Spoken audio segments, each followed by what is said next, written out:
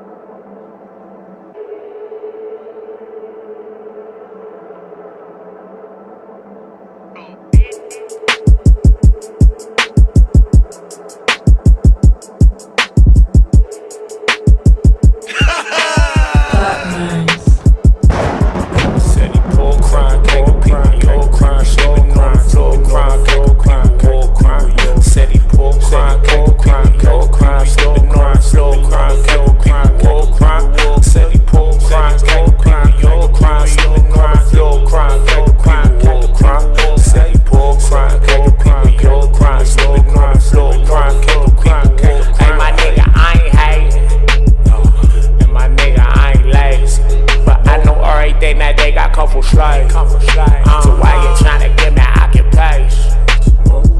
My nigga, I ain't hate, nah. And my nigga, I ain't lazy. But I know hoagies and some cold-blooded killers, rape and thieves. So why should I be patient? I said he pull crime, can't compete with your crime, slipping crime, flow crime, can't compete with war crime. Said he pull crime, can't compete with your crime, slipping crime, flow crime, can't compete with war crime. Said he pull crime, can't compete with your crime, slipping crime, flow crime, can't compete with war crime. Said he pull crime, can't compete with your crime, slipping crime, flow crime, can't compete with war crime. Hey, my nigga, I ain't hating, and my nigga, I ain't lazy. But I know everything that they got come from slave. So why you tryna give me occupation? My nigga, I ain't hating, nah. And my nigga, I ain't lazy. But I know hoagies and some cold-blooded killers, rape and thieves. So why should I be patient? I feel like Babylon and Generation B8 with clean sense, uncommon, can you see straight? Freeze frames by the blockchain, the deep state, deep fake DNA. I'm mobbing with the think tank. You on the block with the guards where the beats done. What makes it loud for a law, get your beat stung. Freeze frame, make it hard for bombers roll through. That hating energy get barbecue beef bump. You work a third of the day to get the shame. Yeah, we got just like the murderers and rapists that you claim that you clout. So we burn a little sage, then we raid in your spot. Get your motherfucking ass down. What the motherfucking doing? Pull crime, can't compete with your crime, slow crime, flow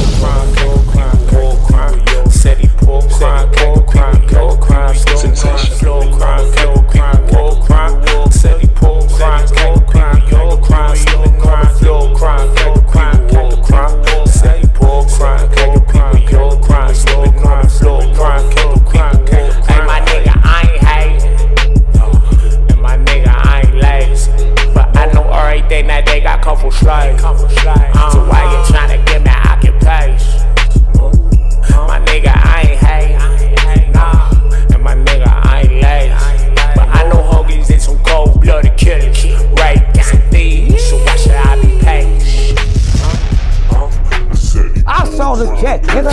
Huh?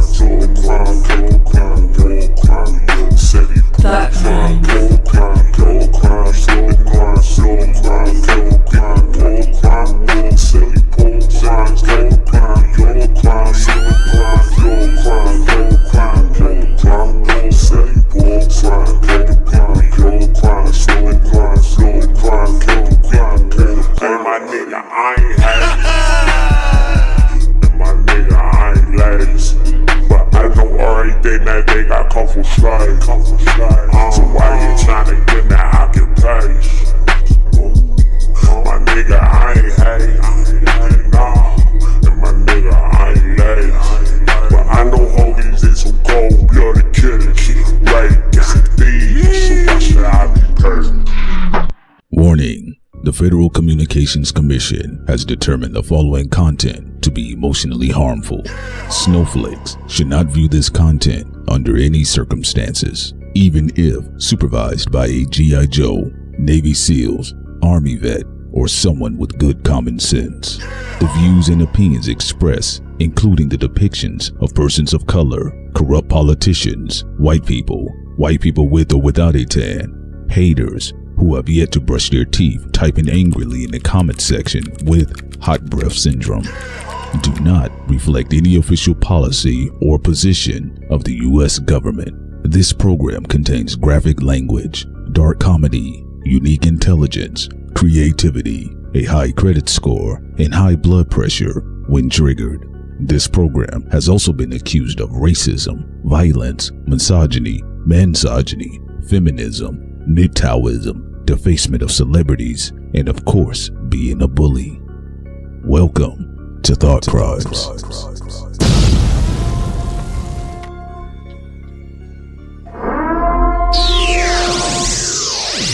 Thought Crimes.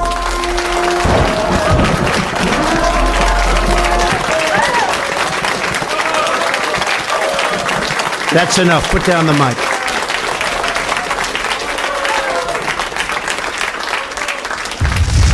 That's enough. Put down the mic. Thought Crimes. Good morning, everyone. Welcome to Thought Crimes. This is your girl Sincere, and I'm here with... Yo, what's up, everybody? This is your man P Solo back in the building again. Good morning, everyone. Listen, we hope you guys are doing good out there. Vato, you won't believe what I saw. heard. Snoop Doggy Dogg.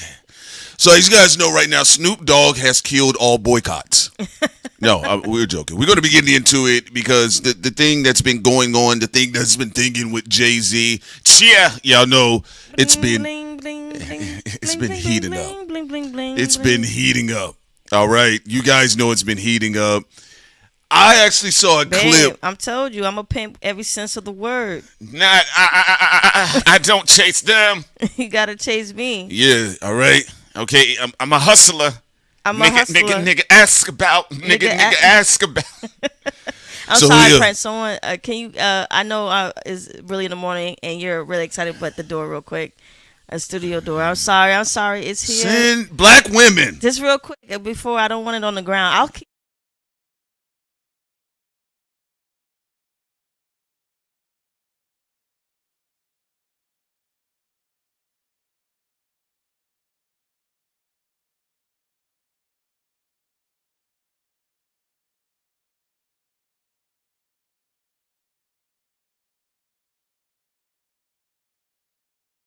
All right, everybody. You know you didn't have to mute. If I get something delivered, let's not fuck up the groove in the morning, okay?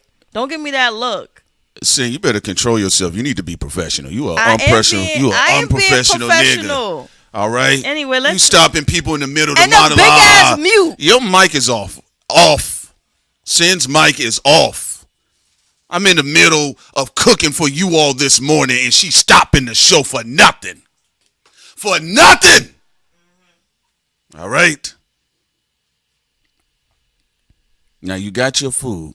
I think you need to shut up. All right. What you need to do is shut up. Let's vote. You need to shut up. It's sin being unprofessional. It's sin being unprofessional. One, it's sin being unprofessional. 2, no. All if right. I get something delivered, do we need our mics mute 1? Or should we keep the mics open? You got ops. I got ops. I'm trying to protect the black woman. She running her mouth. Gonna have us outside like Tupac on Vegas Strip outside looking at the girls. And they like, oh shit, there that nigga is. Spin the block on them. Spin the block on them. Spin the fucking block on them. Send, eat your food and... That's enough. Put down the mic. Right now. Out of line. We're getting some order this morning. All right? I don't like big mutes. Order this morning. I don't like big mutes in our live broadcast. All right. I don't like large interruptions either. Got me going downstairs across the street for some pizza. You see how they stress black men out? I'm trying to be an uplifting, positive Scorpio. It ain't that many of us publicly. Also, Ghost said the mic should be muted so you don't get doxxed. Everybody know we. Thank you very much. Thank you. All right. I'm telling you, no explain nothing, Sid. Everybody know we in Atlanta. Stop it. You heard what Joe Budden said to us. All right. Fine. All right. The black man is trying to put on a show for black people in the chat. They don't have too much positive representation. You see Jay-Z and Target out here. I know. To everybody who be living it up, we say, what I do, I love for you. All right. Let's get it. Let's focus. Okay, go ahead. Let's get into it. What's the first topic we're tackling today, this morning? It's Jay-Z. We get right into it. We got to get into it, Jigga. Shout out to Dwan B. Shout out also to Granville, the conversation we had with him. Big G-Ville on deck. Was great conversation. Yeah, it was. It was fantastic, The jig is up. Jay-Z and Target. The jig is up. All right, y'all. Let's get into it. All right, let's get this shit. All right, so... Now, actually, what I was going to say before I had to get her stuff, what I was about to say is that I saw a clip of Angela Yee. And what's Angela Yee's morning show? What was her morning show called?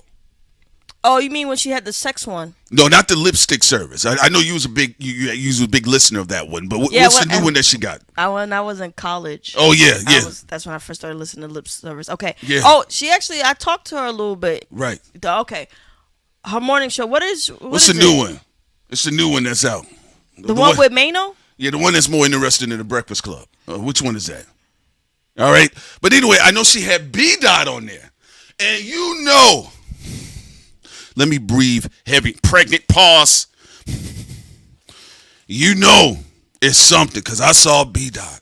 Oh man, I saw B Dot scrambling and scraping like Diddy was in the room. He was B Dot, Elliott Wilson. We know those are the OG Hovengers. Those are the OG Hovengers. And what Angela Yee was saying, I got to give it to Angela. Let me give her a round of applause because, I ain't going to lie.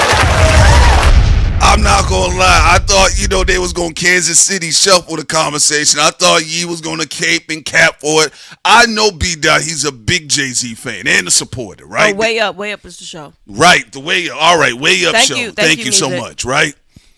But she was like, I can understand the criticisms here. And B-Dot was like, wait, so what? All artists do it. It's like, it's no big deal. And then she was like, no, there's like an exclusive version. It's like a Pokemon Blue version of Reasonable Doubt. And B-Dot was like, And she was like, well, then, it's an exclusive deal. He was like, no, it's like all artists do it. She said, no, this particular version of Reasonable Doubt, it's only offered at Target. Hence, it's a new deal. And I said, got him. Got him. And you know why he was able to get that deal? Talk to us, Sam. Because black people was boycotting Target and they needed someone to be anemic towards black people. Jay-Z went in that room. Look, y'all, I lost 92 bricks. You guys are down right now. I just want to let y'all know. And so now here's my perspective about the DEI boycott. In a sense, do I care about DEI as a heterosexual black male, just putting that out there because of the Democrat Party and the Republican Party. They always talk about stop identity politics. That's what they're both built on. Both platforms are built on it, all right? I'm going to say it's not applicable to a lot of black men. I'm going to be honest with you, okay? They made that very clear. In fact, they've shown on paper, statistically, white women are the biggest benefactors of a lot of DEI programs, right? You know, what was it? Last year they had a situation. Was it last year or the beginning? It was like 500,000 black men lost jobs, and I think 400 to 500,000 white women became gainfully employed, and then you had 300 black women that lost jobs, government jobs. 300,000. Yeah, 300,000. What did I say? I said 300. Mm-hmm. Oh man, come on now. This is Sparta. Yeah, so let me get that out the way. I do not believe in the program in itself, just like a lot of the double minority programs don't largely benefit the black people that don't agree with certain agendas and directions, all right? However, though, where I disagree with the canceling overall of the program in itself is because it clearly was laying the tracks to get to basically try to get black people in some form of bondage or slavery or try to dehumanize them, just constitutionally speaking. Oh, just to summarize what you're saying. So just to get to that point. So we're going to start here. Is not about hiring black people, but you blame black people to get rid of DEI. Yes. That's why black people rightfully boycotted Target and should continue to do so.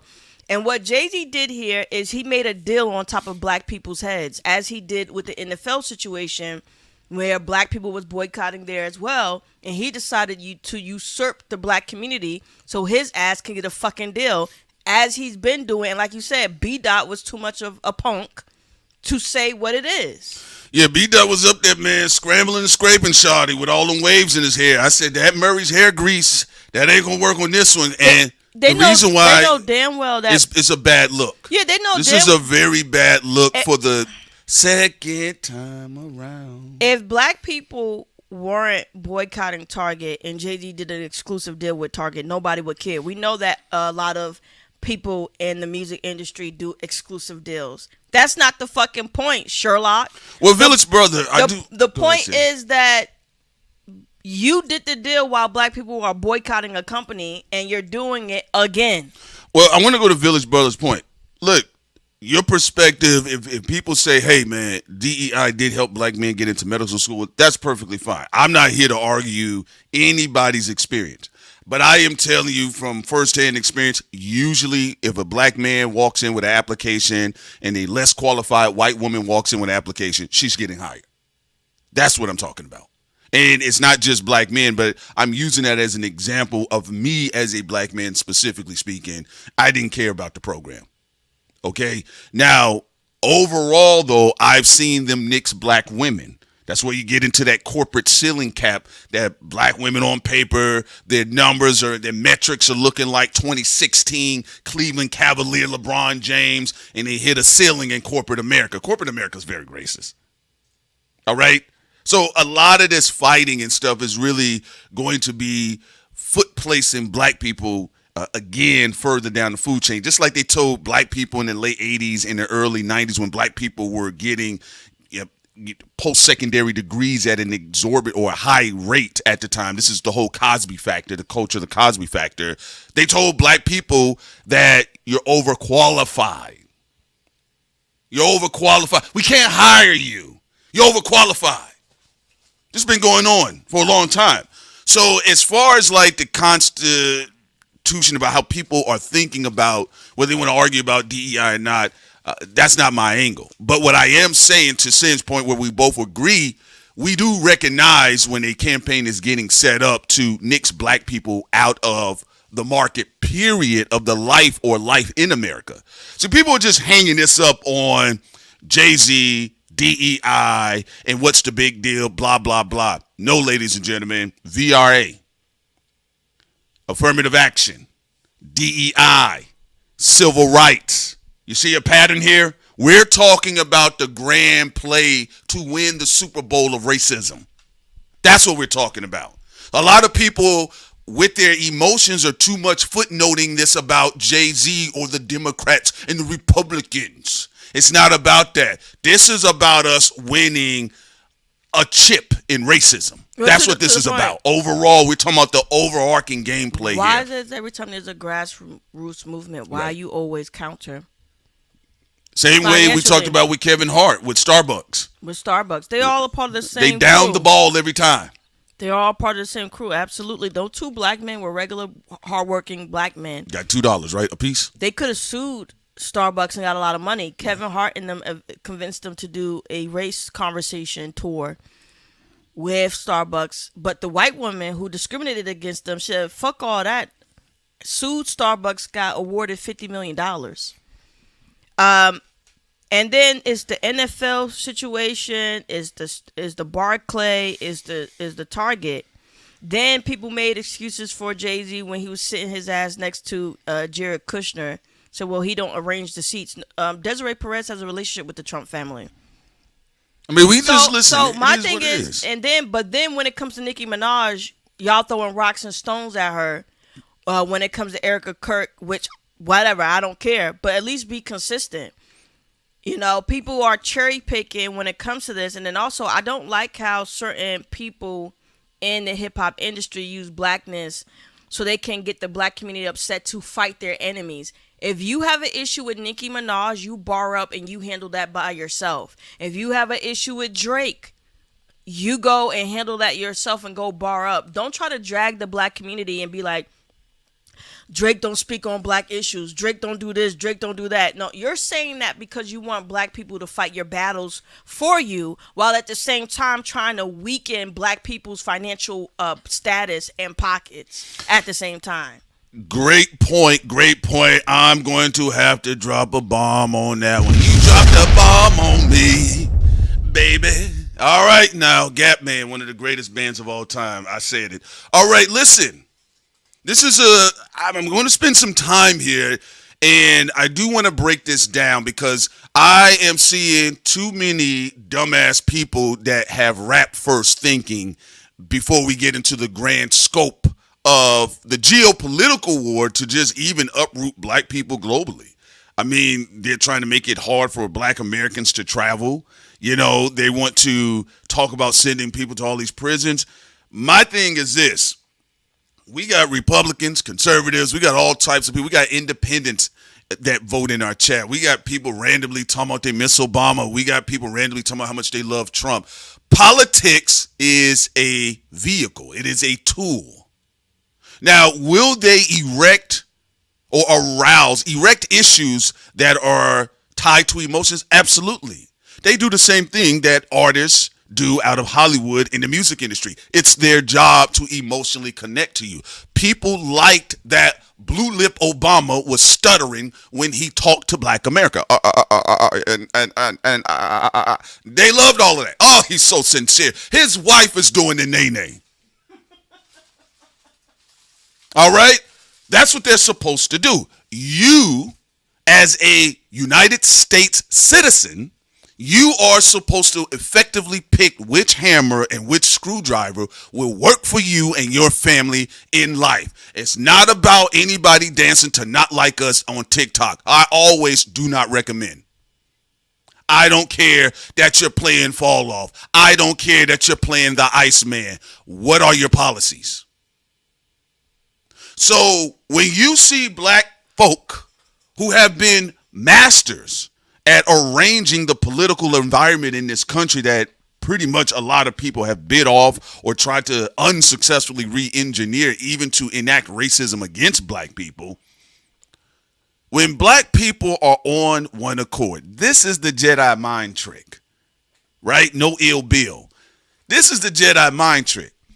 There is a culture of famous entertainers and politicians that always wag their dirty finger at black people saying, y'all can't stick together and we can't get on one accord. Even every now and then, some of us regular black folks say the same thing to each other out of the grooming and the propaganda. But when black people always get it right, corporations cry and the higher powers always send their butlers. No, I want to even triple down on that because that's very much so true.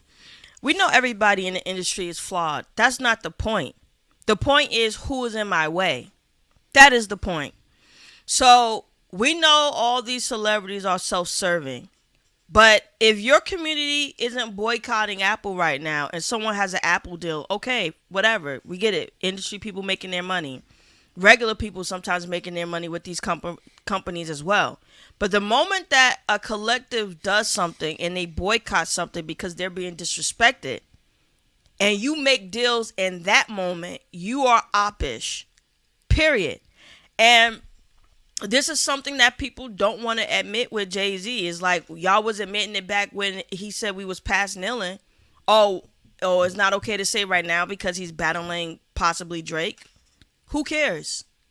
Let these celebrities fight their own battles. If that person is getting into with someone else, what is it our business when you have someone who's supposed to be from the same culture as us, always getting their financial deals, allegedly, seemingly, when black people are boycotting a company? Well, and the other side of it, and shouts out to Keyshawn in the chat, man. And listen, it says any artist that tries to help the people or other artists, it doesn't usually end well. Well, there's been other tactics, and yes, there has been, particularly specifically with black artists. I had to put that particularly and specifically in there because it has been with black artists, because black artistry has always been tied into black people's human rights in this country, okay? So they have been targeted in a very unique fashion versus their white counterparts. That's historical. Look at black Hollywood and look at white Hollywood. Not saying there weren't any white political activists, but also the closer white political activists have gotten to black political activists, they were getting tanned themselves up too. So they was getting shot up as well. But here's the thing about it. I'm going to tell you, up until we passed kneeling, I've always said, no, wait, let me double back. We got to go back to Barclays. I think I'm talking too fast here. The Barclays. Sid and I, we talked about it. We said that's going to be a chip. And then we passed kneeling. I said Jay-Z would never be able to live that down with black folks publicly.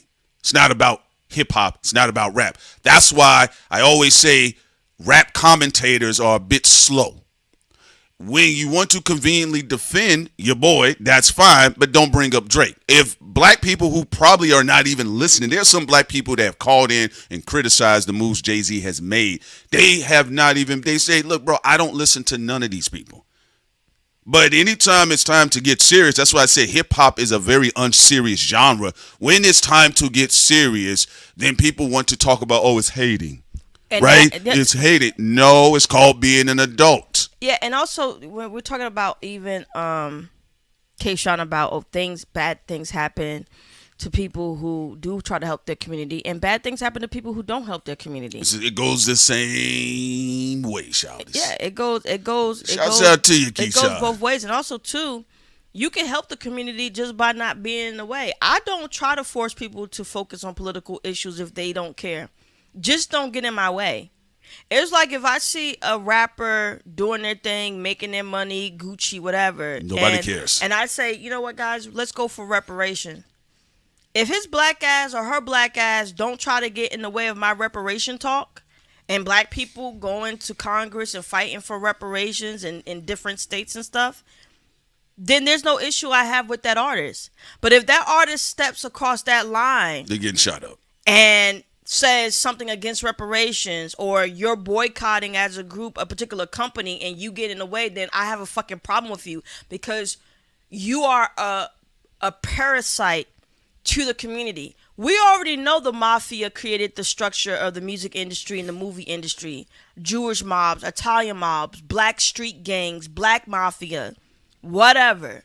The problem is when you're making your money at the expense of the community, when we're moving forward with policies or bills, or where we're boycotting a company, and you make your businesses based off of betting against the community, because that's what it is.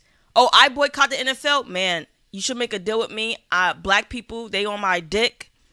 You give me the NFL deal, you give me the money, we could do the damn thing. Oh, black people boycotting Target. Yeah, black people's on my dick again. Yeah, I talk about that. Yeah, brunches and all that. Yeah, black people on my dick. So you get me, I'll get black people. They'll get in line. They'll buy my Reasonable Doubt vinyl exclusive deal with Target. That's the point that people are making. No one said don't make a livelihood. That would be hypocritical. We all participate in this capitalistic system. But you know what I don't do? When I see even other groups, like even when Palestinian people were boycotting Starbucks, did you see me take my black ass on here and be like, man, Starbucks, I'm fuck with you. Sponsor Thought Crimes right now. Oh, convenient. So while people are boycotting Starbucks because of what's going on in Gaza, then I pop out and talk about getting sponsorships with Starbucks. That's the problem. That is what people are talking about. You're being a fuckboy at this point. Yeah, so again, I think the DEI conversation needs to be more expansive. All right? It needs to be more expansive because it's a part of an overarching agenda. Okay? That's all. If you agree for people that are law-abiding citizens, being able to peaceably seek their godly blessed potential opportunity in America and their lives not be interrupted, then you should be able to understand that black folks have dignity. Black people do have dignity. Despite the propaganda and the grooming mechanisms of social engineering entertainment that they've done to all of us, including me, since we was children, no matter what generation you come from, you should understand when black people exemplify public dignity, that is the most offensive thing in this nation. So that is why Jay-Z is getting criticized once again. You stupid rap nigga commentators. It has nothing to do with whether or not people are pro Nicki or pro Drake. That's why I always tell you guys, hip hop is a very unserious genre. It's very unserious. And to your point, nobody's going to be unreasonable. Like, even though hyper and crony capitalism is a major issue, and it is a hierarchy there, and there is no free market. It's not about competition, because when you're better than somebody, they do underhanded tactics to try to get rid of you. So we already know that. They play a lot of nasty games and corporate sabotage. So when people are out there getting their money, no problem. But when you're doing it, when black people are trying to negotiate their self-worth or defending their self-worth or boycotting a company that disrespected them, and that's when you swoop in and you make deals because the boycott is working. You have to understand, guys, how much of a disgusting human being you have to be to do that during somebody else's negotiations, where you swoop in and do that type of shit to a collective. Again, he want to make his money with fucking Walmart. Who cares? Black people are not boycotting Walmart right now, whatever. They're boycotting Target because Target targeted black people and tried to disrespect us because they wanted to be cute with Trump. They couldn't just take their Trump money, rebrand whatever without talking shit about black people. They had to make the focus about black people. So black people did the right thing and defended themselves. Yeah. And yes, culture vulture. What Jay-Z is doing is some culture vulture shit again for the 15th time. This is going on. And this is why it's important to talk about it, because people try to conflate the two. Again, we know people had exclusive deals with companies before. That business model, that's not the issue. The issue is, why are you always in black people's face in critical times when they're trying to do something for themselves? Y'all already saw even with the Charlamagne and Joe Budden thing. I know many of y'all don't care about either of them. But remember Charlamagne started talking about Joe Budden when he was negotiating his deal with Spotify. Even whatever your viewpoint of Joe Budden is, it's none of your fucking business. You're not in business with him, so why are you there running your fucking mouth? And this is from somebody who I I don't look at Joe Budden as no type of hero. He got his own fucking personal issues. But the whole point is, a lot of the black boule class, they do this 24/7. When a black individual's doing something, come in there, corporate sabotage, so they could go to Whitey and be like, I'm a better option. When the majority of black people are fighting about something, boycotting a company, here comes another black boule artist getting in the way, talking about this and that. You know what? Even when they did the coolest monkey in the world, who was it? What was it again? What was the store? Oh, H&M. Where H&M did H&M did the coolest monkey in the world to give respect to the Weeknd Abel. See here. Abel makes a lot of fucking money with banks and companies and corporations, right? The Weeknd, he makes a lot of money with them. He don't make a black theology music or pro-black music. No. But when the black community said, bro, H&M, we got something to say to them, you know what he did? He said, all right. He said, he said, my music is for me, so I don't, do those type of messages in my music. But he said, because they disrespect this black kid and the black community is focusing on H&M right now, you know what he said? He said, I'm going to step to the side. You see? Yeah. That's all people are talking about. He stepped to the side. Yeah. The same thing when it comes to the Palestinian movement. He steps to the side and he go make his money with other fucking companies. There's plenty of companies to make money with. You don't have to always squat your ass in a situation where people are trying to fight for their self-worth. Yeah, so the issue here, again, I want to just frame this, at least for here on Thought Crime, so you guys understand where we stand on this. I'm going to continue to have my jokes about a lot of this stupid-ass, plastic-ass Matrix shit that I even participate in at times, but I will not indulge in it. I'll listen to the music, but indulging is having your head up under these people's asses, all right? Now, again, black people exemplify dignity. There are black people that like, bro, I don't even mess with Target like that, or I'm not messing with Target like that. They don't even care about the DEI situation because they know it's been benefiting white liberal women, white conservative women, a lot of people that are passively saying, I kind of mess with some minorities, but not the blacks, right? They're just saying in general, strategically, ancestrally speaking, black people got sense. They said, all right, playboys and playgirls, we know y'all trying to get some Jim Crow action up in here because that's what y'all been talking about for the past 10 years since Obama even touched that raggedy-ass White House. Obama didn't even really help elevate black people. That's why it tells you this ain't even really about nothing legit other than it's the idea, how dare you niggas. And ever since then, that's why I said the first black family was an interesting psyop because ever since then, dirty neck racist white America has been having a grand white lash. That's what all of this is, a white lash. And here come certain black celebrities trying to play dumb when convenient. So that's why I said one side of me, I am happy hip-hop has lost a lot of commercial success. I'm very excited because there needs to be some checking order in this. The rappers don't run anything. You just run your mouth. We've went from valuable pillars in the community to rappers. Rappers have been doing some of the most egregious, atrocious, black bigoted shit publicly, and we are not supposed to say anything because people are scared in rap music or just the culture. They're scared of the red scarlet letter of being called, quotation, a hater. Also, get out of here with that. That's not realistic. And to add to that point too, it's about, to me, it's a hierarchy list. Like I said, all these people are flawed. I'm sure the Weeknd and Abel, he's flawed somewhere as well. We all are flawed, right?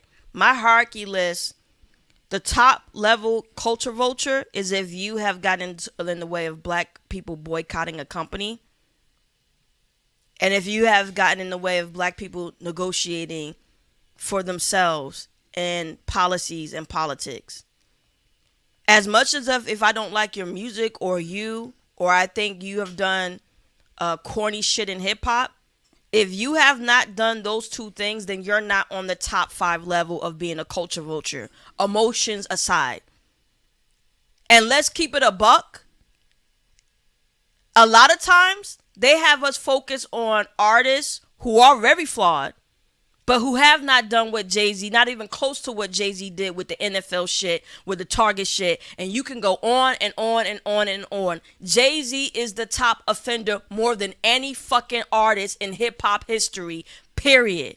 You cannot say no. There's no one who nears that, with the exception of maybe talking about Diddy with what Mickey Howard talked about with what Atlanta Record was doing, and then also the whole Diddy stuff. It's nowhere close, because you're getting involved in everyday people's livelihoods now. When it comes to the negotiation table, you're a blocker at this point. So when Target feels like, or any other company feels like, man, the black community is cooking my ass, instead of going to the black community and say, this is what we're going to do for your community, we're going to invest in your community to say we're sorry. We're going to make sure if y'all want DEI back, then we'll bring DEI back. Whatever the case of what black people want collectively, it's for black people to bargain. You get in the way of that, you are the most top tier culture vulture somebody can ever dream of, and from within the culture. It's that simple. I'm tired of hearing rap slogan being applied to real life politics. I'm talking about politics. I'm talking about black people having dignity. I'm talking about black people checking candidates that are lying in their face. Why are you bringing up words about hater? If I have a criticism and I see something and you are intentionally getting in black people's way every time because Al Sharpton is too old, he's 2 heartbeats away from death. Why are you bringing up Drake to me? Why are you talking to me about Nicki Minaj?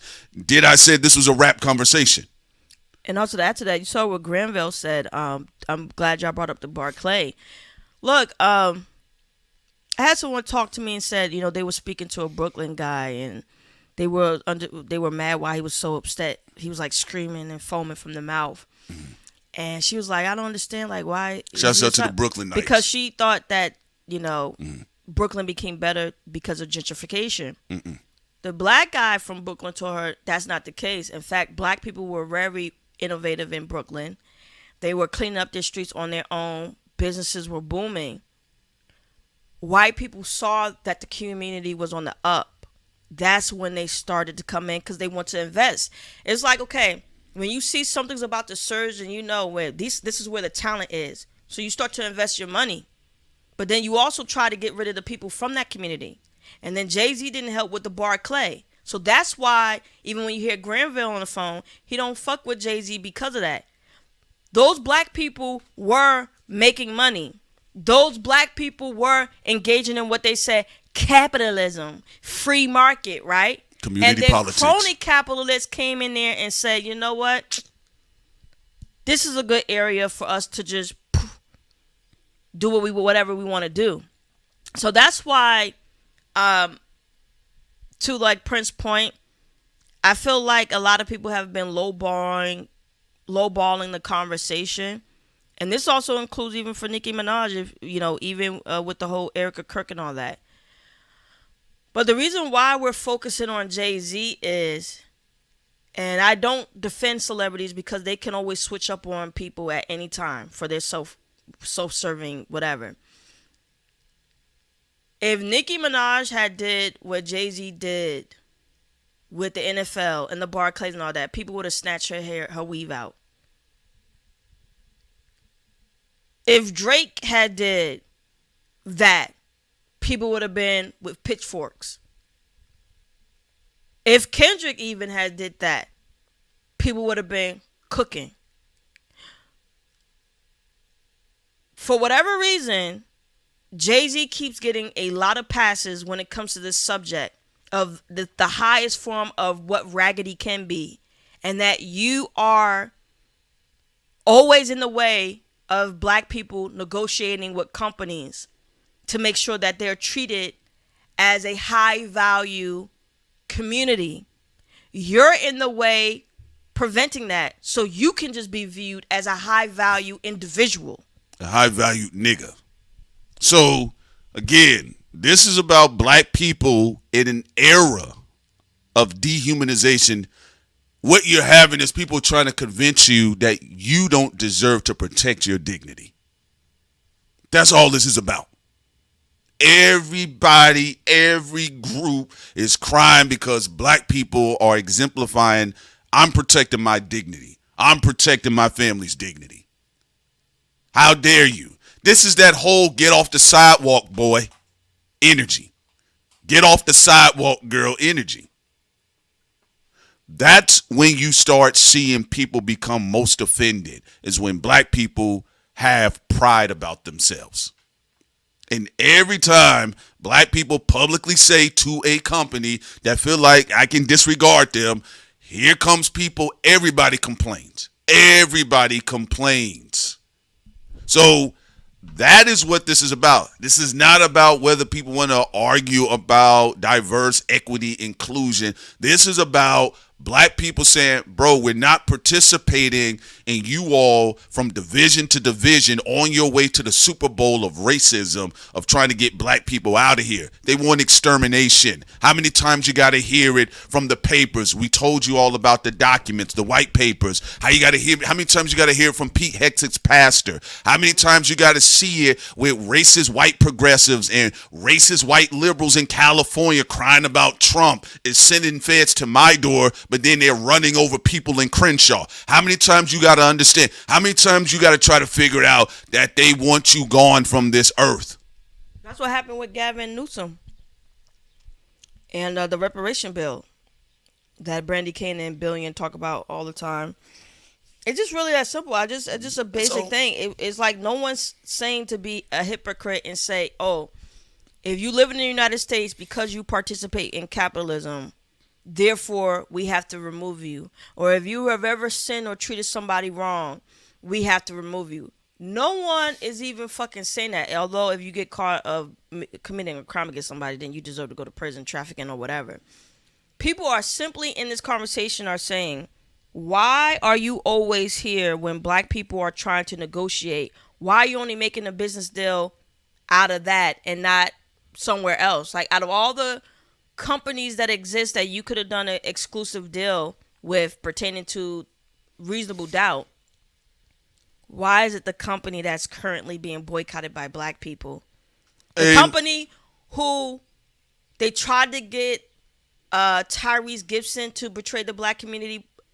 Everybody told Tyrese, cousin, take your bald-headed ass and keep on walking. They sent the black celebrity pastor. Black people said, keep on walking. Now they got Jay-Z with the pro-black afro. I mean, what are we talking about? They over here crying about Kanye. We went over that yesterday with that dry Chipotle slaughterhouse BET freestyle cipher that they did. You know, we played it yesterday on the stream here. The reason why I'm saying what I'm saying here is black people are saying they were checking the CEO of Target. Go back and look at his interviews. He was talking crazy. The CEO of Target was talking about black people like he was on stage with Smack. Hell, I mean, why are we at it? Why are they even here in this country? So black folks said, all right, got it. I don't need to go there. I told you guys over and over, and people before us have told you guys, the only time there's real anger in this country is when black people show dignity and they protect themselves. Yeah, because Target is also an easy win for black people. White people ain't fucking with them for other reasons. A lot of people ain't messing with Target. They can't even find a replacement demographic because, like, let's keep it a buck. Like, nobody really care about Target like that. No. But it's a great opportunity for black people to negotiate something out of the deal. But guess who? Black celebrity, man.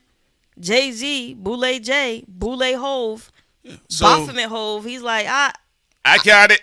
I got it. I got it. $40. 2 vinyls.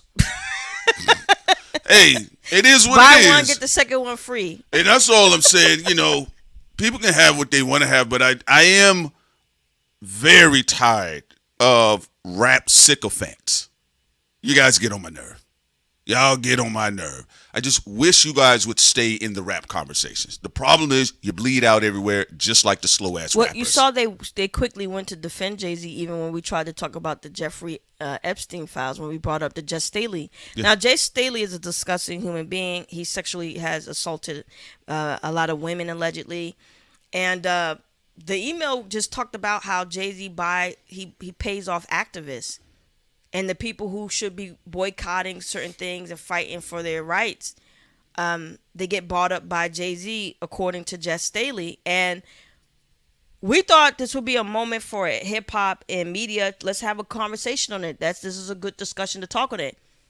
The conversation completely got stonewalled, pimped out, pivoted, and no one truly had the conversation about that. Even on X, I was talking to people and it was like, Dark Crimes, man, why are you talking about this? This is a PR campaign from Drake. I'm like, Drake and Jay-Z got their war, but this has nothing to do with Drake because Jess Staley, it doesn't have nothing to do with the Barclay and all that. Like, stop it. I wouldn't say something to that. And the whole conversation was railroaded from having an important conversation to talk about, like, okay, what is Jay-Z's relationship to these people when it comes to the community, and why is he always there getting in the way of boycotts to we got to protect Jay-Z? I want to say something to that, and I'll get to you, P. Blazer. Shouts out to P. Blazer, man. Long time. P. Blazer, we still got to finish that deal, so you got to get at me. Tell me what's going on with you, man. Email me or DM me. Shouts out to P. Blazer. We still got to finish that, all right? But listen, I want to talk about that. There were men that are far more powerful on the back end than Jay-Z is on the front end, that are under the mindset that is what Jay-Z does as they negotiate partnership with him. Think about that. I want to say that one more time. There are more powerful white men. There are more powerful Jewish men. There are more powerful groups that are doing business with Jay-Z under the mindset that is what he does. That's what was stated in the Epstein emails. You want to show them the email again when you get a chance? People, yes, I will. People got fresh. And they would say, oh, y'all saying Jay-Z's name was in there with Deepak Chopra and he was looking at little girls. That has not been proven about anything. And we made that clear, though. And they still tried to railroad the conversation. I and Sin was talking about, or Sin and I were talking about, that's interesting. Very powerful, clearly Illuminati, real Illuminati, no joking stuff. Clear Bavarian Illuminati white men are linking deals with Jay-Z under the mindset that he's going to buy off the activists so we don't have to deal with the same shit that they're dealing with in Rio, Brazil. And this is also something that was the point. Other industry people said this about Jay-Z too. DMX said he does it. Gilly the Kid says he does it. Whether you roast these people or not, again, this is what we talk about, people having their own sins. I'll give Gilly credit in them, even when it came to what Boss Stool guys said about Angel Reese. They didn't get it. He doesn't own it anymore. I don't think he does. But the face of the company, when he was saying weirdo shit about Angel Reese, Gilly and them didn't say, I'm going to defend him. He said he going to have to speak on his own on that shit, because we don't have no problem with Angel Reese. We think she's a great player. I think a lot of people are still not getting it. It's not about the fact that you have worked with a company and then it turns out someone says something raggedy about a black person and you was already working with them before that was unmasked. We get it. All of us work in the United States.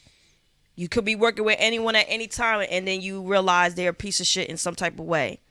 The problem is when you are there to always get in the way of black people criticizing a company or a CEO way of boycotts when black people are boycotting a company and then somehow you get in the way. Also, thank you to the super chat from Ariel. We passed Target J. I'm sick of him and his stance. That's out to you, Ariel.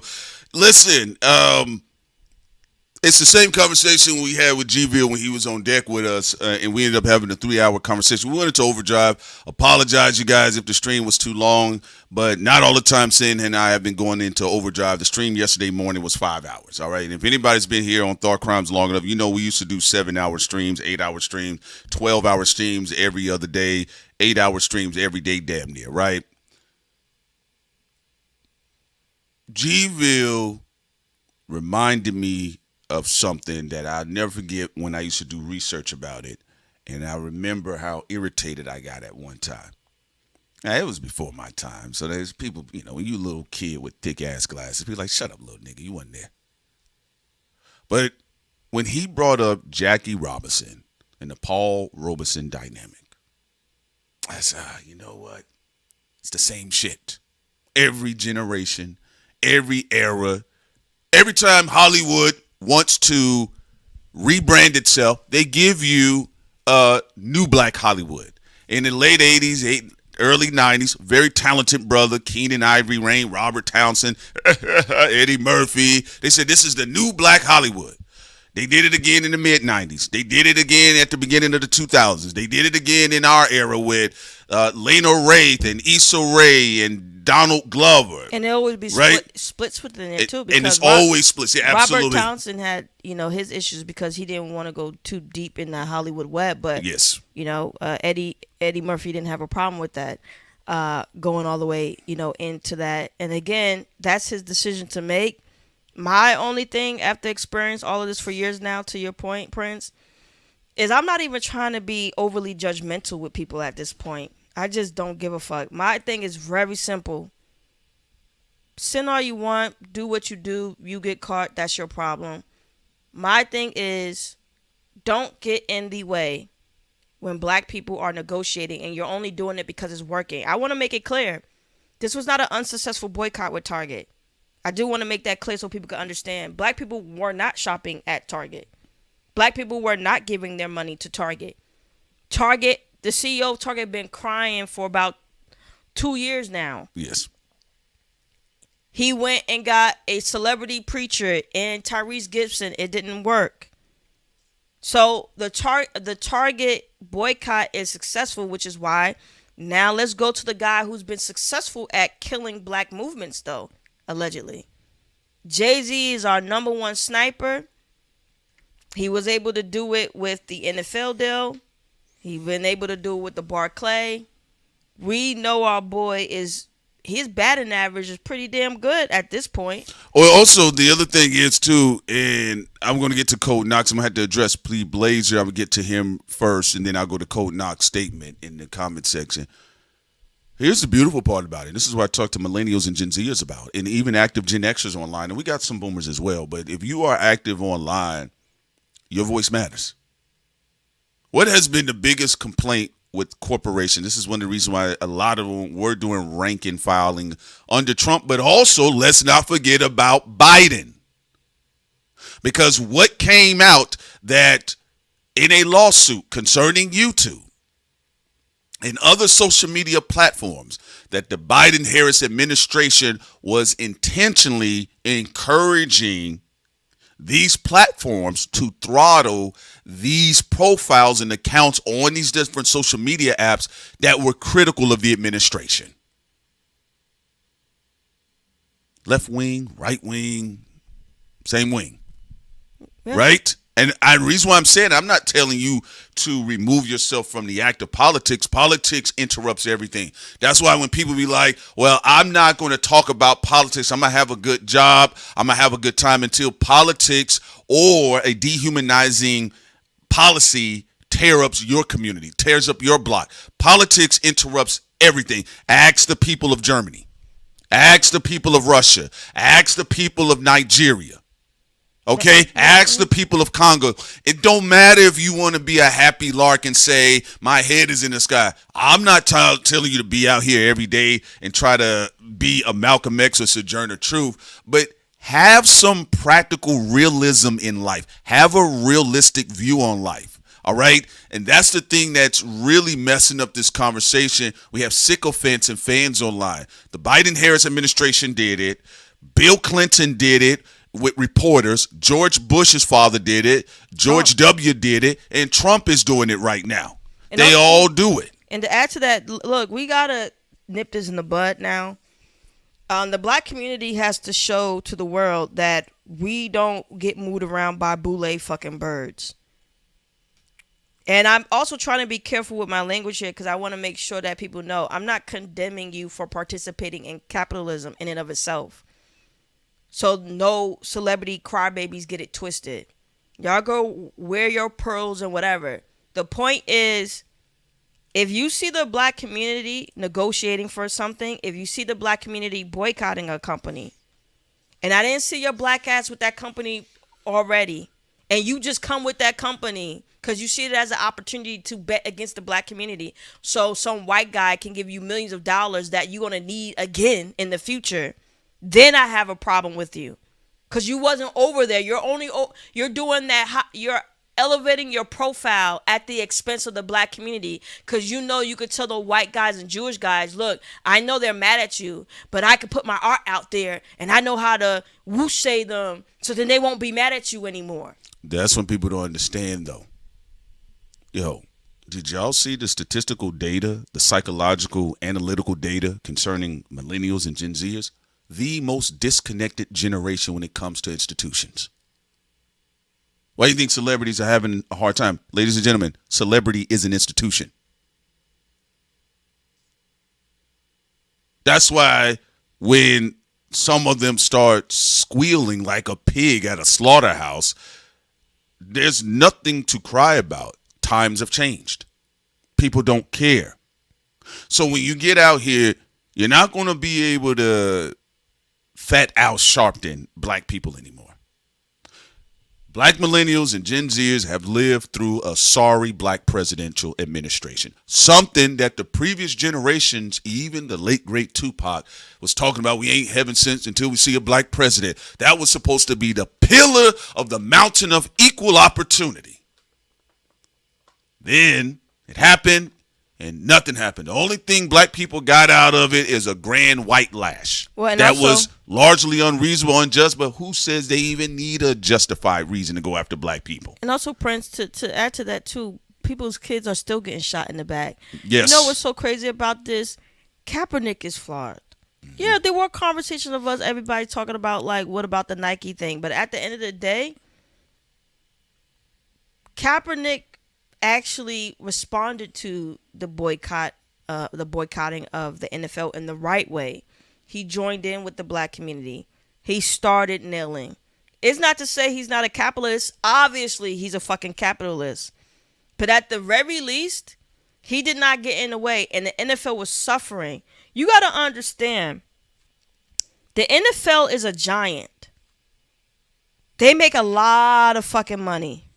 The fact that their ribs were hurting from a community that's supposed to not mean anything, that was a big deal. And you know what's even more astonishing? Black celebrities actually showed some commitment at that moment, which is astonishing because they're usually fucking selfish and treacherous and backstabby. But guess what? Not when Jay-Z first did what he did, they all spoke the truth before they had got deals from Jay-Z to change their mind. But at that time, Nas said he was fucking upset with Jay-Z. J. Cole said he was upset with Jay-Z. Rihanna said she was upset with Jay-Z at that time. Because they felt, yeah, we capitalists, but let the community do their thing. Let us just for one time join in. And you know what industry Van Lathan said?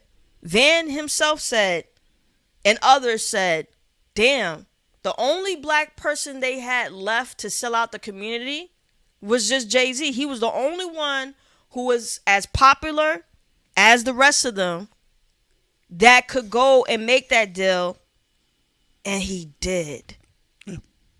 I want people to understand that. So nobody's telling you to be a radical black activists like Hassan Campbell. Not Hassan Campbell. Hassan Piker. There's too many Hassans. Hassan Piker. Shout out to Campbell because you know he popped in the chat. I want to fight this nigga. He probably like thinking like, yo, he got this Prince guy is wild. Yeah, Piker, not Campbell. Yeah, so that's it. You talk to bus drivers, you talk to store clerks, and I'm talking about black folks, the working class black people. Bro, black people don't want to have to think about you no more past the music or the movie. Black people, I want to be clear, because we don't have any more Eartha Kitts. We don't have the Belafontes. We don't have the Robesons. We don't have those people. That is over. And they came up in an era where they didn't even get to enjoy celebrity. These are all the grandbabies that got fat and spoiled off of the work that they did. So black people don't even want to have to think about your black ass past the fucking music or past the roasting, past the joking. All right? But some of you all, because you're attention starved, I want to show everybody I'm down. You're down with what? Exactly, Prince. And also just to remind people, it's not about someone sacrificing themselves. No. That's very important. No. 1985 is very important for everybody to understand this, and also K-Sean. First of all, in the industry, movie and music industry, you could get sacrificed by just being a competitor. I want y'all to understand about corporate hit jobs. You don't have to be woke to get sacrificed, number one. There are a lot of celebrities who weren't woke, a lot of rappers who weren't woke, who are dead right now. It had nothing to do with wokeness or them sacrificing for the community. Number two, black people aren't asking them to be the face of any movement. Black people are telling you, get the fuck out the way. If, there's so many companies, for example, let's just go back to the Target example. Nobody cares that Jay-Z makes his money. Why? You only are over here because black people are boycotting Target. That is the problem. Think about it. Did anybody ask Jay-Z to speak up for the black community with Target? No one was looking for Jay-Z. No one was asking, please, Jay-Z, can you speak to Target CEO for us? Sacrifice yourself for us, Jay-Z. Sacrifice you got Jesus' blood in you, Jay-Z. Please sacrifice yourself for the black community. Nobody asked Jay-Z to do shit. He went and did this on his own accord. Yeah, so people mention work. That's why I thought it was an interesting, organic flow of conversation between B. Dot and Angela Yee.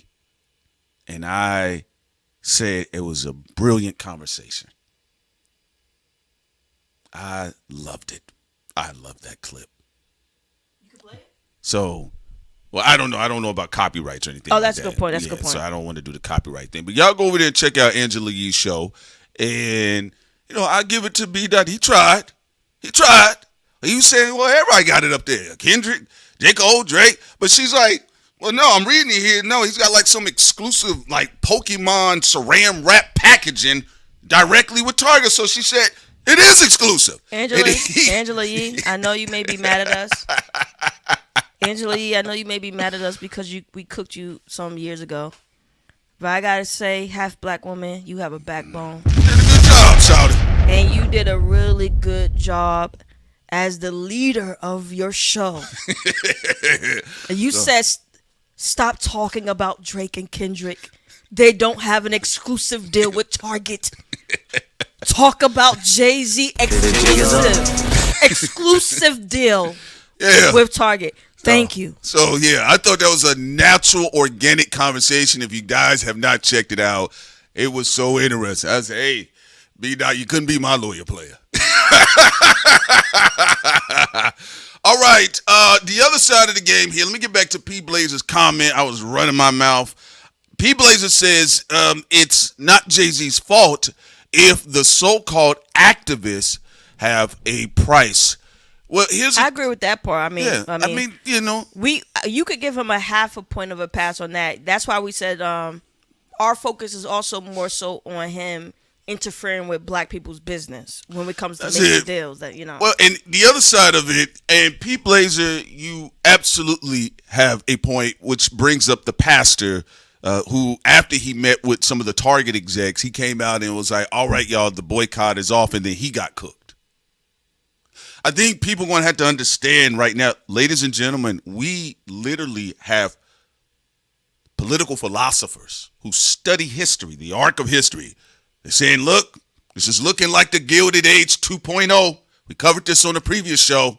Talked about Jay Gould. Talked about the Vanderbilts. Talked about Carnegie. We talked about Rockefeller. We talked about these people. We have them as Bezos, Zuckerberg, Altman. So there are people that say, hey, players and playettes is looking like the Gilded Age 2.0. So what I am saying is that genuinely the working class, average American, but specifically black people, they're looking at these rich celebrities, even the rich pastors. Because let's be real, $10,000 to the everyday working class black person, $20,000 can make a bit of difference for them in their life. So if you in their face and you flexing your $20 million home, you flexing your $40 million salary, you to them, man, you over there with the other folk. That's all they know. That's all they know. And that's what happens when you lose touch of your people, because you're judging yourself by the Carnegies and the Vanderbilts. First of all, you're not going to get there, number one. But number two, when black people naturally react to you because they don't live your life, they can't get into your neighborhoods where you're tolerated at. They can't get into your neighborhoods where you're tolerated at. Jay-Z want to be a musical Thomas Edison. So they can't get in there. But no, you're correct saying, but no, P. Blazer, I'll give you 50%. All right? You made it halfway like Wemby. I give you on that one. But the black people who say my price is my dignity and the sanctity and the safety of my family and my community, that is a price that America is struggling. They're struggling to go in their pockets with. That's what America's struggling. And I just love even. We'll play the clip publicly on the Patreon, but to your point, I love that. Yes. Because B. Dot was being disingenuous. It was natural, and I liked it because it was what it was. I get what you're saying, but there's other people who got things at Target. Drake Iceman is in Target. Kendrick GNX is in Target. Well, wait a minute, B. Dot. Yeah, but here Jay-Z has an exclusive deal. This is not just.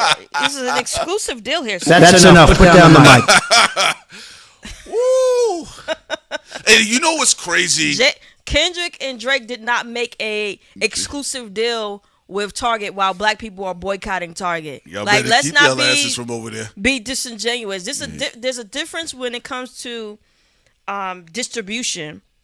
And let's say they dropped their album and it's being sold in Walmart, Target, it's being sold everywhere, right? As a standard. That's different. That's not you actively trying to make deals on top of black people's heads. It's not the same thing. Also, the other side of it, just bringing us up to kind of further push this conversation forward, because we're going to be transitioning out of this Jay-Z situation. But, Sid and I, we just had to, talk about that a little bit.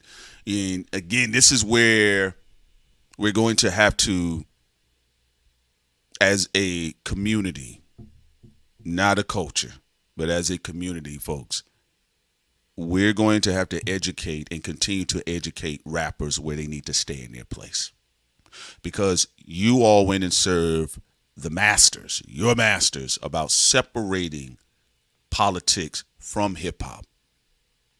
So because you all have made that point, even concerning genres before you all, because you all made that point, it is our job as a community, not culture, as a community to educate black ass rappers when they get out of line.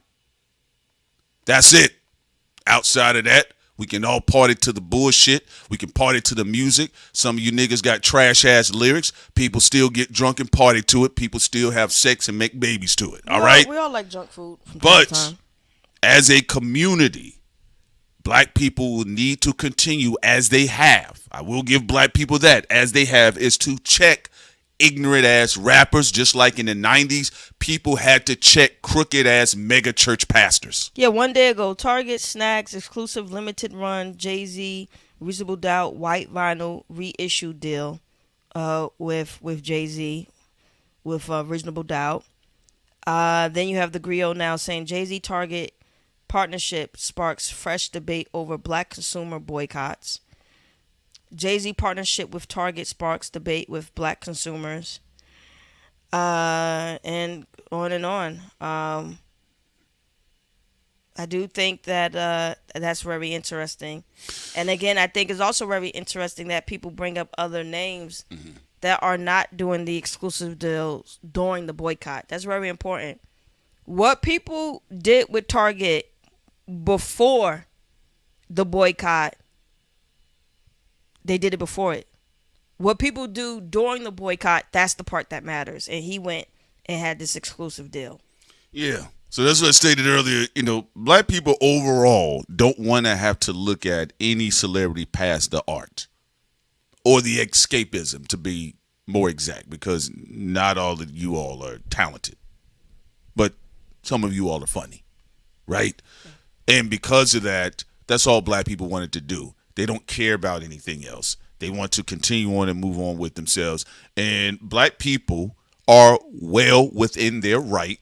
If you got an ignorant ass CEO of a publicly traded company talking about and dog whistling to white supremacists what we are about to do, that y'all better shape up and ship out, or we're about to get in line with this anti-black agenda, because it's not just simply about DEI. As we told you guys with Project 2025, it's not simply about DEI with Project 2025. And you saw it again, like we brought up on our Patreon with Project Esther, right?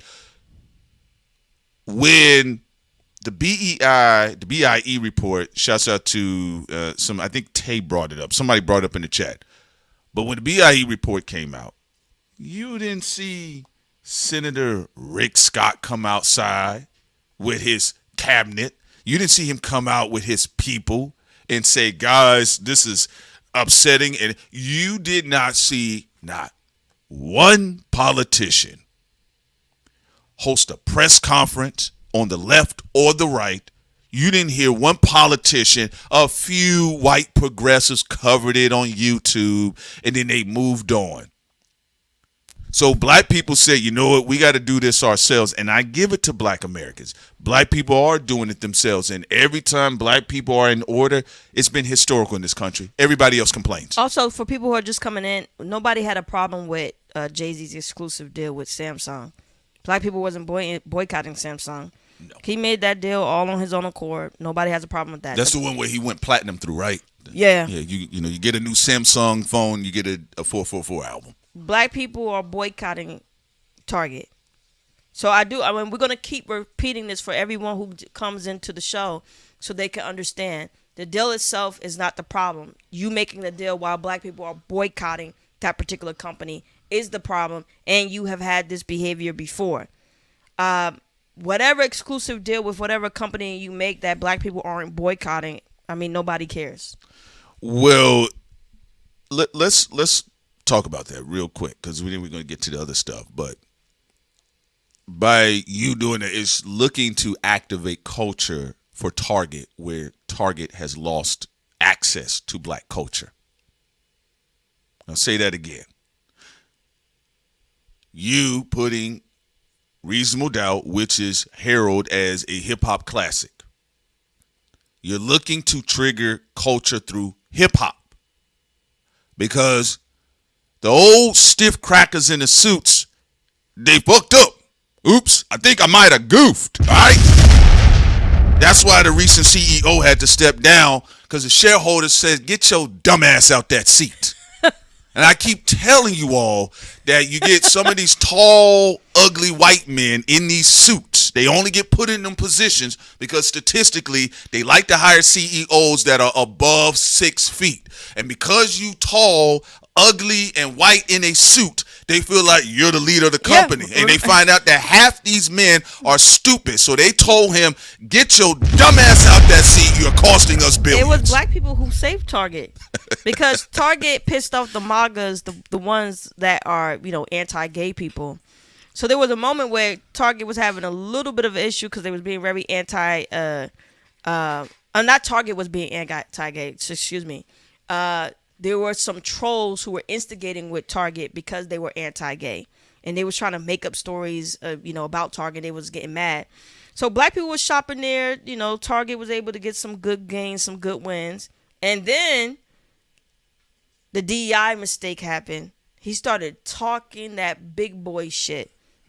He thought he was that guy. Yeah. And like you said, with his ugly ass suit, hit the road, Jack. Yeah, they told him. Yeah. Yeah, I think, and again, hit the road, Jack. Because we got so many scary commentators on the microphone that are scared to really talk about politics, and they're scared to really quantify what this shit is with these rappers. All right. The reality of the situation is this: money is to be made in this country. Money is to be made. All right. And you had a dumbass CEO of Target who was outside talking like he was a podcaster with Joe Rogan. And he wouldn't shut up. That's what he was going to pivot to. He was going to do the DI bitch talk. He was going to go on the Joe Rogan show and do the bro talk. And black people said, no, you don't. They swiftly moved. They said, you disrespected us. And here comes Jay-Z. And also the question about Future. Again, the question isn't about, for us, people making money with companies. If you made a deal years ago, if you making money with a company, whatever, fine. It's about you getting in the way of black people's boycotts and getting in the way of black people negotiation power. And you have to remember, I'll play something that Dame Dash had said on his show in a moment in the stream before we move on to the other subjects. But why so many black people who are different from each other keep saying you do this to them? That is funny. No, think about the diversity. Prince and I are not the same as Cameron and Mace. First of all, Prince didn't go to Diddy house and had a dildo. No. An oiled up dildo on the counter. Okay? So you have Prince and I, regular black people. You have Cam and Mace, industry lifestyle rappers. You have Gilly, a Philly nigga. Wallow, his cousin, came from prison. They have that whole Philly story. Philly cheese story. Okay. You got Nicki Minaj from Trinidad and Tobago, immigrated to New York. Right? You got Dame Dash, an ex-partner. There's so many different types of fucking people talking about Jay-Z. And obviously, all the people mentioned are not even close to being the same. How the hell you keep irritating people that have nothing in common with each other besides the fact that they all got brown skin? That's the thing. Like, even with the black community, even a Kaepernick. Don't talk to me, Sin. Don't talk to me, Sin. Talk to me, Sin. You talking about niggas is irritated, but the niggas, they just really hate it. There's a wide variety of people that Jay-Z has been irritating. It has not just been only even other industry niggas. This is really weird. All right. But Nas. Virgo Life getting on you real quick. Says, but Prince still think Nash is better than AI. Prince was out of line with that one. And I also felt you was just angry and Virgo, trolling. You being a manipulating Virgo. Y'all know I said discipline. I said with discipline. AI said it himself. He said if I was more disciplined like Kobe. Yeah, but shouts out to Virgo. We appreciate you. I won't go into that conversation right now because Prince wants him and I to stay focused. But I did cook you on that one too, Prince, because I get discipline. Of course you're a black woman. You're going to shoot me in the back every now and then. All right? That's what black women do. But I got to stay focused. All right, let's go to finishing off this Jay-Z conversation. I will say this. I want to bring this up. It don't matter what rapper you bring up. Ladies and gentlemen, there was only one rapper that had that infamous "We're past kneeling." That really would have been Jermaine Dupri. He probably wouldn't have said "We're past kneeling," but Jermaine Dupri would have caught all of that flack if he would have continued on, or was able to be able to continue on with the deal with Prince, the. real question, and this is an honest question. Yeah. Jermaine Dupri, the black community did do the right thing by telling Jermaine Dupri not to be a part of it. But did Jermaine Dupri ever join the boycott? I just want to know something. Did he ever put on the number 7 jersey? Did he ever pretend to be for Kaepernick? If he ever put on a 7 jersey, it probably would have been just for Mike Vick, So, the Falcons. But anybody in the he didn't chat- come out publicly. Right. I didn't hear him come out publicly and say anything like that. So- I did before, and I want to just finish answering your question. I'll just say this last Yeah. part. Before Jermaine Dupri really was able to even have a meeting or finalize a deal, he was getting called a raccoon by hip-hop industry folk. And so he backed out. Jermaine Dupri backed out. So someone like Jay-Z who joined the movement, remember, nobody asked Jay-Z to join the movement. He joined the movement so he could go from the heart of it and gut it out. You know what Jay-Z did? He put on Kaepernick jersey, got into the heart of the movement, ripped the heart out of Kaepernick's chest, took over and got the money. Ooh, that shit is crazy. And that's what I said. I want people to understand. I said it when it happened. I says Jay-Z will never be able to live this down. Everybody know I'm a motherfucking monster. This ain't even about being a hater or a lover of Jay-Z. I said that nigga ain't gonna never be able to live this down. Bro, you had on the jersey.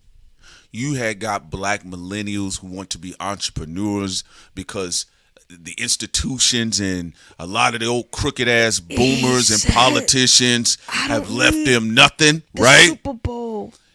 That man We got don't all of need the you. natural black women out there, the black millennial girls, the black Gen X women.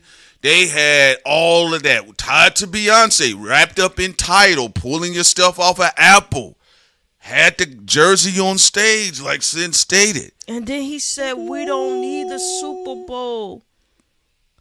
We don't need the Super Bowl. I don't need the Super Bowl. You need me. Now, correct me if I'm wrong. Fire, man. Correct me if I'm wrong. That's a legendary crash out. But when someone says that, you're making a oath. Woo! I pledge of allegiance to the blacks There of are the certain United artists, States of America. There are certain artists to this day who say they fuck with the Grammys and they stay consistent with that. And there are certain people who say they don't fuck with the Grammys and they never will. They off that completely. But Jay-Z gets to keep slipping and sliding and what more can I say? I do that shit for me. I'm just like, my thing is like, Jay-Z do have a brilliant talent though. Thank you, Sin. Give me something positive. Niggas been on for an hour and said nothing nice about a nigga. He irritates, like the variety is like, the rainbow is crazy. Like you got Ku Klux Klan Gay, DEI, you got Erica Kirk, Nicki, Tetragrammaton, you got half nigga Cap, Gematria, you got also half nigga from Canada Drake, Hamdulillah. you got Cam and Mace, Shut them niggas down. you got Dame Toothless, That chatty patty. you got the black community, Bums. you got black activists. Fuck them. You got a lot of people who are this different array of people who are tired. Hey, it is what it is. I gotta keep grinding, gotta keep hustling. I told y'all you can't knock the hustle. But then he dangle and say that there's this phantom white people that are trying to get rid of him. A rapper can never be my op. Yo, what's up, Roger Kraft? So, again, my sentiment on the situation is that black people have every right to say what they will and will not tolerate. In my honest secondary opinion, as your second doctor, I get tired of people getting their panties or their Cisco thongs up in a bunch every time black people make a definitive statement concerning their humanity. We also forgot the conspiracy theorist community. He's upset them as well. Ooh, he started with them first. Do get her.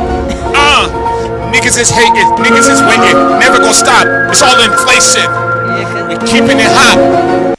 because there's the Jaguar, right? That's it. And then also, Yeah, no, he has a really great talent in all this. I tell you. Hey man, so again, that's what I said. That's when hip hop and rap music, the commentary, all of that stuff gets on my nerve because people are intentionally trying to gaslight people that are not coming at this from their angle. This is not just simply predicated on DEI. This is having to do with black people seeing an agenda, and there are very educated black people that did read what the Heritage Foundation said they want to do specifically to black people. You making this about Drake versus Jay-Z, and black people with some sense are saying, bro, did you read what the Heritage Foundation said about us? It's that simple. Yeah, because usually, like, and also they do gaslighting things. They're like, you focus on Jay-Z, focus on the white men and the Epstein files. Well, guess what? His name's the white men are talking about him. I got something to The say. white men are talking about him. What are you talking about? If Jay-Z didn't do the Barclay NFL and this Target thing, you would be right. You'll be right. You know, I mean, Prince and I do that all the time. Like, okay, you can't just focus on this black person. You got to focus on Live Nation. You got to focus on UMG. But see, where Jay-Z is fucking up that argument is, why are you over here when black people are boycotting? See, that is the problem. Black people are saying collectively, in the spirit of the black grandmamas, why I keep seeing you here? Why are you everywhere I look? Tell that young man to go sit down. And this should also be, I think we black people, in order for you to stop this behavior, you're going to have to show a backbone with Jay-Z. If you don't want no more other boule coons coming around getting in the way of your boycotts, our boycotts, you're going to have a backbone, because Jay-Z is the figurehead of that shit. And if you don't stand up to Jay-Z, then the rest of them are going to be like, oh, all right, we just going to do the same shit. Yeah, let's talk about it. So it says here, and Tay said, wait, what they say? All right, Tay, shouts out to you, Tay. This is what they said. An email from February 2014 sent by former Barclays CEO Jess Stolley to Jeffrey Epstein references hip-hop mogul Jay-Z regarding cultural control and the suppression of the working class. Now, hold it, Ron. Isn't that what Sin and I are talking about? Like she says, hold up. Isn't that what we're talking about? The suppression of the working class. Now, listen to this. Regarding cultural control and the suppression of working class protests. The messages was made public through the release of unredacted Department of Justice files, not on the OVO website. This is the release of unredacted Department of Justice files. The text in the email states this. This is what they're talking about. You want to know why we are not Sao Paulo. Watch the TV ads on the Super Bowl. It's all about hip-hop blacks and hip cars and white women. The group that should be in the streets has been bought off by Jay-Z. I want y'all to think about that.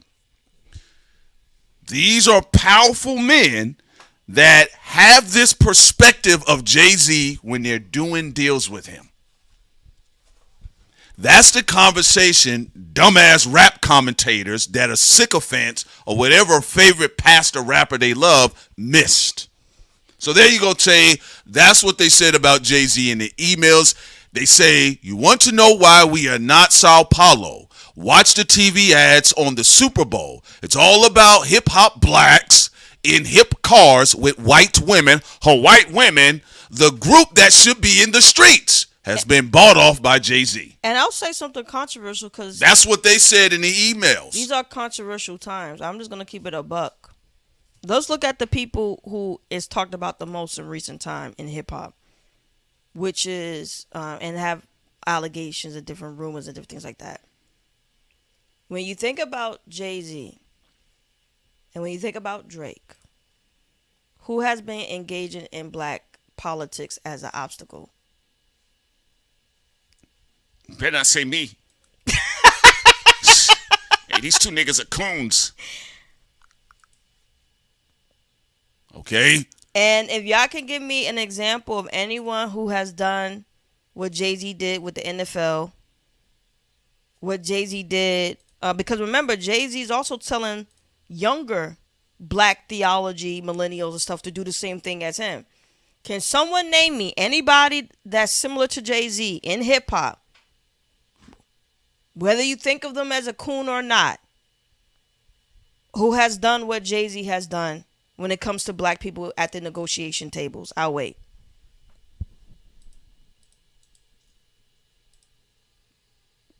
Boom, boom, boom, boom, boom. I mean, because I don't have a story of Drake, Kendrick, or Cole stopping a possibility of a hip-hop union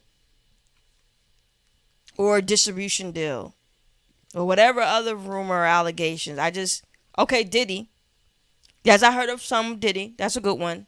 Well, we said the Twin Dragons, but we Yes, already true. covered that about Diddy. But Yeah. yes, that is absolutely. Mickey Howard talked about Diddy. That is true. Okay, we got Diddy. Let me put this on the screen for you all. So, Tay, you did ask a question, and I am so sorry for you all. You guys did not get a real breakdown about what exactly was stated concerning the emails. And I want to say that for you all. Because, I mean, let's be real. Some of you niggas participate in the fuckery, and you know it. But there are some of you all that really got cheated out of what exactly was going on pertaining to the emails, Epstein, Jiffy Mix, and Jay-Z. Because people told you all that Drake put that nigga's name in there. And Sid and I, we said, that has nothing to do with whatever the fuck is going on between Drake and Jay-Z. You know what people said? Over the past years. They said, well, Thought Crimes, you're not journalists, you're not this, you're not credited. Well, there are a lot of people who are that are in the Epstein files and they didn't tell you shit. And I'm like, where our expertise come in, we like to investigate anything and everything. There's nothing off the table with us, right? And that's why we were the first hip-hop platform to talk about Jeffrey Epstein back in 2015, 2016. And then you're going to have people who are new kids on the block when it comes to the Jeffrey Epstein information in hip-hop going to tell us, well, I don't think you should be talking about this, and I think it was Drake who created. He don't got that type of fucking power to do that. Wait, pause real right there, Sam. Let's be real. When it comes to the Epstein files, Prince and I have been paying attention to this for an extremely long time, for like 10 years now. Hold on. No, let's go back to that real quick. I want to be clear. If Drake had that type of real power to put that Brooklyn nigga in them fucking emails, Kendrick would not have a career. The Weeknd would not have a career. Any nigga that was his ops would not have careers. That's why I said rap sycophants need to stay in their place. And it is us as a community, not a culture, a community to educate these people. Stay in your lane, LeVar Ball.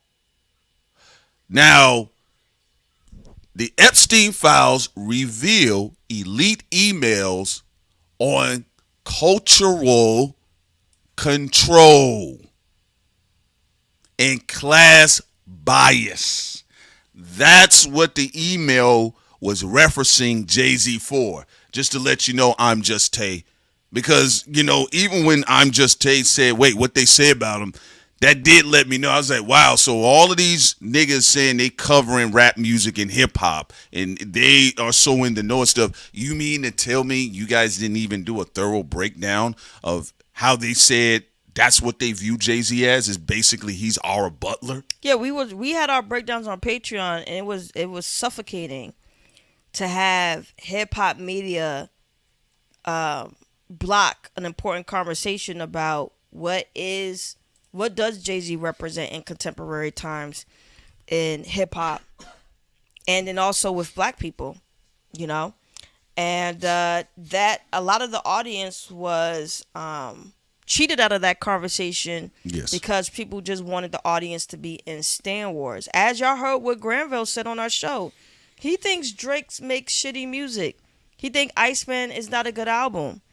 Do you see us try to put a muzzle on Granville and his opinion just because we have people in the chat that do like Drake, or just because we personally don't think Iceman is a bad album? No, you want to know why?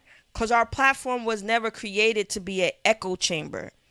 It was never created for only one form of thought to be able to express itself, and everybody else need to be shut the fuck up because of whatever type of agenda. It's for people to explore thought, to share their personal opinions, which is why we don't give a fuck if people are fans of whoever or not fans of whatever artist.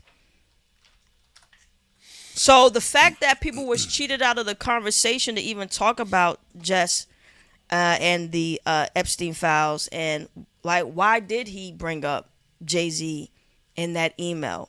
You know, just like we talked about Bill Gates, you know, he said Jeffrey Epstein just made up shit, that he would make up things in emails, and that he never messaged him asking him advice on how to give his wife medication because he gave his wife an STD. And we're going to believe Bill Gates. And y'all heard us had a nice conversation on that as a hip hop platform, but people were shushing people up on talking about Jay-Z. Like, stop it. Come on now.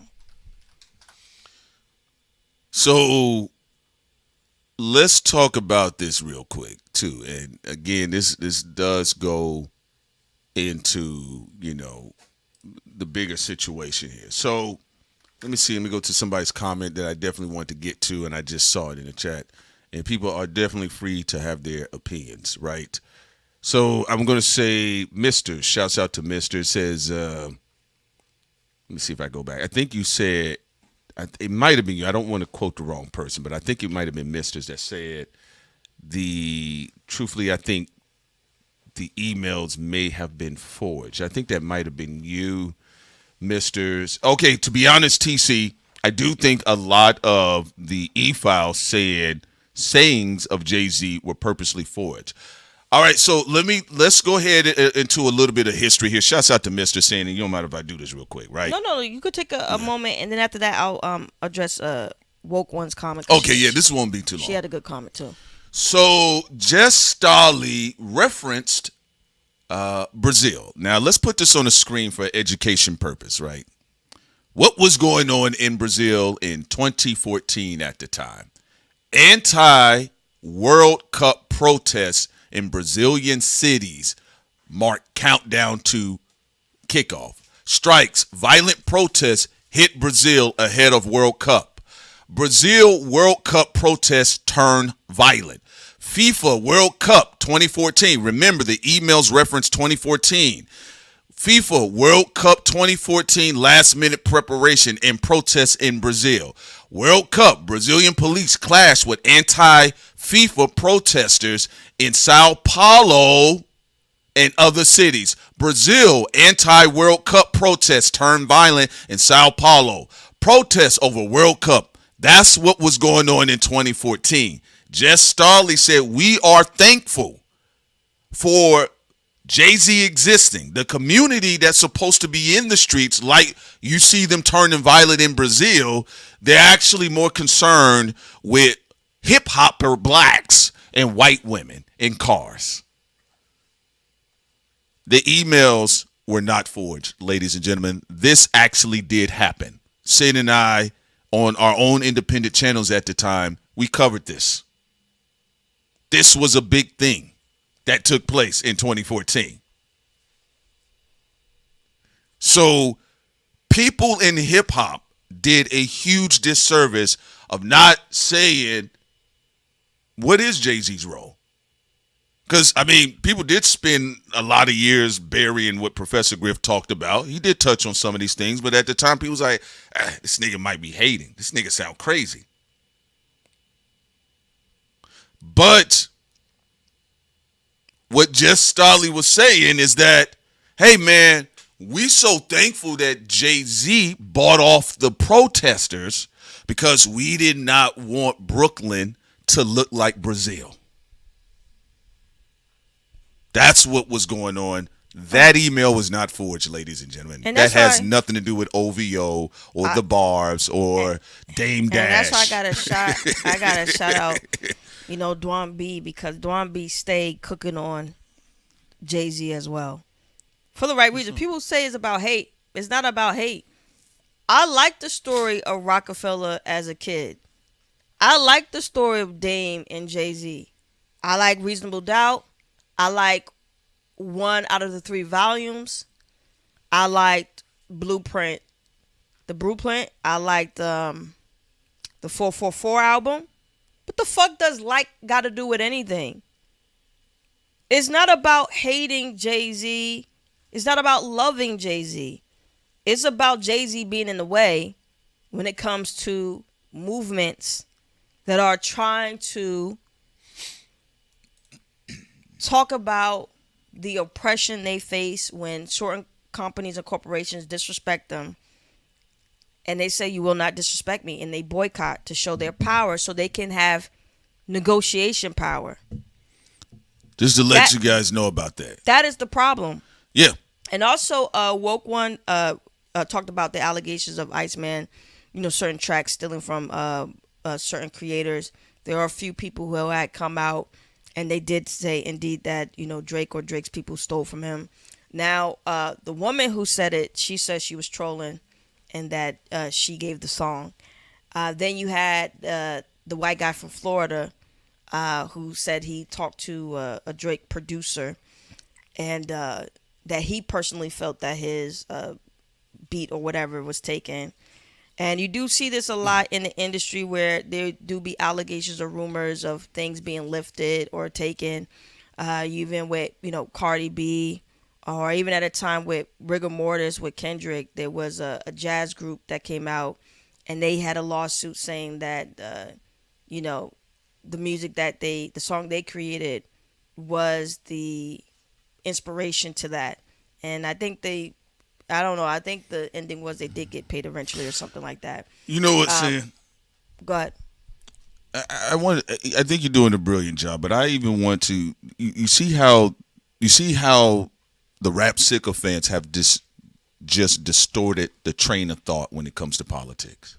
I know. It's like, do you understand what I'm saying here? I just read off to you anti-World Cup protests in Brazilian cities mark countdown to kickoff. Protesters in Sao Paulo tried to block the road to the stadium, while in Rio de Janeiro, 1,000 people march with FIFA go home banners. People were being uprooted. Let me just say this part. I want to say why that is important, because afterwards, recently, I think, was it last year where the cops mowed down a lot of people in Rio? Yes. They got gunned down. They were dead bodies all across. And that's what they do want to turn into the United States. They want, if black people protest by black betrayers in Hollywood, they want to soften black people up, so then there'll come a point in time where they can mow people down on the streets like dogs. So then after the World Cup, after they were able to do what they did then, look at what happened continuously in Brazil. That's a great point about how when people try to fight back, they get shot dead on the street like a dog. I'm bringing this up. I want you guys to think about the train of thought that's easily disrupted. I just read to you all what Jess Staley, that Sam brought up, what Jess Staley was referencing, why he referenced Brazil, which had to do with the locals, particularly of the darker hue, were protesting a stadium being built in their backyard, and they tore down a bunch of homes, people that had been there in them spaces for generations, just like in the Barclays situation. People are talking about Hey, man, I heard that they stole some songs from Iceman. No. Right? Woke One wasn't talking about focusing on that. She was focusing on the part early in the conversation before you mentioned that about when we brought up Granville, what he said about Drake's album. And then she was just making commentary on that when I was like, everybody can have their own opinion about music. They can like somebody or not like someone. And how our platform is for everybody to speak their opinion. But no, that was before you made the World Cup comment. I'm going to say this, folks. Black people, you continue to educate rappers. I don't care what country they come from or what state they come from. I'm serious about it. Look, I have my fun, but one thing Sin and I don't do, we're not mush brains. We can tell and have a conversation to people like, hey, we're talking about politics right now. Okay, we're talking about the music right now. We're talking about the movies right now. There's too much merging of everything. This is why people were able to hide the story about why Jess Starley referenced Sao Paulo in Brazil. Because they were thankful that people in Brooklyn did not turn up like the people in Brazil. Of course they can't turn up a Barclays Stadium. Like, Jay-Z, first of all, I'm going to just keep it a buck. No, I'm not going to talk about that right now. Well, that'll be for astrology class on Patreon. Getting back to the point, he sold out Brooklyn. He sold out black people. He sold out even other industry people. And he sold out people in the next generation in the industry. And these people got their own issues for sure. But this is a very sad thing. You know, what happened basically with the World Cup is also what happened with the NFL. And what happened with Brooklyn. So for Tay and anybody else, that's why they brought up Brazil. Millen. You know what the issue is. He said we already know the issues about police brutality. Let's move past that. And then you getting kids getting shot in the back till this day. I mean, it is crazy, like the amount of evil that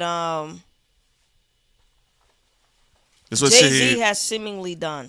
Yeah, that's all I'm saying, because some people you're used to, you know, maybe newly renovated rap commentators or people that cover rap, and sometimes they cover politics. Since 2024, a part of the audience in general across this rap stuff and all of this hip hop shit, they have been accustomed to people walking on eggshells for them. Not a rap sycophant. It is what it is. I remember what was going on when they were talking about Brazil, folks. And it was interesting that they brought this up because there were major protests and riots. Let's put this up here. Look at this here. Look, I'm going to put this on this so y'all can see. That's why the super whites in the emails talking to each other were so thankful. They says, thank you, Jay-Z. And rap people on the microphone said this was about Drake. Shouts out to Woke. But my overall point still stands. Every time Zen and I have had... Woke said she came in the show late. No, I am saying that. I said shouts out to Woke. Okay. Continue. My overall point still stands, though. There's too much of that. This is one of the reasons why when Jay-Z is fairly getting criticized, people are talking about Kendrick. They're talking about, well, Drake has an album there. Kendrick got an album. SZA's got an album over there. And then can't you see across the whole culture conversation, people have been dumbed down? To add to that, Jay-Z has also, I personally think, perverted the hearts and minds of the next generation too. Because Rihanna did stick to the boycott. Then Jay-Z switched up. Then the rest of them switched up. Because they're like, well, if Jay-Z not going to be held accountable, then we're going to go get our money too. So that's why Rihanna came up at the halftime show. Drake, Cole, and the rest of them did join the boycott of the Grammys. But then when, Jay-Z got back over there, other people changed their mind because they're like, well, why are we going to keep boycotting something if everybody's cool with it again? And there's a lot of examples where it goes to, but it shows you how much weight Jay-Z does carry. The fact that he can always be there, seen as that type of force, to and when people are on the fence or when they're not sure, to herd people in the wrong direction. So I've seen this too many times, and that's one of the reasons why you guys have been suffering with the commentators since 2024. The Epstein Files was definitely one of the biggest things to drop in modern history concerning politics. It's literally about how the Illuminati run the world everywhere. There was no more conspiracy theories. You were reading the Illuminati emails. Okay? And Jay-Z was mentioned, and he was being basically patted on the back of his wicks as thank you for not having the dirty Brooklyn blacks out in the streets, the dirty Brooklyn working class, and thank God we can build the Barclays studio, a stadium, and thank God that we can get Jay and Beyonce to throw on a concert and soothe the public. We don't have it look like Brazil. Yeah, he did the same thing with the Nicki thing when Nicki went up against Live Nation. Hey, man, but now she's over there with Trump. No, it's like a Sith Lord type of thing. It's like what happens is if a celebrity, when these are in recent times, we're not talking about before, in recent time, like when a black celebrity will be like, I'm going to do something right in a moment, then he goes make a deal with that, and then that celebrity just made a bad relationship with that corporation now. So then that corporation would lean more on Jay-Z's side than on the side of the celebrity or artist who said something bad about Michael Rapino, or who said something bad about the head of the Grammys, or who said something bad about so on and so forth. So then that celebrity now has beef with that particular committee or that particular company, and then he swoops in and has a good relationship with those people, and then that celebrity is now on the outs, and they're scrambling now to get their power back up so they can even go and compete against him. So it creates more coons, basically. Yeah. Also, let me see, the other one we're going to address, and then I want to transition to possibly some lighter subjects, right? Hola Yano says, definitely. Hola Yano, are you a New Yorker?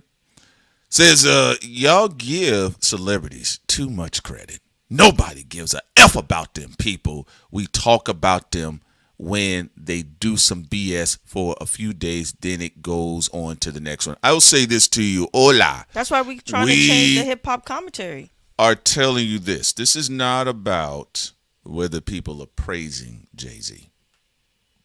I don't know when Ola got into the stream. Shouts out to them. Sin and I just told you all some of the most powerful men thanked Jay-Z, or they are thankful of Jay-Z and for Jay-Z, because when they moved the Barclays studio in the Brooklyn folk backyard, when they move, he move. They didn't tear up the streets like what they did in Brazil. And that's what the issue was. And so it causes a very interesting conundrum where, like Sin stated earlier, people should say, well, what is Jay-Z's role? Well, what people did, they distorted the story. They said, well, in 2014, Jay-Z, there wasn't no halftime deal. That's not what they was talking about in the email. They wasn't talking about no Super Bowl halftime deal with the NFL. They were saying that with the Barclay and with Jay-Z, good job.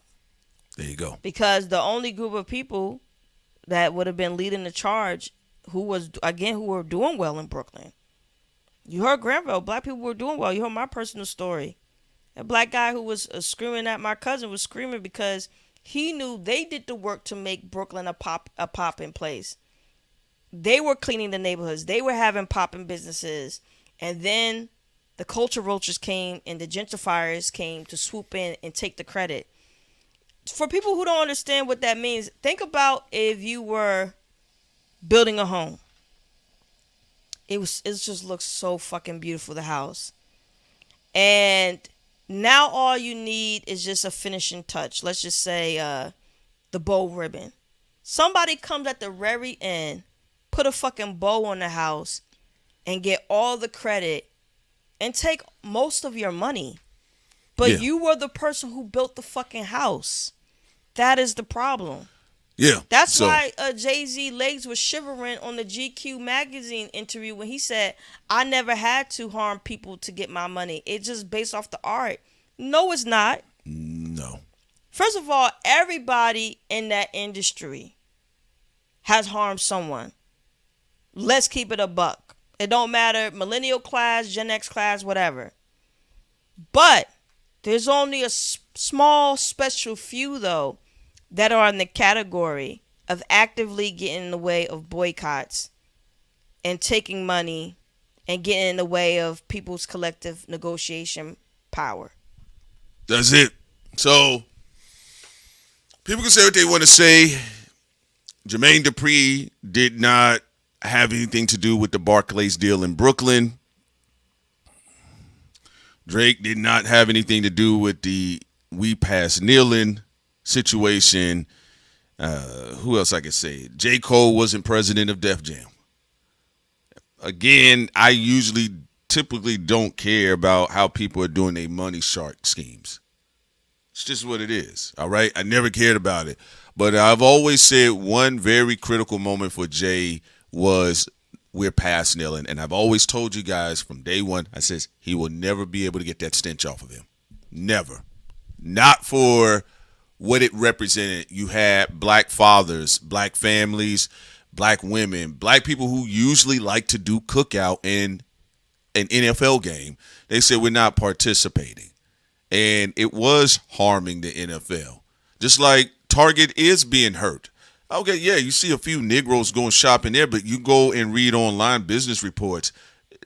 Folks, the CEO, if a company's doing well, they don't have the CEO to step down. I don't know where people, where do you live at? Target. What company is Target. on fire and the CEO say, well, I'm about to step down? Target is doing horrible. Come on now.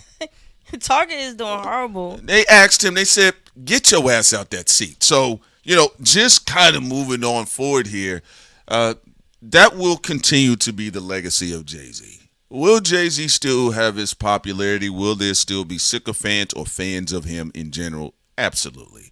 But a new merit of criticism will always be there. And that is something that people will have to get out of their ego if that is your particular Lord and Savior. I would actually say this may be controversial, but I don't think Jay-Z has as many stands as people think he does. I think when Professor Griff was doing his thing, because Professor Griff's voice is, was very powerful as well. I think there was a couple of times where black people were ready to get rid of Jay-Z's nonsense of interfering in our politics. I actually think Jay-Z just has a talent of knowing when to hide and knowing when to pop back. When black people was ready to get rid of him, he went quiet. Yeah. He went silent. And remember, he didn't really pop up again until 2024. Oh, because of the accusations. And then in 2025, and then now, because of Tony Bugsby in 2025 and all that other stuff. I just think that he knows when the heat gets really hot. He knows when to duck, and he also knows when to transfer attention to some other people so people can focus on them instead. He's good at that. So that's what's going on right now. Now, and when I say the sycophant, saying let me quantify that. I'm speaking about rap nerd debates online. He pays people. Remember that too. Yeah. So it's rap nerd debates. People always think they're gonna get money with Jay-Z. Yeah, so it's rap nerd debates, But realistically, I'm telling you all, as you saw, G-Ville called in. We had another New York brother that called in. He said, look, bro, I was around in 96, 97. Dwan B said he was around at that time. He said remember, I told you all about my sister. She's older than me. She told me, she said, no, he wasn't a big deal. I don't know what people are talking about. So outside of that, though, like I said, just like the mega churches got educated about the mistreatment of black people over and over, and you're seeing this grand exodus of traditional churching in the black community. I do think black folks as a community, not a culture, need to continue to educate and re-educate the rappers to stay in their place. That's it. That's it. It's the same thing with Kevin Hart. He didn't stay in his place, and he went on the Breakfast Club and cried because he did not stay in his place. You are an entertainer. That's what you are. We don't want to hear you try to pretend to be, oh, I'm Belafonte. I want to say it. We got to get past the photo ops and the influencer pages. That's where we are right now. And it's all influencing culture. It's all influencing culture. Okay? You all might as well be working for Perez Hilton. All right? So we talked about those things. Like we brought up with Senator Rick Scott. Yeah, he outside crip walking, but when they had the BIE report on black people, you couldn't find Senator Rick Scott. Okay? So a lot of these people are traditionally comfortable with that. And also, speaking of one of the Twin Dragons, Diddy's legal fallout is, of course, going geopolitical, saying Maduro reportedly hired the same lawyer that helped Diddy beat his worst charges. And also, Diddy is going to be coming home early. So he has a good chance of coming home next year. They keep moving that release date up. All right. So, uh-oh, Fitty, you better duck, nigga. You better duck, Fitty. All right. Also, Prince, can you do me a favor? Can you give me my drink, please? It's also help you get yourself something cold to drink to help you calm down. I'm not angry. I'm just No, you're not angry anymore. I'm fine. I wasn't even angry before. Your complexion gets a little bit lighter. Look how the black woman's trying to gaslight me. I was just being direct. Now you're doing to me what black women say black men do to them. We do it to each other. Can you get Hold on, you all. That drink real quick. Go ahead, Sid. Thank you, Prince. Thank you. Prince will be returning back to the show in a moment. He is just getting me something to drink, and I'm going to drink my drink away from the mic, and then I will be back as well. Can you get the one with the orange top? Thank you. Thank you. Let's see what y'all saying in the chat for a moment. Kendrick Intern said, can y'all speak on the proxy war with Charlamagne the God and academics, or are y'all afraid like every other media? Don't you try us. Like this is trying to goad us. Like this is culture. Why is people afraid of Ack or Charla? Huh? Hold on. I'm tag teaming Prince in there. I'm about to eat lunch. Like who? What? I really thought when you say somebody's afraid, I thought you were cooking with something. I thought you was gonna bring up like something scary figures. Hey. Charlamagne and academics. What are you talking about? What are you talking about, player? Did he literally say people are afraid to talk about Charlamagne and academics? It might be somebody. Who are you? Are you from the Joe Budden podcast? Are you from the Joe Budden podcast? We've already talked about Charlamagne and academics a long fucking time ago. Wait a minute, hold on, Sim. Before I want to add one just more thing to say this. Quick. And we also predicted that Charlamagne was going to always turn against academics and that he was playing a secret agent mentor. But you go ahead, Prince. I'm about to take my All right, so let me see. Kendrick's intern. What do you mean by that, nigga? Talk to us. What do you mean, afraid? I'm going to let you explain yourself, okay? Kendrick's intern, okay? For Kendrick. Explain yourself, nigga. People scared of that $200 million contract. People scared of blacklist by... Academics he can't blacklist anybody, and the $200 million contract, that is not going to Charlamagne directly. I think he's pro. Is he pro Charlamagne? Okay. Kendrick's intern. Okay. Move forward. Continue. Okay. I might even have to have you call in. I don't know. Your stance is confusing me because academics can't, and I haven't seen him blacklist anybody. He can't blacklist people that are streaming. Like, I don't know that. I've And never seen him blackball or No. blacklist anybody in my life. so I don't know what you're talking about with that. And I don't think anybody's thinking about $200 or anything, $200 million anything concerning Charlemagne. I mean, that'd be hats off to him and his people that are eating off of that. But I still don't understand the question because you approached us behind the word afraid, and I don't get it. And we already said allegedly there's 100 people eating off of that $200 million deal. Yeah. So it's Kendrick, not even what people, that deal isn't even what people think they are. Like all these subjects we talked about already.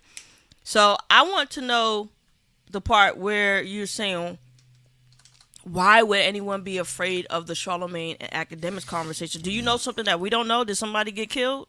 I don't know, player. Sound like you. I think you trying to wrap thought crimes up in some bullshit though. That's what I think. Cause I know niggas don't never bring you nothing good. Come on, man. All right. Call in. I'm gonna have Kendrick's intern to call in. So I'm going to let you call in. Kendrick's intern, let me know what area code are you calling in from too, by the way. All right, you got to let me know because I'm going to pick up for Kendrick's intern. I don't want nobody else to call. I want to hear and understand what does he mean by this. Okay? Please let us know, Kendrick's intern. And let us know, are you Pyru, nigga? All right? Only Pyrus get to call in. Y'all know how it is. All right, the number is on screen, and Sin sincerely did put it into the chat. I do want to know, what are you talking about? I'm a little bit confused because it seems like a lot of other people are talking about Charlemagne and academics right now. So I don't know what that means. We already predicted that this was going to take place. So it's kind of like we're talking about something we already talked about before everybody else talked about it. Okay? So, yes, I want you to call in. Let me know what is your area code number, too, by the way, so I can pick up for you and only you only. All right? But, yeah, we already talked about what's going on. So this is you, 502? All right, I'm about to open up line. From Kentucky. You from Kentucky? Yo, Kendrick intern, you from Kentucky? Mm-hmm. Nigga, are you a Southerner talking like this? Like what? What? Tell them the truth? The truth is a bad thing to say? Where's the truth in? Okay, all right, I'm gonna let you talk. Let's hold on. We're Black American people here. I'm gonna let you get your point out first. So let's have an understanding to see where we agree. I think you brought up a great point, though. The only thing we're questioning is why you said people are afraid to talk about academics and Charlemagne. It looks like it's all over social media. That was surprising, but go ahead. I'm gonna explain it because it's been for the last 3 weeks. I've been really paying attention to this beef or what's going on. A lot of people just looking at the 200 million like Charlemagne got the 200 million. It's not just Charlemagne with the 200 million. It's who coming behind Charlemagne. You got the Al Hart, you got the Rock Nation, you got that's billions and billions of dollars behind one person, right? Are y'all with me? Can y'all hear me? Continue. Yeah. Okay, I'm just making sure. So that's billions of dollars behind one person. So then you got this other entity, academics, literally the face of media, the face of hip hop media, cultural, urban media, number one on complex list for the last couple years. If people saying y'all don't see this beef that's going on between Ack and Charlemagne, not only it don't just include Ack and Charlemagne, it includes, like y'all said, y'all been seeing what's going on, Grand Wizard, Drake, and Jay-Z, who y'all talking about today. So, and I'm saying, why is people scared to speak on it? I feel like people scared to speak on it, including not just y'all, other media, hip-hop media, if it's culture, people scared to speak on it because I guess y'all think that y'all don't want to get on the bad side of Ack and piss Ack off, and then Ack is on stream trolling y'all, talking shit about y'all, or y'all don't want to get on the bad side of Al Hart, Black Effect, Wait a minute. Before you continue, that's very manipulative and gaslighting. Come on. And let me tell you why. How's that gaslighting? Because even your cheeky smile that I feel behind it. Nigga, you being messy. You're being a messy little nigga. You're right bringing now. something. And you coming out of Kentucky with You're this bringing something. nappy root nigga. You're bringing something with partial truth and then adding lies. Let me give you an example. What was the lie that I said? One where you said we're afraid of the Charlemagne and Act conversation, especially when we already predicted that this was going to happen. And it feels like you have an agenda for that lie. So please explain why Thought Crimes is afraid of the Charlemagne and academics conversation that we predicted. Go ahead. Let me ask you a question first, bro. No, hold on. I'm going to respond. I got to respond to you. You address Sin's question, but I got to respond to you, man. I was listening to you, but then you said something stupid to me. You scared that Act is going to be trolling y'all on stream. And I said, you know not what? just you, it's media. It's media who goes against them. Are you pro Charlemagne? I'm pro culture. Okay, what do you Charlemagne? He's pro Charlemagne. What does that mean? No, I'm not pro Charlemagne. I'm pro culture. Let me find. Are you a Kentucky Rock Nation nigga? Do they have a chapter in Kentucky? No, I just pay attention to culture. I love this shit. Like some people love the NBA. I love hip hop culture. Okay, then I'll leave you at that. But I'll say no. I still feel something's going on. I'm moving on to the next point. All right, because I think it's still suspicious. It's almost like he's trying to rope something. Like, why would you say we are afraid of the Charlemagne and Act conversation again? When you said don't make no sense. You said fear of the Charlemagne and Act conversation, but then you proceeded in a bow-legged fashion to say that academics is going to troll y'all on stream. Can I say that's what I said. I want to know. I'm just saying where little baby treatment. Y'all know what I'm talking about with the little baby treatment. Prince, can I say something real quick? You gotta slow it down. My intuition, it feels like, and I'm gonna be honest, what I think you're doing. I think you feel like we're one of the few platforms that can actually roast and do other things. I feel like you want there to be a Thought Crimes versus academics, because you know damn well we already predicted this the Charlemagne versus Act thing. And it feels like what you doing? You want to try to trigger our ego, so there can be a Thought Crimes versus academics. You over there smiling with orange soda in your mouth. And I'm sorry. All right, and I can feel you grinning through the phone. I can feel you grinning through the phone, nigga. And try to be your own little mini Palpatine. Come on now, tell me what you looking for, because you said you treat it like ESPN. That means sports. Sports is conflict. Sports is conflict. So you're looking for conflict somewhere. You want Thought Crimes to have conflict somewhere. He's trying to raise. Come on now. Conflict with what? All I'm asking is for facts. Like we talking about bullshit. Like don't y'all in media. This affects you in the long run. It's y'all media. And it's like, let me tell you, if a genuine person would have been like, Thought Crimes, this is information we want to, I know y'all talked about this before, but I got more information on the Charlemagne versus academics thing. Let me break down to y'all what's going on right now. What's your thoughts on it? No. You came in saying, y'all won't talk about this because y'all fearful. And all that, no. Y'all won't talk about the real, not the outside noise. Let's look into. Hold on, pause. Okay, here's the thing. We just hold on, partner. I just spent an hour breaking down the real. That is the real.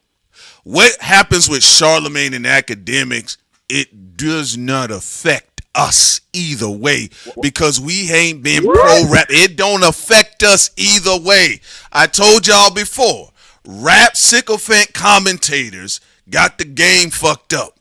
It don't affect Prince Solomon no way. I have seen it, but hold on, pause it real quick. Here's the problem. Here's the problem. I already talked about this. Sin and I, we called this years ago. We said there will be a situation with Charlemagne and academics. And we talked about deal on Patreon. We already talked about it. So I just want to hear your perspective of why you feel like. Did you talk about how Charlemagne cleverly ended like last week episode of Brilliant Eden with Watch how shit play out. Then y'all gonna look at me funny. Wait, hold on. That's what I'm Prince, Wait. you see what he just did? Wait. He said he wasn't on Charlamagne's side. Hold Then on. he said, see how Wait, look. This is how you calling in Kentucky. Kentucky, this is what you said. Kentucky player. Man, I ain't fucking with Charlamagne either. But let me tell you this. Charlamagne is so intelligent. That's enough. Put down the mic. Let me tell you what game he dropped. And y'all, bitch. Because y'all won't say shit about academics because you think you think he going to summer jam y'all like Lil Baby. He going to summer jam y'all like Lil Baby. All right, Sid. Hold on here. Hold on. What point, though? Hold on, man. Hey, look, what point? What point, man? What mechanical lead point do you have? Talk to me, because you said Charlamagne said, hold on, you said Charlamagne said, ooh, at the end of the week, you niggas gonna see what happened. Tell me, what is your point? My whole point was, are y'all looking? Don't look at the surface of what Charlamagne's saying. Look in front of it. This today. Joe Budden said Joe Budden scurried so fast out of that topic that it didn't make sense to me. I'm like, why is everybody afraid to speak on it? And then the only people who's truly speaking on it, meaning Flacco, Trap Lord Ross, they basically academics avengers. So they giving right to what academics saying. But at the same time, Charlamagne is going 3 weeks straight on his podcast shooting that act. Not just, and then Ack is saying, I don't have beef with Charlamagne. This is between Grand Wizard and Charlamagne. No, this is between Charlamagne and you now, because before this, when it all started, you told Charlamagne, I don't want no DJ Khaled around me. I don't want nobody around me. Don't be fake around me. And Charlamagne was like, damn, I was only telling you. I was trying to be there for you. So why is you getting mad at me for knowing some information and trying to be real to you, and then you take the gloves, you tell your main man take the gloves off on me. And you try to you're supposed to know who your ops is. You're supposed to know who your ops is. I'm not supposed to be like, yo, if I came to you and be like, yo, Thoughts, man, they over talking about they gonna fuck up your whole page. And you're gonna be like, damn, bro, who the fuck told you that? Who the fuck told you that? Like a normal person, you gonna say who told you that. I'm like, bro, the streets are talking, but you should know your ops. That you're from Kentucky. I like your energy. I like that you sound like an informant. And I like that you try to rope us into their drama. Yes, because why couldn't you say all of that without the instigation part? It's the truth. Ain't nobody speaking on it. No, this is the thing about it. No, here's the thing. Let's just break. No, wait a minute. Hold on. All my life I've been poor. All right, hold on, player. Let's slow this down. I get what you're saying, but you got to understand what we've already said. 2016, 17, 18, 19, when the fans were saying dark crimes are conspiracy theorists. There ain't nothing happening with Jay-Z and Drake. We said, watch. Just like we told everybody when nobody wanted to talk. We said the Twin Dragons are going to run into problems over hip-hop. First, we said Diddy will fall first, and then they will go for Jay-Z. Before that, player, we said Cassie was collecting evidence. It's still up here on the YouTube channel. You can look at it now. We already said that Drake and Jay-Z were going to have issues, and they did have issues. We even broke down to the general public, allegedly, the real reason why Pusha T did what he did and how he got the information. And it did not allegedly involve OVO 40. We already hit those markets. What you are talking to is the after dust of what we already laid down when the industry and the rap niggas didn't even want to talk about this. You talking about the consequences of what we already said was taking place in 2017, 18, and 19. So hold on. I let you wait a minute. Here's the thing. Kentucky, I let you do your thing. But I gotta tell you, player, respectfully and disrespectfully, nigga, you're late like reparations, nigga. You're late to the party. You're late to the party. You're late, nigga. Wait. You're late, nigga. Wait. And one last thing. You are also very manipulative. You want there to be a thought crime versus academics. Why aren't you talking about it? Why don't, since you know so much about what everything that's going on, and you feel like someone should, you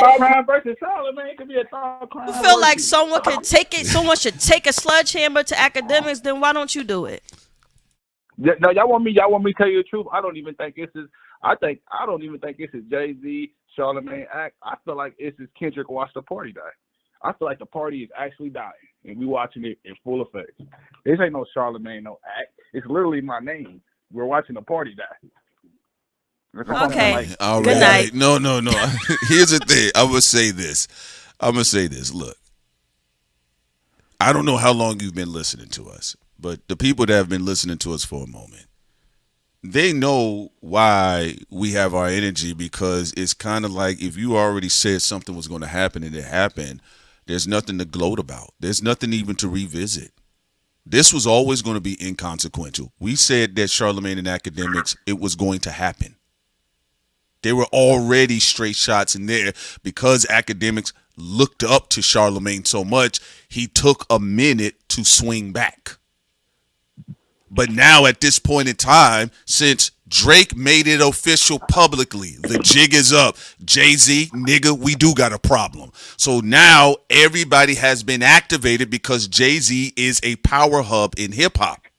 So, of course, the mouthpieces in the media are going to war with each other. Are you fucking with Jay, Kendrick, Rock Nation, or are you fucking with Drake? Since Sin and I, we're not in either camps, a lot of times we get shit from everybody.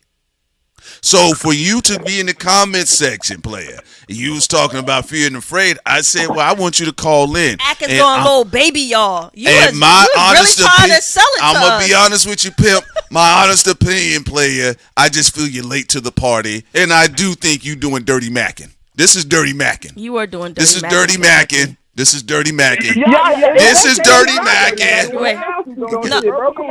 No. We talking about hip hop. It's commentating. We're commentating. We're having barbershop talk right now. That's what we're doing. Why it was dirty macking? Why I agree with Prince. You came in trying to sell something to us. You was trying to sell us that we didn't do a good enough job in research, even though we predicted this. You also tried to sell. Y'all talking about people last year. We're talking about today. Y'all sound like an old nigga who's living off the past. Listen. What you talking about? We already predicted what is going on today. You're here to try to instigate because you are quietly on Charlamagne's side. And then you try to act like you weren't. And then, try to trigger, no. You thought we were egotistical, that your lame ass trying to start trouble was going to get us fired up to be like, oh no, man, we're better than the bro, stop it. Well, hold on. Let me just tell you this. I'm gonna tell you this. That was some lame shit. There's no. No. Listen. Hold on, Sid. Pause it. Hold on, real quick, Sid. Real quick. Hold on. Here's the thing. No. Here's the thing. Here's the thing about it. Here's the thing. Hold on. All right. The mic is muted. All right, because I'm going to get my point across. I'm not going to be raising my voice up. Okay. Here's the thing about it.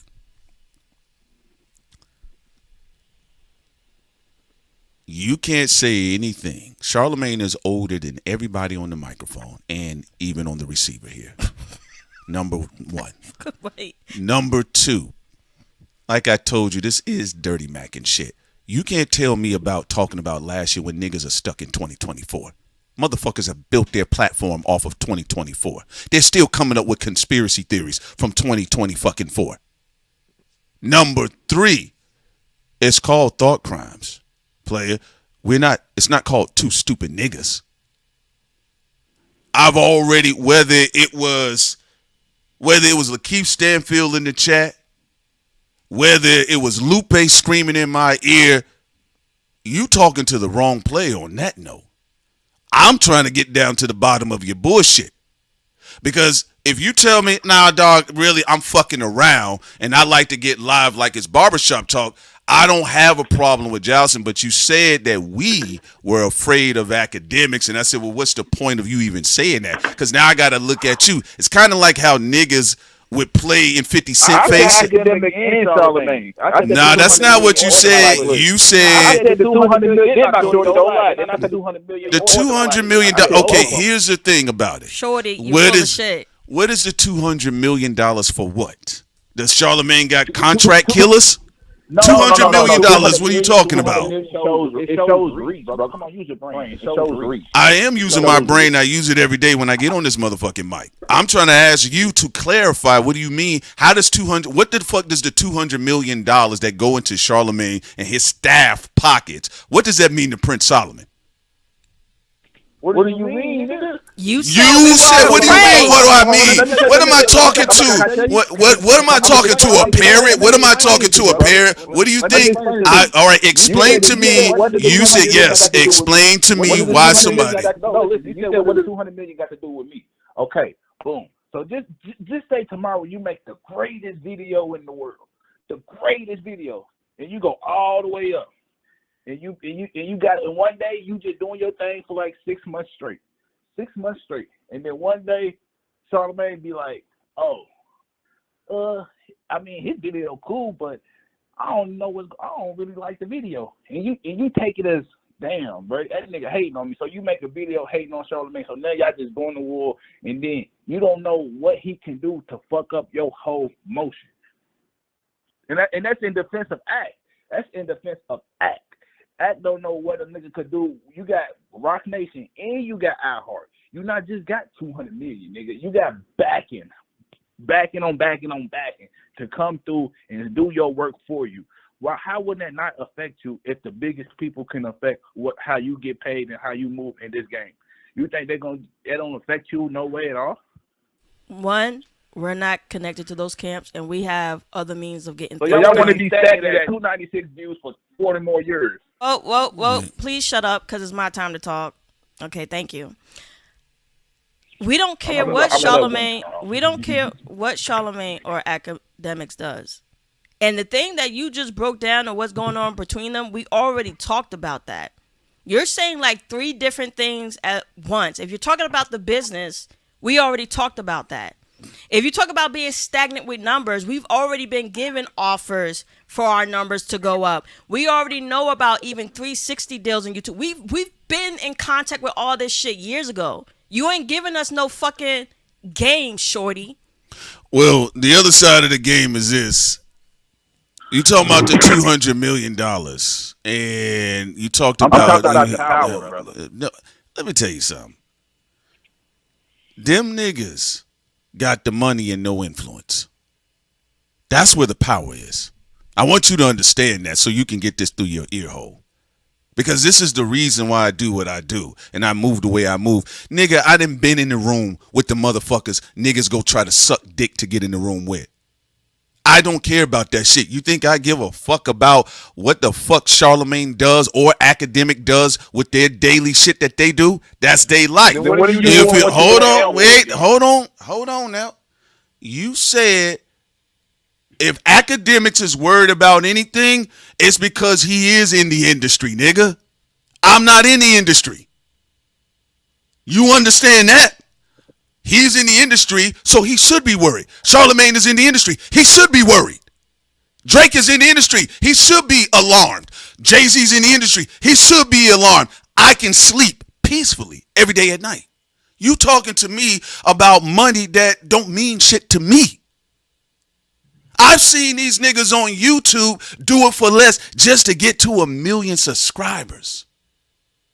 You talking about $200 million.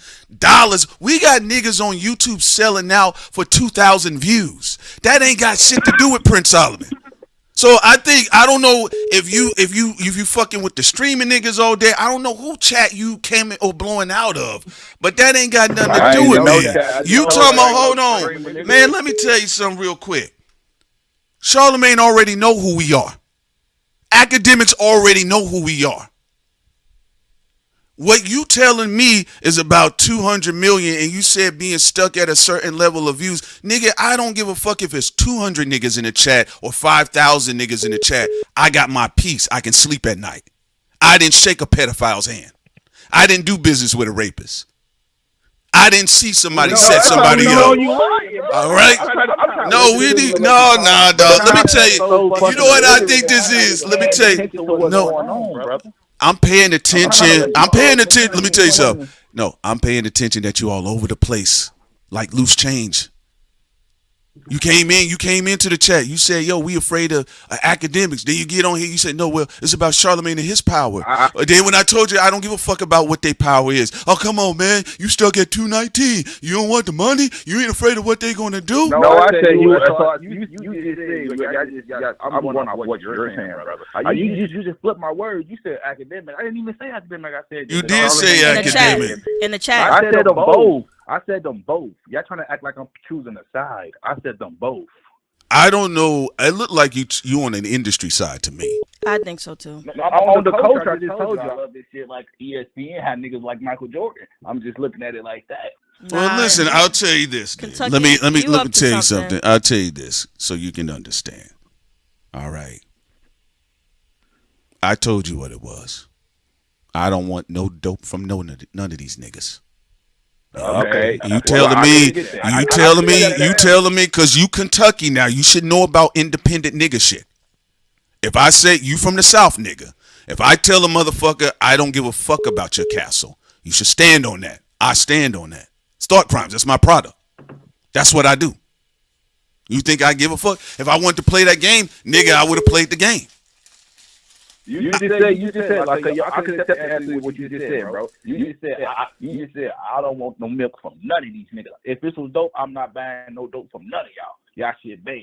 Okay, then boom. So what's the point of you even speaking on Jay-Z, Target, Future's new album? Quit speaking on music then you a chatty. Oh, like no, nigga, you make no sense. Nigga! That was some dumb shit you just said. Wait a minute. Nigga, with your, hold on, Sid. Wait a minute, Sid. Hold on. Nigga! Yeah. Where you going, nigga? What type of, wait a minute. What type of De'Aaron Fox play was that? Hold on. What type of De'Aaron Fox play was that? He didn't make no sense. Nigga, what are you talking about? Hold on, you know what you sound like?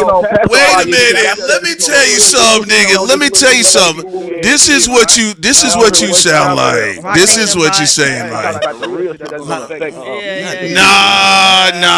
Now I gotta release the call. Now you making shit up. He's a nigga. So he got mad. He got so triggered. after we chopped all your shit down, then you was like, "Why you using the white man's internet?" He got like, mad. Nigga. First of all, white people didn't create the internet. It was created by a lot of That's different the people angle you came from the U.S. military. Buddy. Like, what? And I did now. Hold on. After I told you, he got triggered by the Jay-Z conversation. So you are Rock Nation. He's something. We told y'all something going on with you, nigga. All right, Kendrick's intern from Kentucky. After I told you, you saw what happened. Now I just told the nigga I don't want dope from none of these niggas. Do you see what he said? Why you talk about Jay-Z? You see what I said? Now you saw what just happened. And I told y'all about whether he ESPN fanning out or not, or if he really is an industry nigga undercover, all right? Remember what did I tell y'all about industry shit? The minute you tell people in the industry, bro, I'm good, it's offensive. Dog, that's how you move. I just told you I don't want dope from none of these niggas. But then what's very important, though, he basically going to say that... This nigga dumb. Yo, bro. He gonna say, he's gonna bring up to us, right? Things we already talked about. He said the $200 million deal. Okay. What Charlemagne gonna try to do to act? Okay. We already talked about this on the Patreon. We said that was gonna happen. You didn't bring us no new information. Then you try to be passive aggressive. Then try to talk shit. Now, we were trying to give you a little bit of some leeway because you a black man. But, bro, what you did, you was corny. I'll just leave it at that. Very fucking corny. Very lame. Then your punk ass gonna try to instigate something between academics. Talk about he going Lil Baby. No, I didn't say that. I said they both was going little baby you. No. Like, nigga, shut up. No, I want you to understand something. That's the problem. I told y'all before. Okay? And I'm going to say this real quick. Shouts out to Indy Des, and shouts out to Indy Des again. We appreciate you so much. I'm going to go ahead and give you one. Thank you so much.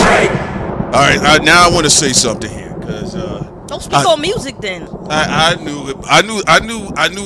that was going to happen at some point in time, because mosquito ass voice coming in there chirping. The hip hop niggas a lot of times rap sycophants having the conversations, they like to talk on top of each other, and I'm not interested. So I had to release the call, because now we not making sense. So let's go back. I want to run this back point by point with his call. You're old. First of all, Charlemagne's old. All right? He older than us by far. Right. Okay? So I want to run a point down. You were saying in the chat about Charlemagne's $200 million. Now, I don't know where that $200 million went, how it was even brokered up. I don't even know the duration of the contract. I don't care. But we did speak on what we think what is behind the contract and all that. We broke that down on Patreon. Then you talked about DJ Academics, little brother and people. I don't have an older brother. And then he said little baby. Little baby. He said that little baby doesn't roast. He's a street nigga that got nervous tics, and he may be under a possible RICO investigation. He don't want no loudmouth nigga on the microphone talking about him. That's why little baby ain't said nothing. That's number 2. Number 3, player, I tried to hear your conspiracy theory, because I'm for the bullshit. I tried to listen to what you were saying. You talked about, say you make a video against Charlemagne and he don't like the way it trends and gets throttled or whatever the case is. The $200 million, this is what we was talking about with the Jay-Z situation. Just like in rap, niggas heard billionaire, black billionaire, and they lost their mind. Sid and I broke down everything that was already taking place. You can't say, why are y'all talking about it? Because what we talked about wasn't last year. Sid and I actually covered what was going to happen between Charlemagne and Academics about 5 years ago. Prince, he didn't understand the definition of prediction. Prediction means in the past and in the present. You're in the present and you predict something in the future. He said, that's how I know you fucking illiterate. And then you try to come up here and be an instigator and try to get sensitive when we say something back. You can't be a troublemaker and then act like a bitch and start trying to be personal with people when you get called out for the fucking agent that you are. I want to understand my thing, and did you guys know this chat? And I told you guys, think tank. There's no nigga shaming here. 200 people in the chat, 2,000 people in the chat. We had 7, 8. Who cares about the numbers? I like what I do. I enjoy not thinking about this shit. As far as what deal did I make with somebody that was doing something crazy. So when I said, look, I don't feel like shaking hands with pedophiles and rapists, and I don't want to be in a room with a woman being raped and I got to turn my head, and I wouldn't, right? And I don't want to be in a room with bigots. I don't want to be in a room with a racist white supremacist that's a billionaire. And you heard what he said? Well, why are you talking about any of this? Why are you talking about Future then? So, dog, it sounds like to me, personally, you probably got a lower price. That's what it sounds like to me. You have a new caller. That's him. No, it's not. He's from Kentucky. This is somebody else. All right, then. If he calling from... Oh, no, his was 502. Yeah. All right, caller. You're now live. What's going on with you? What's good? Hey, how you doing, y'all? What's up? What's up? Hold on just a sec. It's hot at work. I'm trying to catch a place. Hold on. All right, y'all. It's Village Brother. Sorry about that. I know I kept calling in, and I know that was annoying to hear, but the last caller, I'm just going to straight up tell you he was agent of chaos. I think they listen, they're hearing what you're saying. I think what's going on is they were trying to, exactly what you pointed out, Prince said, just people coming in to just distract. That's exactly what homie was. Right? And I peeped it because how he have a Kentucky Kentucky phone number, and then be talking about something you guys already touched upon quite literally a year and some months from now. So it didn't make any sense. It didn't make any sense. So yeah, the dude was there to literally just frustrate y'all, and that's all I got. All right, well, we appreciate you. Thank you so much. And yeah, my only thing about it, first of all, the thing that was a little bit strange to me is just you leading off with saying y'all afraid of ... And I said I'm not computing, like Prince said, the singer does not compute. I don't know what you're talking about. You lead off with y'all are afraid of academics and Charlemagne's $200 million. Folks. Oh, he also brought up that Joe Budden didn't want to really talk on the issue. Yes, because Joe Budden understands what's going on, and he's in that industry. He's in the industry. He's an industry nigga. I keep telling y'all, I'm not an industry nigga. All right, what's up, Ariel? What's good with your player? Hey man, what the fuck was that shit? Fucking clue. I don't know. I think it's the situation. I don't know. It's some Dark King energy that we got some shit going on with us that some people feel tight about because some of the forecasting has been accurate, a lot of it actually. And Charlemagne is going to do what he does, and academics is going to do what he does. So I'm not understanding. We've already touched on it. There's nothing. I don't know what else to say about it. But go ahead, Ariel. You can go ahead and do your thing. Nah, he was. Yeah, nah, that nigga was lame as fuck. Ariel, you're breaking up too, by the way. He was definitely trying to spark up some shit between y'all and Ack and Charlemagne. You know what? I'll say this. I think it's leaning towards sparking shit up with us and academics. We've already had our long-standing criticisms with academics and Chirac, and academics went on his 444 apology tour. After that, other than the occasional politics shit, there's nothing that interests me in sitting there critiquing academics' platform, no more than I don't give a fuck about what Brilliant Idiot said. The only time Brilliant Idiots has gotten on my nerve is when Andrew Schultz, who's tied to the Trump administration and was egging on some of these policies of stripping black people of public power. That's the reason why Adolf Hitler mustache got cooked. All right? You shut up and sit there next to Charlemagne. That's what you need to do. Try to stay in the frat boy zone. But outside of that, I just think I think Play was just fucking around. I think it felt like some Agent of Chaos shit, but hats off to him for driving up the caffeine in the show. But outside of that, I did notice when I talked about I don't give a fuck about taking dope from nobody and pedophiles and shit, he got triggered. Yeah, I'm like, bro, what you mad about? He said, speak on our boring lives. I mean, you think two boring people are interested because you still in the chat, homeboy. Well, go to Axe Live. Yeah, go to Charlemagne's Live.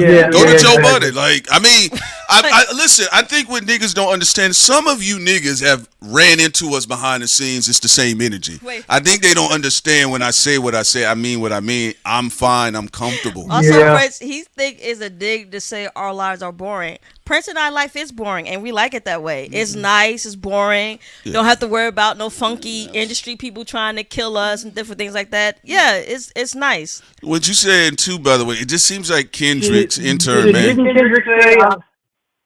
Go ahead, Ariel. No, I was saying, didn't Kendrick say I live a boring life? Kendrick's intern. Yeah, Kendrick Lamar did say that. He did say that. So, as far as anything else go, I'm cool on it, G. And maybe you'll get an education. That's not how my self-esteem works. It doesn't work whether Charlemagne got $200 million or whether Charlemagne's pockets are turned inside or out. It doesn't affect my self-esteem. Whether academics is screaming on live stream or whether academics is sleeping under a bridge, it doesn't affect Prince Solomon's self-esteem. And that's why I think a lot of industry niggas have a problem with that frame of thinking. I personally think he was sent because we've been talking about these things for years, but all of a sudden we shouldn't talk about it because we live boring lives and we don't want to pick a side. It's going to continue to be He came in here to talk about pick a side. And if you don't pick a side, you didn't pick a side because you scared. There's niggas that pick a side, they get 13 views in their live streams. Like I don't think it's about impact and effect. And people know what time it is, but I'm cool on it. But you can go ahead, man. I think I ain't gonna lie to you, Kendrick intern. That was funny to me. It was funny, nigga. That was funny. I already also made it already know I don't mess with Charlamagne at all though because of our engagement with him with our channel. Many transgressions. He had too many. Jessica Reed. He has way too many. Biden saying if you're not black, if you don't vote for me, you're not black. I'll never forgive that nigga for that. Yeah, and a lot of people who or Biden. A lot of people who showed up here later, they don't even remember. We talked to Jessica Reed. We literally have spoken to Jessica Reed before. And what took place with that young lady was disgusting at 16-year-old, being given alcohol and then eventually being gang-ard. You know, it was some of the most disgusting thing that you can, you know, it was disturbing. Yeah, I just think, like I said, Kendrick intern, I don't know, that's probably somebody little cousin them, and I'm cool on the G. You know what I'm saying? People tried to throw money across the table, and it's like, nah, dog, I'm not fucking with it. And unfortunately, you know, especially with the hip hop rap culture shit, there's a lot of people that do sell their souls or they sell their family member's soul for eggshells. They don't even get the yolk. You get what I'm saying? Yeah. So I'm cool on it. That's what I said, bro. I'm really was just trying to get down to the brother's point. And what do you mean afraid? I just want to know what does he mean by that. But outside of that, I'm cool on it, man. It just kind of sound like the same. He said we just proved that we are biased. Yeah. Okay, sure. All right. Yeah. He was reaching out of his ass for so many different points to get this shit on and popping, and it was like y'all weren't going for it. And he was like, "Well, why y'all even talking about music then? If you ain't trying to buy." That's the sycophant. But that's what I said. That's the sycophant side. To be able to speak on any of it means that I have to be on a side first. That's the rites of passage. Yeah, that's not how this a problematic mindset. And if you talk to me about Nas' discography versus, I don't know, Ghostface Killer's discography, like I'm interested in those conversations. But what's going on with Charlamagne and academics is just it's so interesting. This is what Sim brought up a point when somebody brings some information to us that we broke. So y'all folks are reacting to what we talked about in 2018 when people said that wasn't happening. Yeah. So when Drake when Drake finally says the jig is up, he says that's enough. We got it now. I got problems with Jay-Z, Kendrick Lamar, the Super. We already broke down all of that, and we talked about what plays were going to be had. But while Kendrick's intern is being cute, y'all still got some more heavier shit coming down for whoever side you on Kendrick's intern, just to let you know. So that's why I'm pretty calm and relaxed about it. I'm not angry, and I appreciate him calling in. It definitely highlights a lot of stuff that we've already talked about. Yeah, it definitely be like your case in point. That goofy Kentucky nigga. But back to the Jay-Z point, which I feel like was another reason that dude called in and made the comment that he did to try to distract from the Jay-Z point. It like at this point, it's like with every waking moment of Jay-Z's life so far at his big age of 73, I feel like I'm tired of this nigga. I get more and more and more tired of this motherfucker because every time there seems to be progress moving in a forward direction in regards to us as black folks boycotting or sending a message and that message getting through, here comes his goofy ass popping up every single time. And like, it's like, you're like, who you gonna call? Ghostbusters? Who you gonna call to break up a successful boycott? Jay-Z. Yeah, it's really frustrating and annoying. And I'm not even surprised. I when I saw that, I was like, oh, that makes sense. Of course he would, because there's a successful boycott that happened. So of course, bitch ass will be there. Well, they said, they were trying to throw on their best face forward with some pro propaganda, I believe, early in 2026, earlier this year, and they were saying, that the numbers were good, and that's because Trump came in, and everybody was like on an orange coke high with Donald Trump. All right, and so everybody was like, "We're up," but it was temporary because you seen what happened with some of the people in his cabinet. Pam Bondi's no longer with him, right? Yeah. Trump historically he uses human bodies like toilet paper. He moves to the next person, and that's just what he does. So a lot of people that got used, a lot of them, their businesses may not be doing the best right now. So Target's CEO was one of those individuals that got excited. This was this is our Obama moment. So he got excited, and so he started talking more specifically about black people, DEI, and all these other things, and we need to get rid of all of this stuff, and we're not trying to go with this woke stuff. And these are all dog whistling terms speaking against black people. And so after that, though, because again, there is white supremacists and racists can be owners behind the scenes, but culturally, they've never been able to keep an economy going. That's why they always default to blacks, queers, other minority groups at times, all right, behind black culture.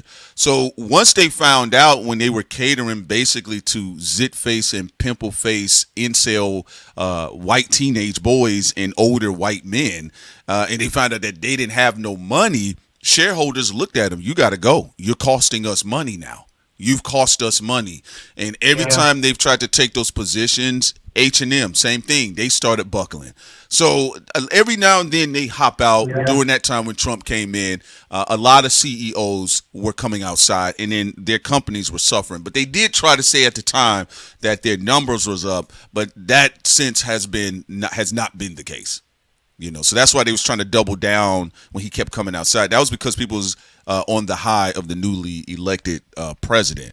But after, even Trump's, I actually saw an interview, a woman that had voted for Trump the third time, when they put the microphone in her face, she just said Trump is a piece of shit. And she says, I'm dumb for voting for him 3 times. So, and he's had one of the lowest approval ratings in U.S. president history. So, of course, Targets is scraping and scrambling right now in front of Diddy.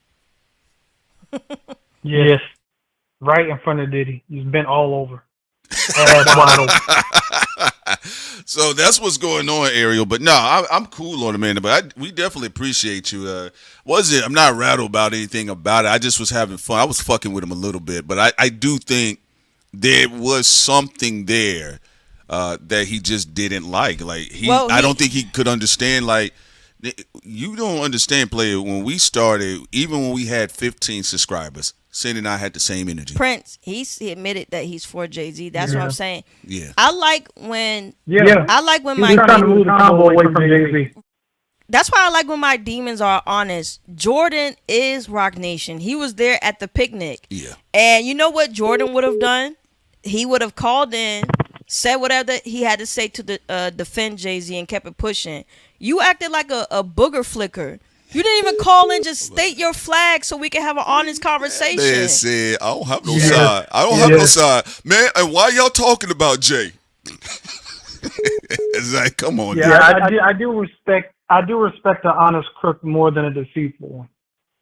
Absolutely, because you got to think about lying, and lying can get people killed. You know what I'm saying? And the conversation, look, especially when it's obvious. Look, I'll be real with y'all. Just if you think about it, because industry people do listen, right? And I want people to get this. That's why I said the numbers mean nothing. We've had 33 people in the chat. We've had 10 people in the chat. Industry niggas are still listening. They always do. You have to think about it. If you say, hey, man, December, Hov should probably look out. A few days after his birthday, Busby comes outside. Yeah. Okay. Every time we do that, Tony Busby kicked in the front door. Tony Busby kicking in the front door. That's actually a hilarious visual. But anyway, You got to think about this. Sid and I have been doing this for a minute, and we, not out of arrogance and not out of cockiness. I don't want people to get confused. I'm being realistic. Yeah. You make those statements publicly and something happens on the other side of the street, people look at you crazy. It don't matter what other people are saying, who got 3,000 people in their chat. People look at you crazy. And they like, well, what's going on over there? Because it's happened to us behind the scenes as well.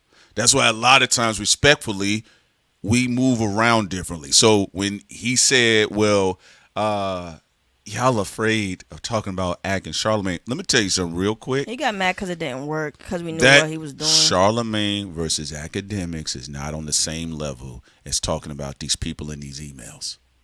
It's not on the same. It's not even on the same level it's not even on the same level as saying Diddy is going to prison and then they're going to get Jay-Z.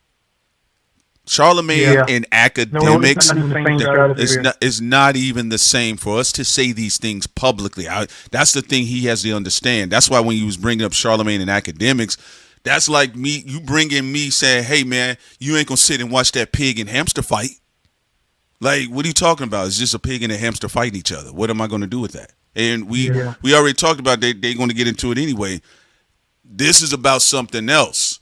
Jay-Z is having one of the worst moments culturally in his career ever. Well, that's why Kendrick Intern was sent, and he wanted something to clip up. And it's like, we don't do that here on this show.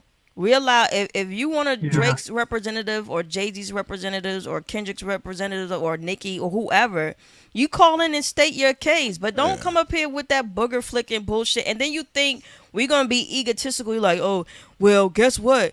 Well, I don't want to say it. I was about to say, forget it. Yeah. But just know, just be honest. Don't do that other shit. Actually, Kendrick's Intern, look, man, I really would have.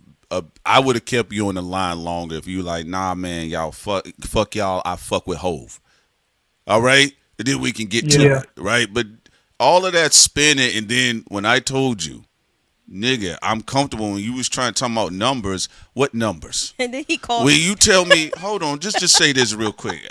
I'm gonna give you an example how YouTube works. Okay, there is an organic algorithm. So you click on one video, you may get 3 or 4 videos the same way. You click on one woman doing yoga poses, you're going to get a bunch of random women doing yoga poses, including fat ones too. All right? That's how the algorithm organically typically works. And then there's the buffered algorithm. There's the enhanced algorithm, right? For what Kendrick's Intern was saying, and he talked about, when I said I don't care about accepting any of this shit and I'm comfortable with it, then he said, "Oh, y'all just gonna be stuck at 219." I want you to, what you're listening to for 4 years. Yeah, but listen to that. Yeah. That's because even during the battle, y'all saw how many people were showing up. That's what everything was elevated in the algorithm. That's what they worship. They worship. Even like, man, sell your soul so you could get a good amount. Like, bro, like, what are we talking about? So the thing is that I think Kendrick's Intern play. You just got to understand, people. There are people that they are fine. I'm okay. You mentioned $200 million. That's for Charlemagne and his people. That's for Just Hilarious, who say that they felt they weren't getting no traction on social media anymore, despite having iHeart and Netflix behind them. That's for them to work that out. Yeah. All right? Academics is doing what academics do. Get into it with street niggas and sit behind a computer. So when he said that, the fact that you even decided to try to put the element of fear with academics and Charlemagne kind of let me know you was already up to something, whether you want to confess in the name of Jesus to that or not, versus Sin and I calling what happens with Jay-Z and Diddy, and it happens exactly, and we kept talking. Moving on forward. When other people that are trying to get goodies from either camp were afraid to say anything. We already told you guys what was going to go down with Tupac's killer. Like, if you've listened to us for a long time, you know Charlemagne and academics tit for tat with each other is not even on our agenda. If something bigger happens out of the situation, then it is what it is. Something will. I mean, we said in 2021. Something will, but yes. We said in 2021 because of Charlemagne, we know what's up. But Ariel, what's your last comment you want to say? Man, it's just that nigga was really trying to recruit y'all live. Funny, Ariel. All right, bro. Go ahead. Do your thing. Say your last point. All right, cool, man. All right, we appreciate Ariel so much. 614. You're now live in the building. You will be our final caller player. I do see some people they trying to call in. I may try to get the 517 for you. All right, we'll get. And that'll be the last two calls. But go ahead, 614. What's good with you? Good morning, Thought Crimes. This is Victor Status. In the building. Hey, what's good with you, man? Can you speak up a little bit too? I want to make sure the think tank can hear you. Go ahead. Can I be heard? Yeah, they can hear you now. That sounds much better. Sounds much better. All right, thank you. I have a disagreement and an agreement with Future opening up on the World Cup. I think it's great for him, but I also don't like it because I just don't like the whole corporatization of a lot of artists, because I don't think that their message is really translating well to those that might hear it that are of a younger persuasion. But I get where it's, I get it. His image drives dollars and eyeballs. As far as Jay-Z, the first rift between him and Nas told us all. Didn't he stab Un? Yeah, he said that on stage. I think Un Rivera said in the interview, I think he was sitting down with Vlad. Un Rivera said, I don't know if it was either he was sitting down with Vlad or Art of Dialogue. I think Art has better interviews than Vlad, but yes, a lot better. But I think Un Rivera, I did recall him saying that he almost lost his life.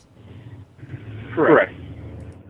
So for Black America to, this guy's been playing on our face for what, 40 plus years? White America already knows, hey, he'll do his own man in for the dollar. So, we've had multiple public events where Jay-Z, and I have also called him the Nick Saban of hip hop, because Nick Saban also gets in the way of black men's money. But on the NFL level, you also asked who else has gotten in the way of people's money.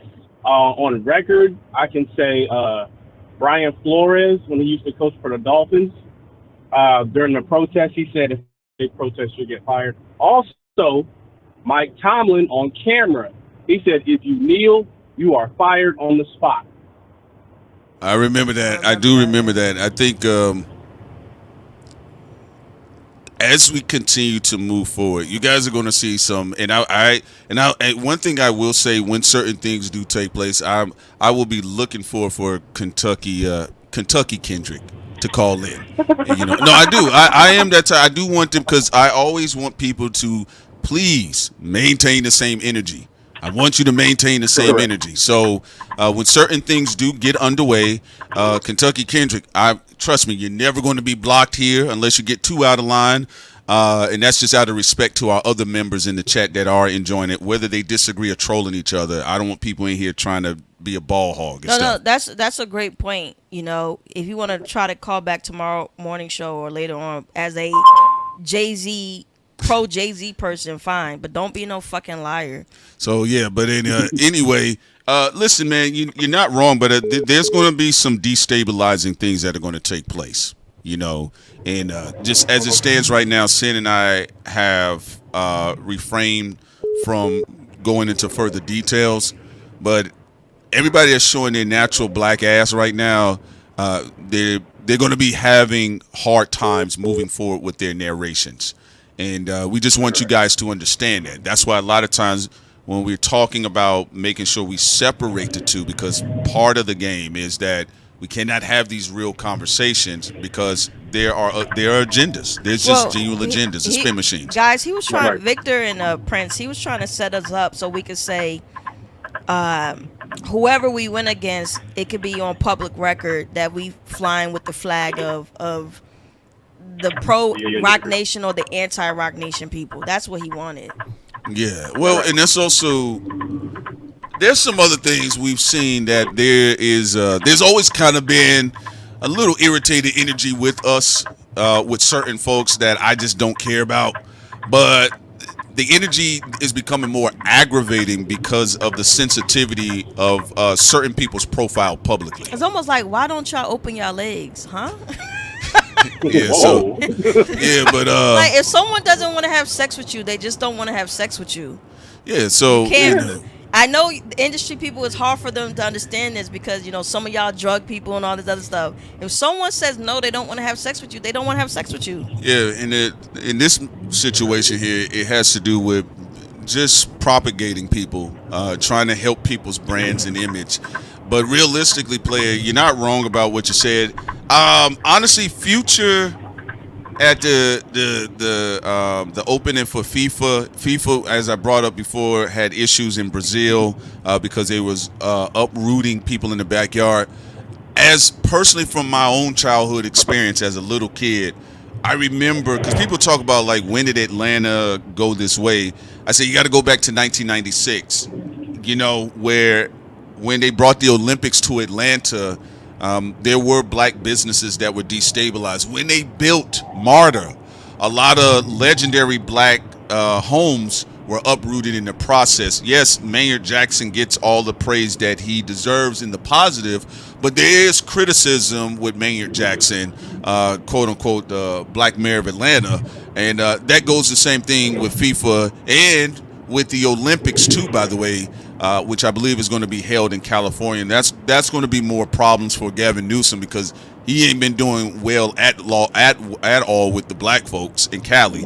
And so that's why I'm just saying, you know, to the overall greater point, not to continue to ramble on here, man. Look, bro, it's an Elysium. There's black people that want to make it into the Elysium. That's Matt Damon's best movie besides The Talented Mr. Ripley.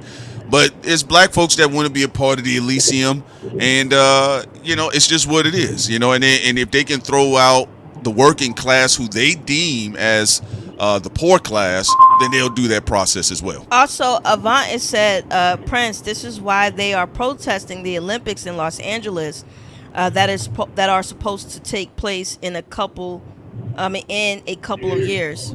Yes. The Olympics, and I think World Cup. Am I correct? They're supposed to be hosting the World Cup at some point in time, FIFA or something like that.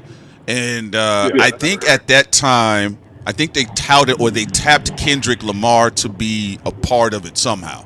So they tapped a lot of artists. Yeah. They tapped Drake. Yes. They tapped Shakira performed with what's his name from West Africa, Nigeria. Who is it? Who said again? I was about to say Bad Bunny, but no, it's probably West Africa. Burna Boy? Yes, thank you. Yeah, Burna Boy and Shakira performed, and then you had Future and Tyler.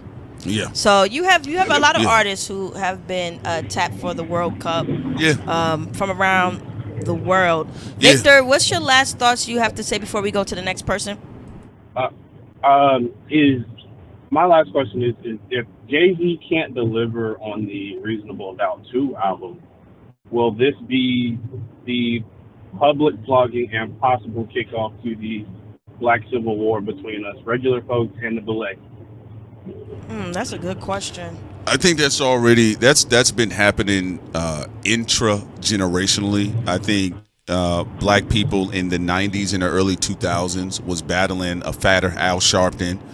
I think, you know, respectfully to the dead, but Jesse Jackson at times distorted a lot of black politicking in America, which is what Obama was built off of, the Jesse Jackson forms of politics. In fact, Jesse Jackson for the deep state was able to be a very charismatic, charming, pioneering force in re-engineering how black politics and black activism is profited and conducted. I would say Al Sharpton was worse. And then because Jesse did at certain points stand up. He did stand up for the Palestinian people, which got him in trouble, and his son. And then he also did stand up against Obama. Although you're right, there has been times he's faltered, but he had more. He had more of a backbone than Al. Well, that's because at the end of the day, Jesse Jackson was still a nigga from Chicago.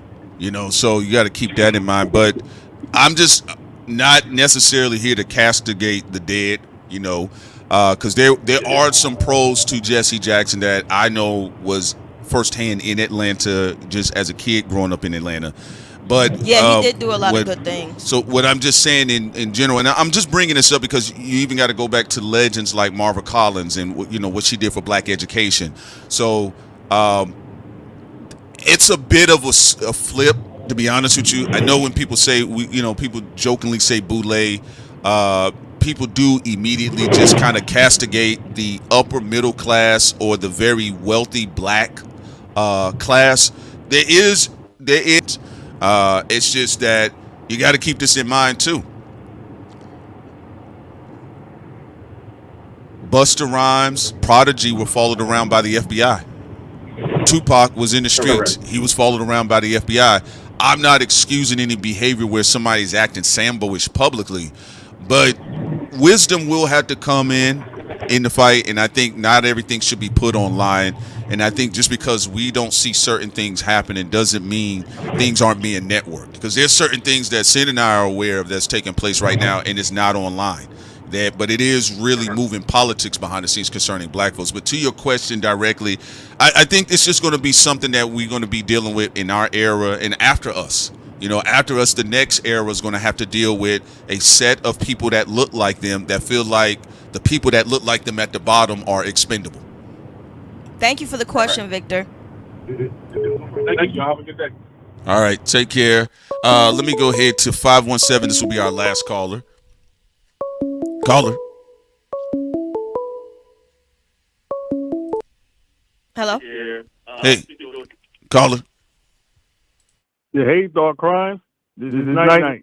What's up, Night? Night. What's going on, man? Because your brother in Christ, Kentucky Kendrick, you saw what he was trying to do. What's going on? Who the hell is that? I don't know that man. That man sound like a damn agent. I heard his phone call when he was talking that shit. That man is a damn agent, man. He's for Rock Nation, pretending like he's Kendrick Lamar. And today is Kendrick Lamar's birthday. So, that's a good point. Yo, shouts out to you, Night. That's a good point.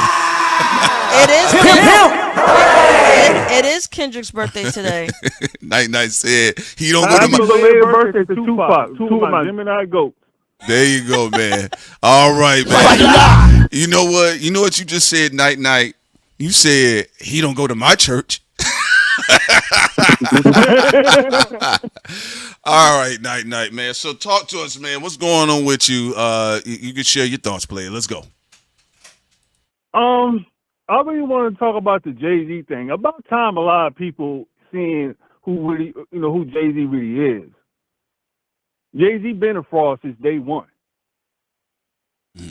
Because that's why Tupac exposed him. He called him, on the bound first, because there's a version on YouTube of the OG bound first that's supposed to be released on the album, but a lot of things been cut off the Machiavelli album. But on the outro, he was roasting Jay-Z.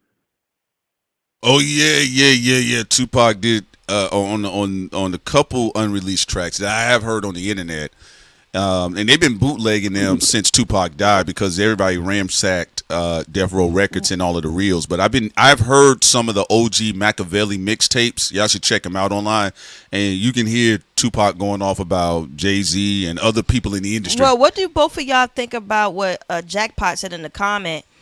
She said, how Jay-Z going to do a song on the Judas and the Black Messiah soundtrack when he been playing the Judas in every moment, ain't going to Target to get that whack-ass shit from Jay-Z. So what do y'all think about him being on the soundtrack, but then also doing what he did with the NFL and Target and all that? What's your thoughts first, Night?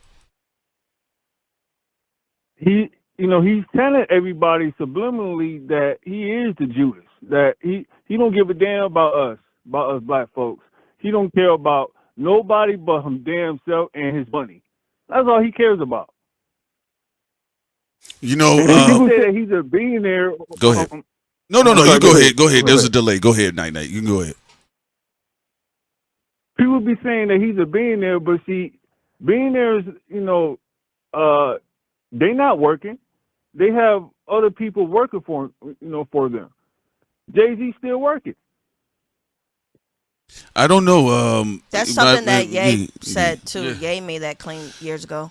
I get you. My perspective is, as far as that goes, of what soundtracks he appears on. I don't know. I just think, when I saw from Lemonade to the Carters, I said, well, this will be interesting. And when he said, I don't need the Super Bowl, you need me.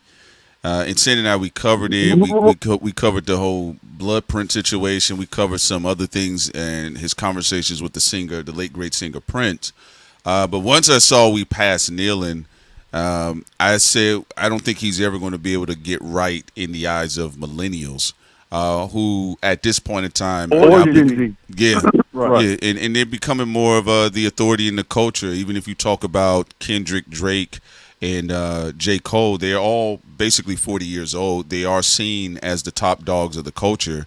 So I think Jay-Z is just doing what he's doing. I don't know how much money Jay-Z has or doesn't have. Either way, for me personally, it's largely irrelevant because I think he's moving in a way where he's not going to be able to shake a lot of these criticisms. And even how they were speaking about him in those emails, it didn't seem like they spoke about him as an equal partner. No. They spoke about him like Butler, or thank you that he was able to calm the blacks down or the people in the streets. But it didn't sound like they were speaking about Jay-Z like he was a partner. Well, the people in the street part is he's an Illuminati puppet. Night. Every time one of the leads tell him to jump, he jumps. Yeah. So and he was at the white parties too. Okay, he was in the white party with Drake. I have a question with that. Why do you think, even though Jay-Z went to all these parties with all these other celebrities, like you talk about Drake and all these other people, why is there such a diverse group of people that don't like him, including Drake, including Nicki, including Cam, including Gilly, including Mace? There's a lot of, and including activists. There's a lot of diversity in the people who don't. There's a lot of diversity in the people who don't like him. Why? Right, because he's a snake. He snakes everybody for money and for the position that he wants. He don't want nobody to be in a top, top corporate move that he's in, like the Super Bowl, for example. He didn't want Jermaine Dupri to be to have that. He wants that. He wants everybody to be to come to him. Well, I think this is what I will say, and I'm gonna get to I'm Just. He says, Pete, talk more about Pac's unreleased music on that album when you get a chance. I'll spin the block on that because we are going to touch on the Tupac thing as well. I'll just say this, and I'm gonna let you say your piece because I know, yes, it is Tupac's birthday. I know Night you're a big Tupac fan, and Tupac is definitely OG GOAT in the game. What I will say, I do think what is happening with Jay-Z, I think it's metaphorical of, again, what Sin and I have covered over and over since we started Thought Crimes about decentralized market spaces online concerning broadcasting and entertainment. And because of that, look, even Charlemagne at one point in time when he was making too many not favorable jokes about Jay-Z, it was alleged, and Charlemagne said this himself, that Jay-Z got him fired from a radio station. But now Charlemagne tried to do the same thing. He wants everybody in podcasting and radio to be under him. Now, the flip side today, it's not that easy. People want to be gatekeepers. Yeah, yes. and it's like the gates aren't big enough. Back then, the gates, like, nigga, there was one gate and there was a fat nigga at the gate. You got to go through him. Not today. Mm-hmm. So that's why I was, telling Kentucky Kendrick, I said, "Pimp, whether I got 11 chats, 11 people in this motherfucker or 11,000 people in here, our energy has been pretty much the same. We just don't care like that. And I know for an industry that has been institutionalized and they, like Sim brought up, they really care about gatekeeping. I know it's hard for them to understand why is that. Well, and also allegedly people who do partner up with Jay-Z on that, they usually get sacrificed. Go ahead, Night. What's your thoughts on all of this? Yeah, like I said, that Jay-Z wants to be the main gatekeeper of everything, of black culture, of hip hop, or everything. He want to be the gate. He want people under him, and that's why I believe that he's going to diss Nas and he's going to diss Kendrick Lamar in his next album, because you remember when Nas beat him on that Casino New York deal? Jay-Z didn't like that. Jay-Z didn't like that. He's going to diss Nas and he's going to diss Kendrick Lamar because Kendrick Lamar is on the throne.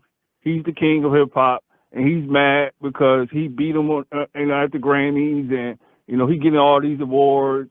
Everybody praising him, and Jay-Z hates that. Jay-Z hates that people. Other people, outshining his own legacy. Jay-Z has a big ego. He's a jealousy guy. He really believes that. Like nobody's better than me. Like he just don't like being outshined. Like he's an envious motherfucker. That's why he always been jealous of Nas. I just feel like that Jay-Z is pissing off sinners and saints. Like it's just like he's pissing off people in the underworld and people who are not associated in that world. I think also there has been a issue of transitioning.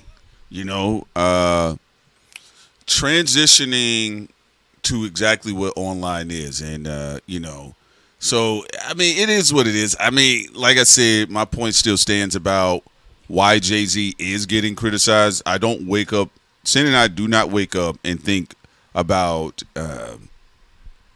getting Jay-Z out of anywhere.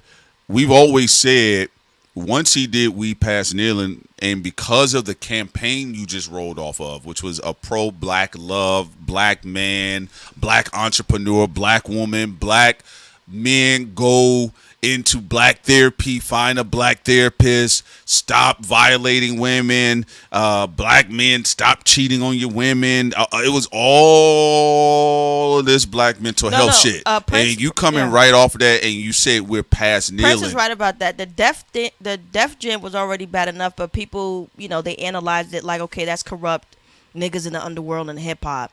Then he did the Barclay, and the heat got up even more because you fucked over black businesses in Brooklyn. But when he did the NFL thing, it was like, okay, now the dam just completely broke open. Like it don't matter what it is, you're just gonna always be just doing this. Yeah, that's what I said. Because remember, Night, and for everybody in the chat, including Kentucky Kendrick, if he's still here, you remember Jay-Z had a rebrand in front of black aspiring millennials online. Shouts out to the now defunct The Grapevine with Ashley Acuna around that era, that whole era, because they talked about it over there. You saw it being discussed on podcasts, and it was a good rebrand. Beyonce was outside. Beyonce, the number one pop star in the world at the time. And Black Lives Matter. The Black Lives Matter all blended into all of this. I think that was the last time that millennials believed in Jay-Z. That's why I said it's not that you just took the deal. It's how you took it.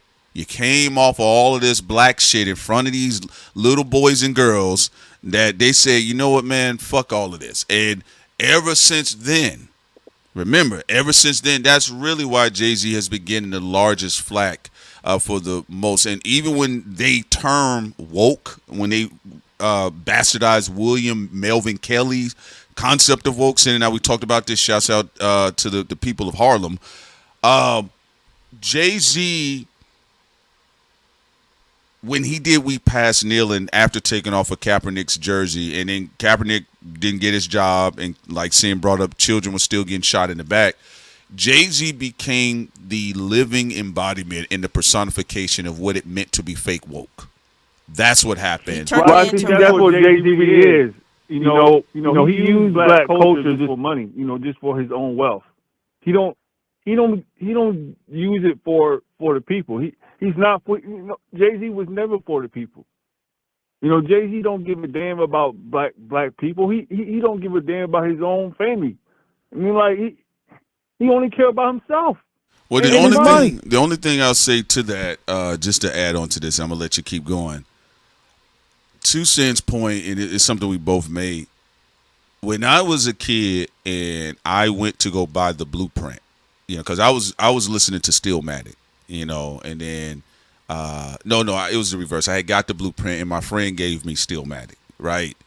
And I didn't really, at that point, I wasn't looking at Jay-Z as a Harry Belafonte, or I didn't look at him as I didn't look at him as Martin Luther King. I looked at Jay-Z as a nigga that was older than me, that got money. A street nigga who's a hustler, who's scamming. I put him in the same category as the motivational speaker as Eric Thomas. But then he switched up and tried to make everybody believe he changed his ways. Yeah, and then because you got to remember, and people got to go back to 444. I want y'all to understand that's what really killed Jay-Z.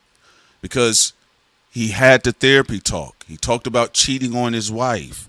He talked about I'm a better man, and I want to do better. I want to talk about black people issues. I actually want to talk about black politics. He did it at a church. He did it at a church. A fake church, but nonetheless a church. Yeah, so this thing, I just think people are playing games.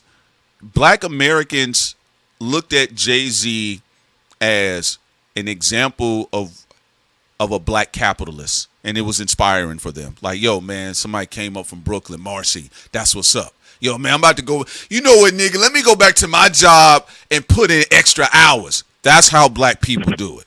But nobody said Jay-Z was Darren Seals. Nobody looked at him like that. But then he went in that category. He went in that territory. But that whole thing went in that direction because people use black plight to elevate their profile in business. That's what happens. Yep. And that's all that happened. It's very simple. And I just think that's people all Jay-Z been doing. I just think people are having a hard time. Go ahead. No, I'm gonna let you continue. I just think people are having a hard time with the reality of it. The reality of it, bro, you did the Black Surfboard tour. You Beyonce, Solange, and the Carters, and it was nice. It was beautiful. It was a great production, dope videos. And then you said we're past kneeling. And you're feeling the aftershocks, the tremors of that. That's it. Nothing else. It's not that deep.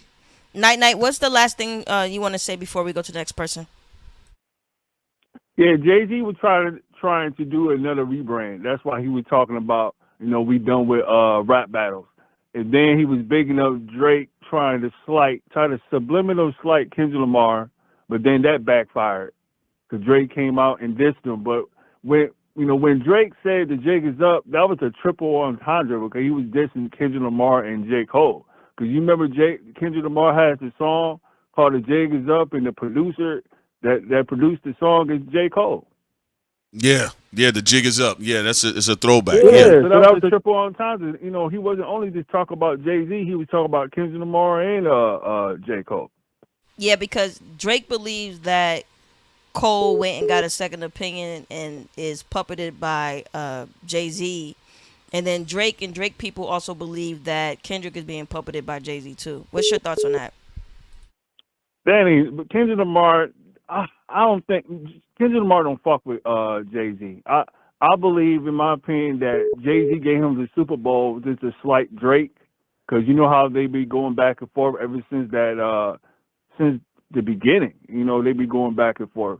So I believe that Jay-Z interfered and gave Kendrick the Super Bowl to go at Drake subliminally. That's how Jay-Z is a slick ass nigga. He is a slick ass nigga. That's why Kendrick Lamar didn't say on Whacked Up Mirrors, Jay-Z, congratulated me, because Jay-Z did congratulate him. but he didn't mention his name. He didn't even say his name. He said Nas only did. So that was like a subliminal slight at Jay-Z, and Jay-Z didn't like that.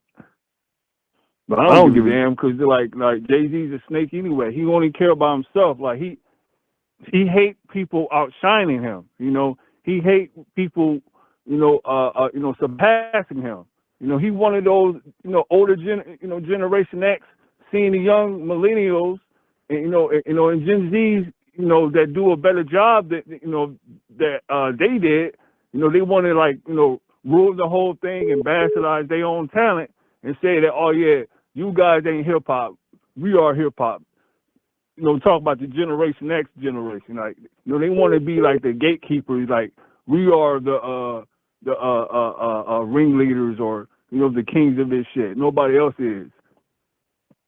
Thank you, Night Night, for bringing your perspective, and also we're gonna have a conversation soon on the Tupac stuff because I'm glad that you brought that up. I also want Prince to do a 5-minute video on the whole Tupac and Machiavelli thing, but I also want to do a stream where you call in about when we do our next stream on Tupac, for you to call in because I know you have a lot of knowledge on that and you really love the conversations on Tupac. Probably be tomorrow's stream there for the final round of tomorrow's Thursday, right? Yes. Because you and B More will be live on Friday. Okay, that'll be tomorrow's stream. We'll make that tomorrow. You guys in for that for the Tupac stream because we know Jay-Z and Kentucky Kendrick. We spend a lot of time with them. So, but we did have to talk willingly about what's going on with Target. But you can continue saying it. Tupac exposed Jay-Z, and he exposed. That Machiavelli. This year is the 30th anniversary of the Machiavelli album. November the 5th, because that came out in 1996. It's 2026. It's the 30-year anniversary of the Machiavelli album. Kendrick was exposing a lot of people on that album, and I believe there was more people that he was going to expose. But he was exposing a lot of people, even Jay-Z. And we are here in 2026. Everything that Tupac said on his records and his interviews have came to pass, have came to light. All right, yeah, no, we believe you, man, and you're right. Tupac was going off. Yo, Night, man, we appreciate you calling back in. It's good to see you again, and we hope you are enjoying your birthday too. By the way, so you take care. All right, player. That was June 1st, but thank you. No. He's joking about Kendrick's birthday. Oh yeah. Tupac was yesterday, and Kendrick is today. Happy birthday to both of them, both my goats. All right, bro. You take care. All right. You too. All right, y'all. That's it, man. We're gonna leave on Night right there. Fantastic call to all of the callers. We also got a super chat too. Oh yeah, shouts out to Excalibur 8713 says Jay. I guess you meant to say warned. Jay warned y'all in his songs. He only care about money. He's a businessman. They do anything for business. Shouts out to, we appreciate you so much, and also. Because we'll talk about the Keefe D and everything, all that stuff tomorrow. Then we'll just be a Tupac stream for y'all. And if some people want to call in, they can call in later on into the stream. Keefe Sweating, shouts out to you. That's a funny name. Why would anybody be surprised at what a rapper? Let me see. Surprised that a rapper entertainer would only care about money or himself. Black entertainers aren't obligated to appease us.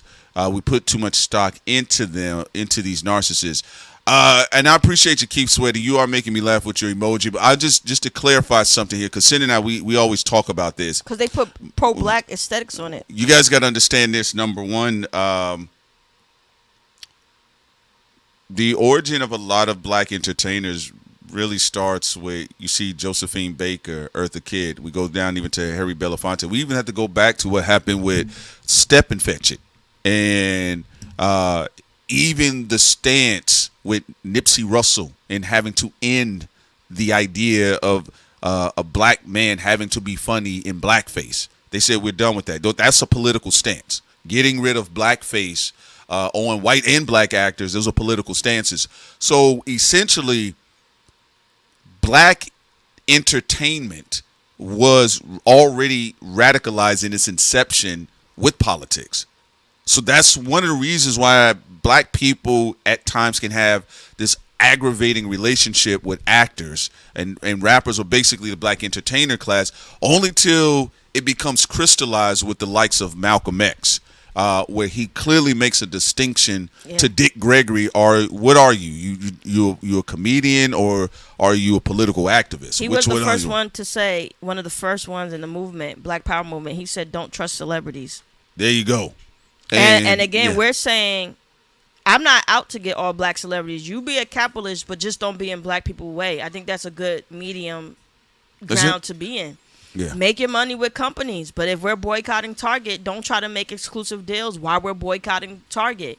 Like, stop trying to be slick and using the black collective as a bargaining chip so you can make your funky deals. Make your deals based off your own talent. And again, I'm going to say this. Make your deal off of your own talents. Do not make your deals off of my oppression. Yeah. So, guys, that's all it is. We appreciate you. Keep sweating. Yeah, no problem. But like I said, I don't have no problem with the disagreements. I don't think people can only probably maybe count one time I've actually blocked someone, and it was probably a chat bot. Okay. But I don't really block anybody when it comes to disagreements. Sin doesn't either. But people do need to understand. Yeah, we won't be blocking Kendrick's intern. No, Kentucky Kendrick can always call back in. He finally took off the mask and finally admitted he was for Jay-Z. Just for Jay-Z, man. That's it. It's cool. There's a lot of niggas for him. And it's all good. But the other side of it is that black entertaining space, black entertainment has always been coupled with politics. It's never not been the case. Even when we go back as far as something as Birth of a Nation, which I think was one of the first. One of Hollywood's earliest blockbusters, and it was about dehumanizing black people. So that's just what it is. And at times when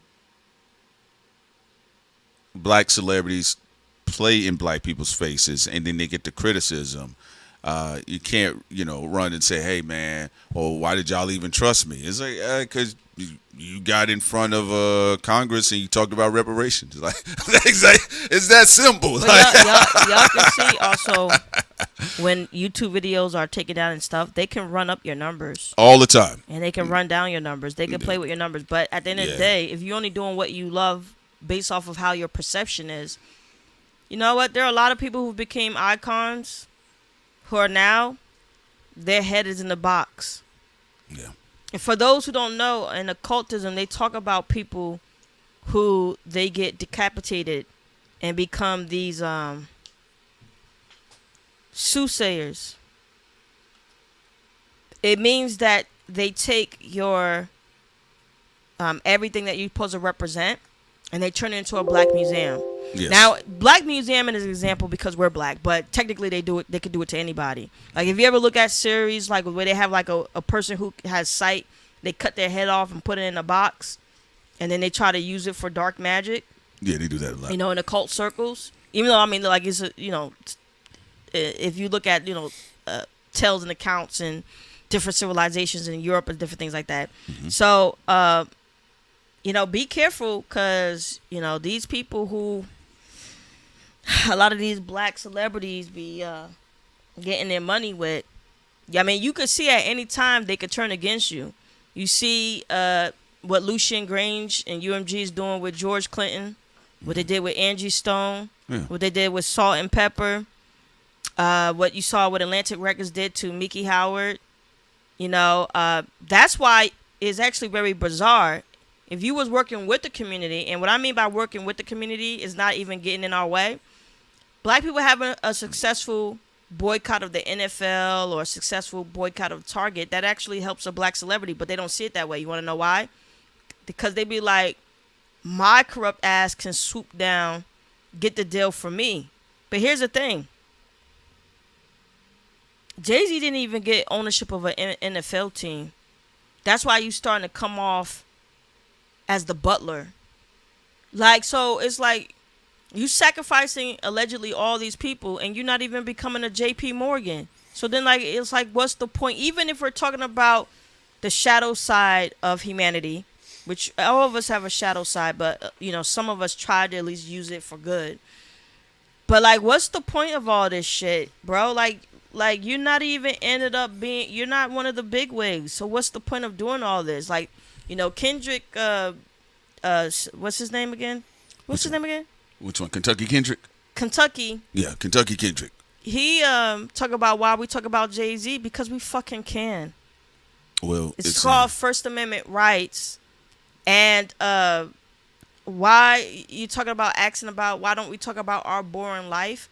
Well, you must be interested in two boring niggas because I've seen your energy be in the chat before. You just going by another name because your Lord and Savior Jay-Z is being deconstructed here on this mic, and then you came in trying to be a Judas. You tried to be what Williams was to Fred Hampton, and I'm not saying Prince and I are on the level of Fred Hampton. Mm-hmm. I'm talking about, you see how covert people be sneaky?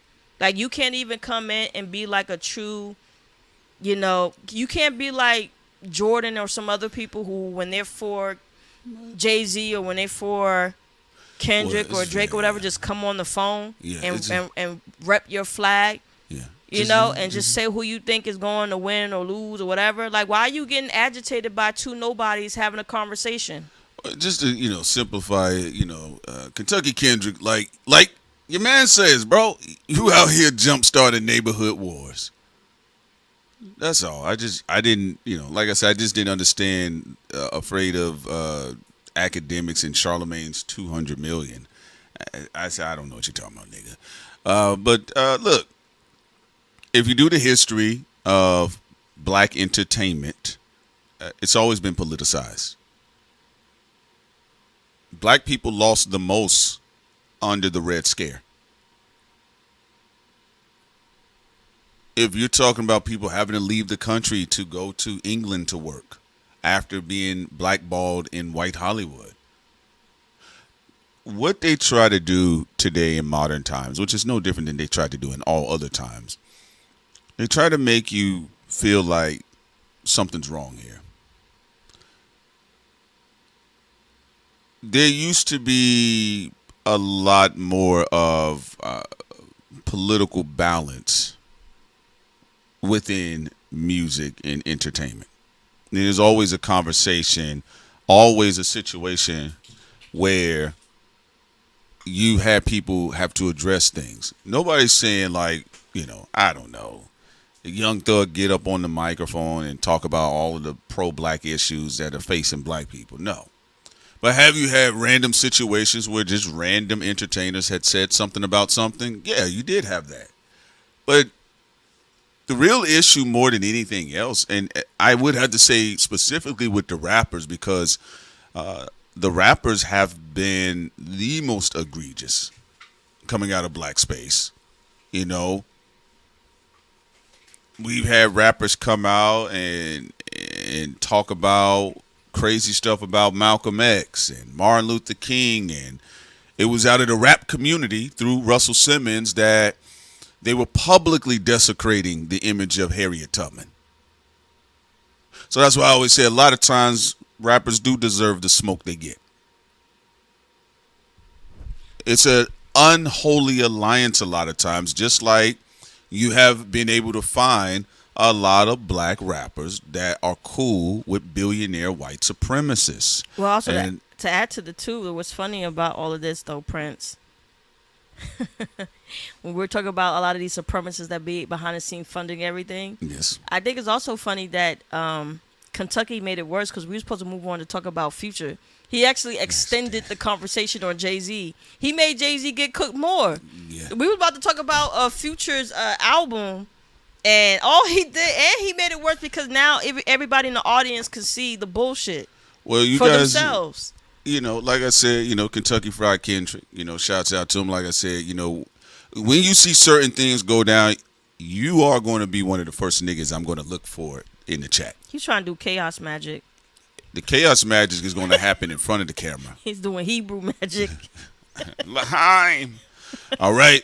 But overall, I wouldn't say, for people that are listening, I would keep this in mind. There's a lot of stuff that's taking place right now. There's a lot of things taking place right now, and we always told you guys what was going on geopolitically, and we told you guys what's been going on Black people are being put in a situation of being under duress. And what I mean by that is when they looked at DEI, there's a lot of black people that I personally know, that Sin personally knows, even online as well. They don't even care about arguing about DEI or diversity issues. They don't want to have those conversations. But what they're saying is that this is a part of an agenda completely. And this is to remove black people of their power. That's it. Remove black people of their power. Whether you're talking about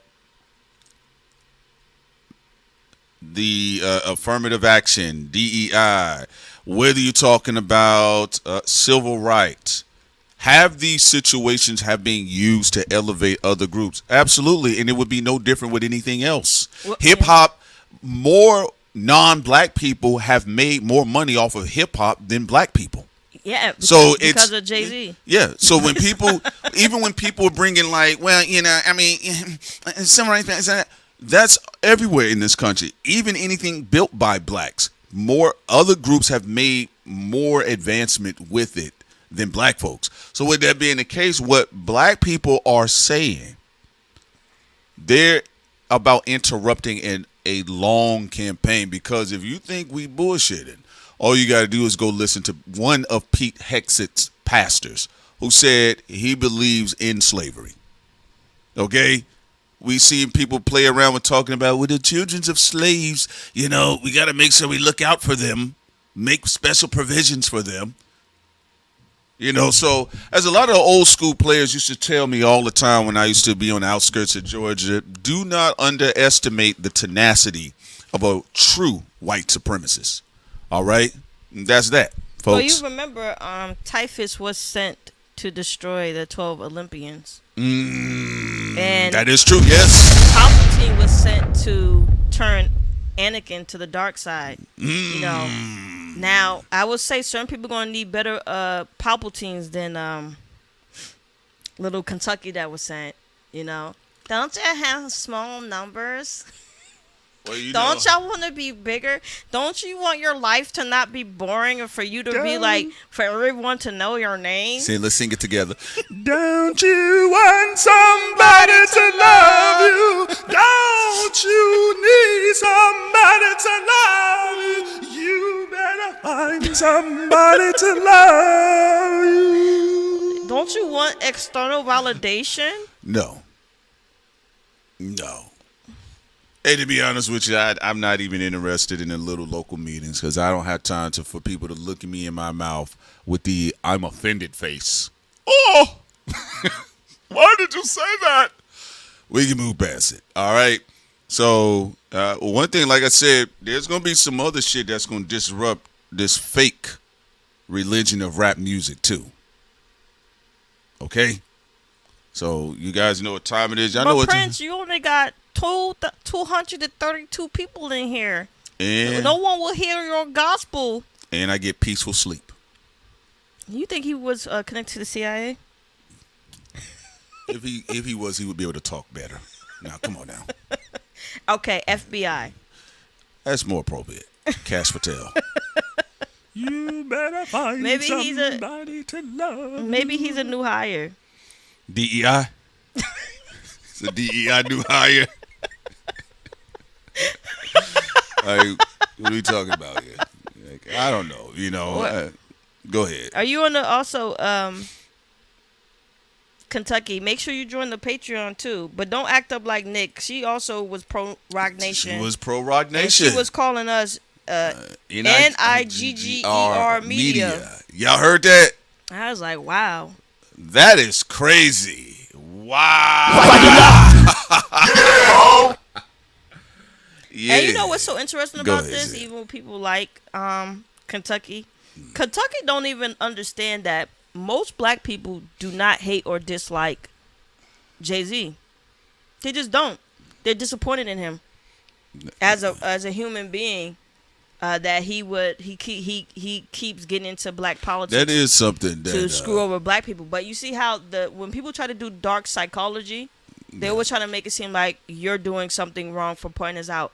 I've rarely met people who just buy Jay-Z's existence say, I fucking hate that motherfucker. No, it usually be when I talk to people in Brooklyn, it be about the Barclay. Yeah. It's always about an action that Jay-Z actually did, not just because, oh, I hate the way you look or whatever, or, it has nothing to do with that. True. I do think that's the same thing that happened with Kevin Hart. He got on the Breakfast Club and he was talking about black people, black Americans hating on his success. I said, no, small fry nigga. Black niggas are disappointed in you. Yeah. Black people be disappointed in motherfuckers. My they aunts like and uncles got dressed up to watch his shows. You hating me. So he could cry. No, black people didn't call you a monkey, midget. White people in this, I remember like the Sony execs, they was like, you a greedy, money hungry, grubby, they say, money, a monkey. They call him all, monkey. They call him all derogatory type of name. He never spoke about Sony like that. In fact, when he addressed it, he said he gonna take the high road. Well, take the high road with black people and shut your mouth then. Yeah, I think people don't understand black people that. didn't do anything. They gave you your upstart so you could cross over and be a success. Go be successful. But nobody told you to. That's even like with Kevin. You supposed to have all this money. Why did you even need to be a corporate henchman? For Starbucks. Can't revisit the past. I know. Just like he said, y'all can't talk about yesterday. The reason why I have to get niggas off the phone when I'm about to roast them, because I'm gonna tell you what niggas do when they know you about to roast them. They start talking and screaming on top of you every time. Yeah, we had women slide through and get cooked on the microphone. They never talked on top of us. But when the niggas know, like, oh shit, you ain't gonna roast me, I'm gonna raise my voice over you, nigga. I'm gonna talk over you.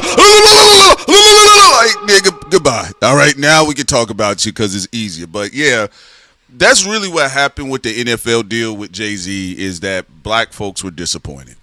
And you may have some guilt behind it. I don't know. I just feel like you should commit to be the villain. If you're the villain, be the villain. All right. So if you want to play Andrew Carnegie, be that. Be Andrew Carnegie. Who cares what you say? All right. Who cares what people say? All right. So outside of that, ladies and gentlemen, we're gonna wrap this up. All right. Tay said we went light on him on the roast, and we did. We did, because even when he got sensitive to talk about sin, why you call me a bitch? I'm like, that's what you're acting like. I don't know you enough to say you are a bitch, but doing that Judas stuff on the mic, because how you was talking, I know you've been on the show a lot, and my intuition just told me you just trying to set people up for a clip, and that even though you say the Clippers. You have objectivity. You don't. You obviously have something against academics. Because you started off with academics. You're definitely, you was also trying to say, like, are you going to talk about what Charlamagne going to do to academics to big up Charlamagne? He did big up Charlamagne twice because he said Joe Budden didn't even want to smoke. Then you call us old, but then you running after 85-year-old Jay-Z and you running after 50-something-year-old Charlamagne, and we're not close to those ages. So all I'm saying is that just shows, like, you was like a baby in training, like somebody trying to train you for something. Whatever they training you for, I don't know, I don't care. But I like I will say this, I personally like the older men and women better who are in these camps, because they just call in and they don't have no time for this fake shit. When Jordan come in, he said, look, Drake is going to lose. Nicki going to lose. I was at the Root picnic. They don't want them problems.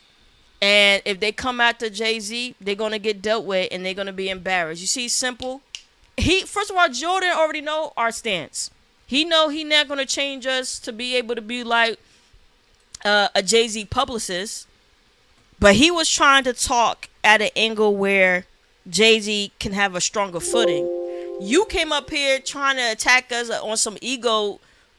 I don't have a dick, but dick measuring with whatever, whoever you dick measuring contest, whatever. Mm-hmm.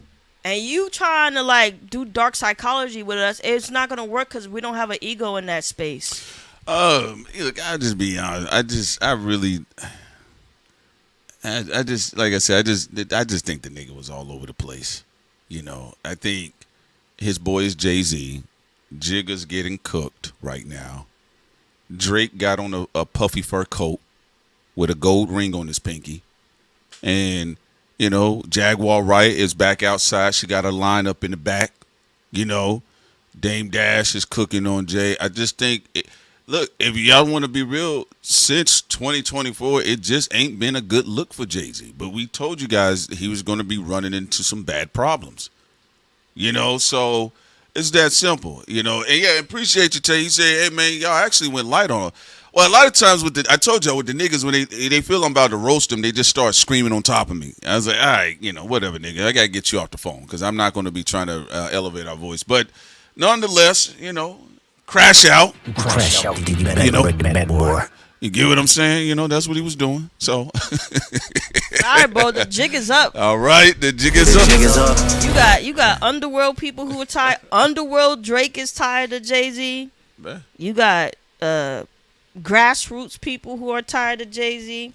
And notice when they talk about the sins, they only bring up Jay-Z because I would see like because you know I go to my because you know I've been a part of a lot of movements, and every time I go to them, the one rapper they bring up when they irritated is Jay-Z. Everybody. I remember when I went to an event. They was talking about police brutality and all this different stuff and how environmentalists need to stick together. And they were bringing up all the blue bloods and all the white capitalists. And then the only person that was black that they mentioned was Jay-Z. Fucking Jay-Z.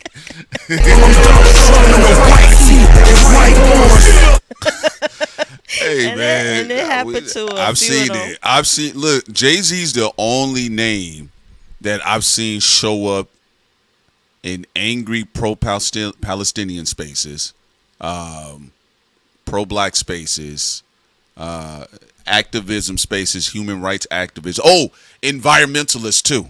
I've seen his name. I've seen Jay-Z get rebuked in a lot of different spaces. That's why we told you guys. We said actually the one rapper that has the most ops is Jay-Z. Like very powerful ops. Very even on the other side of the spectrum, a lot of activist ops. So that's what we say. Look, y'all are gonna see, man. We gotta go, y'all. We have to go. That's why Russell said, "Heaven sent." Yeah, we had to finish editing our Baby Keem video. Yeah, we're working on the Baby Keem one, so we gotta go. We love you guys. Also, we did do one recently. We didn't even get to talk about Future though. His album. We gotta wait. We gotta make. We'll throw it in tomorrow as well. We just put it in. Future. I think Future should just be a solo video about what he possibly do with his album, and we'll keep tomorrow with some other stuff. Plutoski. All right, y'all. All right, y'all have fun. Y'all enjoyed yourselves. Press 1, yes, 2, no. Like hell no, I enjoyed myself, y'all. Y'all gonna be like Kentucky Kendrick. So shouts out to him. I will be looking forward to him when he comes back. Right. One smart move that Drake didn't do, even though he's brought up some time, is because he's never got in the way of people's boycotts. Even when people are like at the tip of throwing a dart at him, he always survives last minute because he never did that. And you know, Jay-Z, I mean, you could have got away with a lot of stuff if you just like bro, like just not do that. It's very simple. Like people try to act like people in dude's business. No, you're in our business. Hey. Target is for every regular, everyday people, bro. Like, you know, you gotta stop doing that. Hey man, it is what it is. Like I told y'all. We love you too, Woke One. Thank you so much. Shouts out to Woke One. We appreciate you so much. Look, it's like I told y'all, man. Once he said we passed nearly, you guys can go back. Sitting down, we said, hey man, nigga, after that beautiful artistic black campaign, it even included Beyonce's Lion King album. Right? You can't take my power. Boy, that I said, damn. I said, yeah. Man.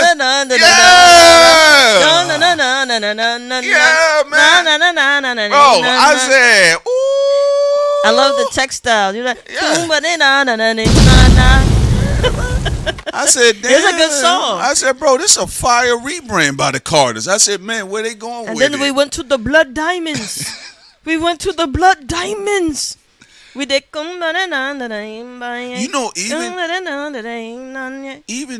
the even people discrediting themselves about how dope that era was. Nigga, that's why black niggas, millennials were disappointed. They said, "What, bro? My daddy ain't coming." What you mean he left? Nah, man. Sorry, little nigga, man. He ran off with the milk lady. All right. So yeah, man. Come on, man. That was a cold-blooded area, man. And eventually, that even inspired Kendrick to do his Mr. Morale and the Big Steppers. I mean, come on. So. It is what it is, man. So, like, I'm not going to mince meat with it. We going to call an ace, a spade, a spade. It looked like Diddy's his date of getting released keep getting moved up like we told y'all. He is Satan. Ooh, Scorpio saying that. Don't get Kentucky started. What'd you say? Kentucky is so goofy. He probably also profiled you because you're a Scorpio. Don't you want to be known? Oh, you talking about trying to speak to the Scorpio side? Don't you want the money? Don't you want money, nigga? Don't you want to have more than 300 people in the chat?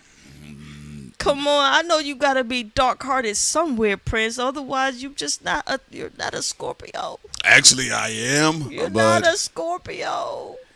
I don't want me to go. We're not looking to have those types of conversations, but you gotta go and take the oath. Yeah.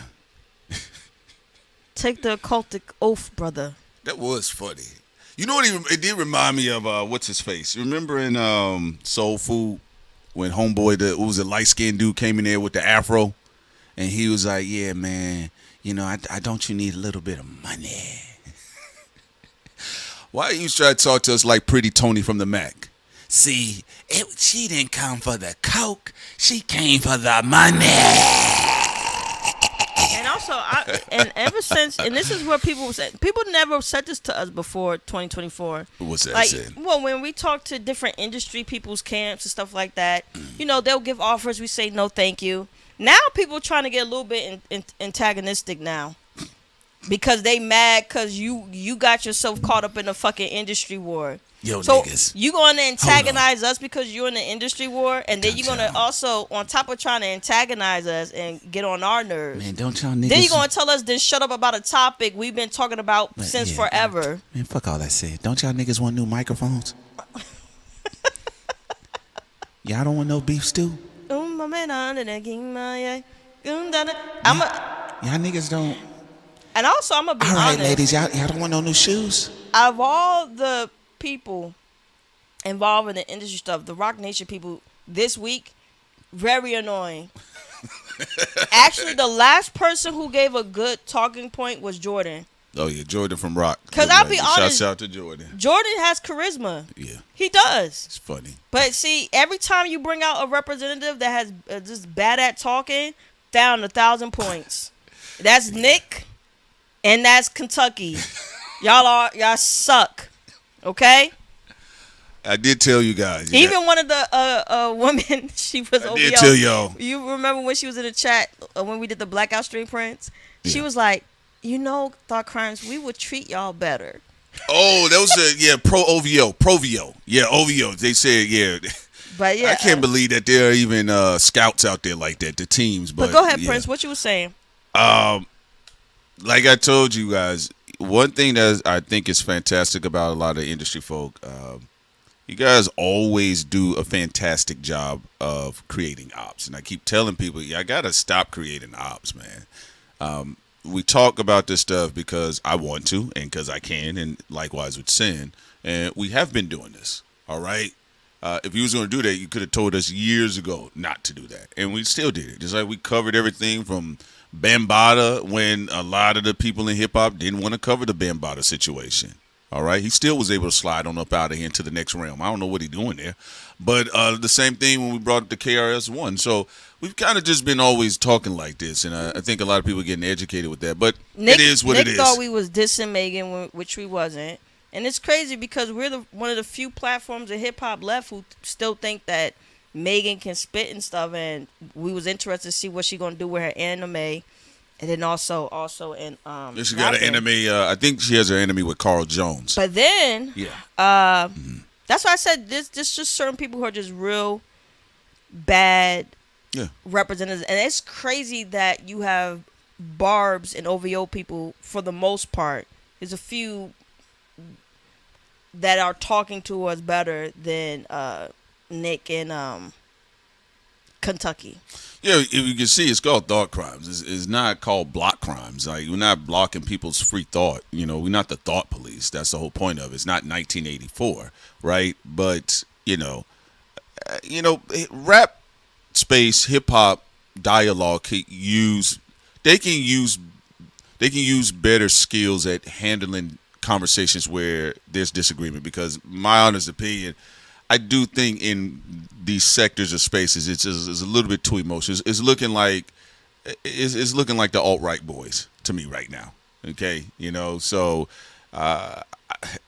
I'm seeing people getting heated about stuff and people's bank accounts. I'm like, bro, nobody care about that. Even shit. Ye people talk better to us, and we be cooking Ye. Ye, the back of his head is very adaptable, I will say, because like we've been the Clan Hood, the Nick thing. Yeah. There's a lot of things we cooked Ye on, and you know what? Ye was doing so much one time. I said, man, the back of his head looked like a smushed raisin. Like, you doing too much, dog. But some of his niggas, especially the Chicago niggas, they was on the phones. They said they was laughing at that shit. He laughed at that shit. Yeah, they made it clear they still fuck with Ye no matter what, and it ain't never gonna change, and they're gonna protect him. But they didn't get mad at us because they know we had nothing to do with it. But I think you gotta running with Ye. I think if you running with Ye though, I actually think you definitely would have to be an open-minded nigga. You get what I'm saying? You get what I'm saying? But as black men, even though they there to protect Ye, they also know Ye has done stupid public shit. So they understand the psychology. They're like, look, as black people who talk about hip hop, we understand why you cook Ye, but Ye is still our guy, and he doesn't. They claim he never betrayed anybody, and they claim that he looks out for his people. But even if you look at it though, pays them and all that other stuff. But the whole point is they understand the optics. You know, with some of the Jay-Z people, they act like there's nothing wrong with the optics at all. Bro, the optics, the lens is cracked, niggas. And you've even seen in Kanye West's campaign, we've witnessed it. We've seen people confront that nigga directly to his face. Y'all saw Michael Che? Michael Che found Kanye West and confronted him to his face. And what did Ye say? He said, oh, come on, man. It's love, baby. Like, y'all can say what y'all want to say about the Yeezy, the Yeezites. I have seen it directly. We've seen niggas confront Ye about what he said publicly directly to his face. And you see, Strategy King always calling smug.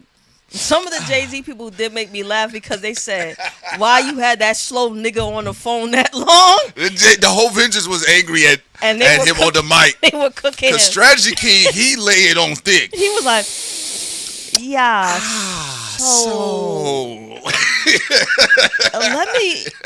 Let me give y'all some information. Yeah. Jay-Z thought CRIMEZ is really mad at Ye.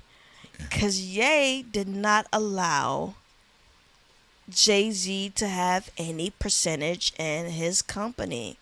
Oh, you talking about just the sneakers? No. I'm talking about the brand as a whole. And thought CRIMEZ, because you know he be smelling himself. And you know thought CRIMEZ. Do you know his wife? Are you talking about Bianca? Yes. His wife is the most intelligent woman on this planet. And she has mafia ties that Jay-Z can't even see. Jay-Z and Rock Nation bet not touch a sweat on the back of Ye's neck. Otherwise, there will be trouble. In fact, my GOAT won't even speak on Ye. And I will say, one thing Strategy King said that is true, though. So far, Ye has not talked about the Jay-Z Roots picnic at all. People laughing, but we told y'all Strategy King. Y'all think I'm joking? I said, no, Strategy King does work with Ye. He said that Kanye was not going to respond. Kanye has not responded to Jay-Z. So, I do know that niggas in Kanye's camp, they do confront him directly when they disagree with something. The OVO birds, a lot of the OVO folks, they be trying to get each other in line. I was somewhere and one of the people said, you better not like that Baby Keem album. Get them off the stage now!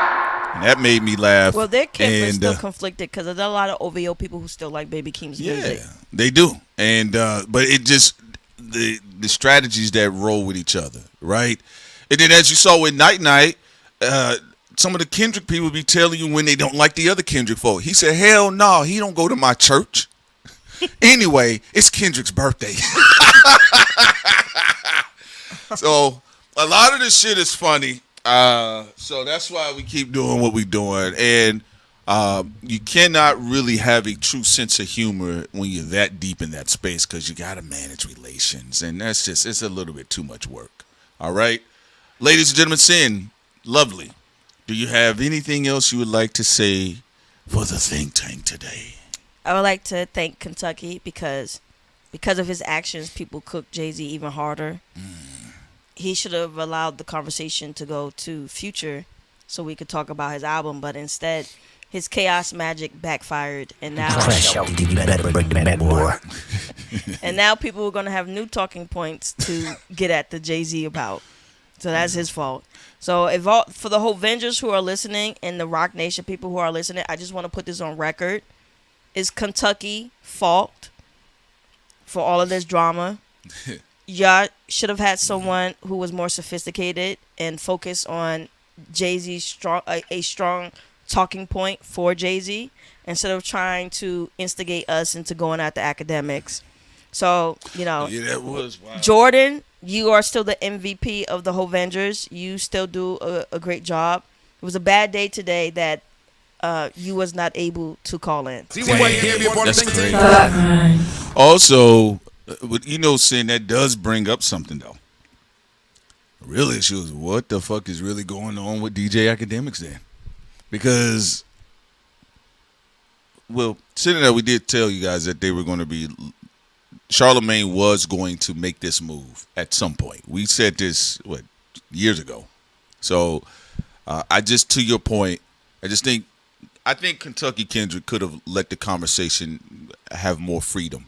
I think he was too much on the defense. He didn't want to come out in the closet. He didn't want to make so you said who told this about that was closeted? Yeah, he didn't want to say he was for Jay-Z. Oh, not a closeted person. I don't deal with people in the closet. We told you guys about that. I don't deal with closeted fans. I don't deal with people who are closeted about their sexuality. I'm not saying you have to say what you do, because of course, who you have sex with is your personal business. But I'm just saying, if someone like pretending to be something they're not, of course, then they're gonna be. I stay away from them people because they usually be about nothing but trouble. Pretentious and uptight. They don't want the broom to fall out. There you go. All right. So so I guess he in the chat he mentioned he eventually admitted that he's pro Jay-Z. B More said Joe Vengers lost points today. Yes, I did. I would say so far other camps are going up. Jay-Z camp, they lost a lot of points today. And the target move from Jay-Z, especially during this time, it's not helpful. Major points lost. Major key alerts. Alert. A nigga that got on my nerve. We should give each person 8,000 points and then start deducting based off of the horrible moves they make publicly. Yeah. Okay. Are we going to reset the point system? Yes. Okay. Whole Vengers minus 1,000. Niggas are down. No, niggas are down. We don't want to be too reactionary and emotional about this. I'm not emotional. I'm just telling you what I think. Jay-Z, 1,000 points. How much points are we deducting by Kentucky being a horrible representative for 750. So. Okay, today, 750. Out of 1,000 points today, Hovengers have lost 750 points. Okay, 750 points was lost today. Because I actually wanted to get. I actually was interested in what he truly thought or felt, but he was being intellectually dishonest, and I didn't like that. Whether I agree with him or not, as y'all can see, me and Sin disagree with each other. You all right? A lot of times. We disagree with each other a lot. We disagree with a mute button. So who is Kentucky Kendrick to me? All right, that's nothing. All right. Prince is admitting that we're difficult people to live with. This is what the type of talk that Kentucky wanted to talk about. He said, "Talk about y'all boring life instead." I mean, what do you want to talk about? We're going to use like honey or brown sugar today in tea. What, like? I don't know. It sounds like you're trying to turn our channel to OnlyFans. That's what he was saying. All right. Anybody else? I think all the other squads are up. Kendrick's team is up. Drake's team is up. Nicki's team is up because she hasn't reacted to anything. Who else? Well, Nicki got to be careful to be. She got to. Oh, with the Trump shit. Yeah, she has to be quiet Trump, because if we see her do something like Jay-Z did, like with the Target or NFL thing, she gonna get cooked too. Because we can't be hypocrites in that. No. Drake don't really touch on black issues, so he probably gonna be fine on that one. Kendrick been quiet. Kendrick don't be talking, so far so good. We haven't seen a past kneeling moment or yet or anything like that. So yeah, right now I would say so far in 2026, I would say the whole Avengers, Rock Nation, they getting beat up the most. A subsidiary to Live Nation, the Target thing, and also Kentucky just being on the phone. We don't know what the fuck he was trying to do. Yeah, because we didn't even. So that's all bad. Yeah, we didn't even get to Keefe D's peeling lips.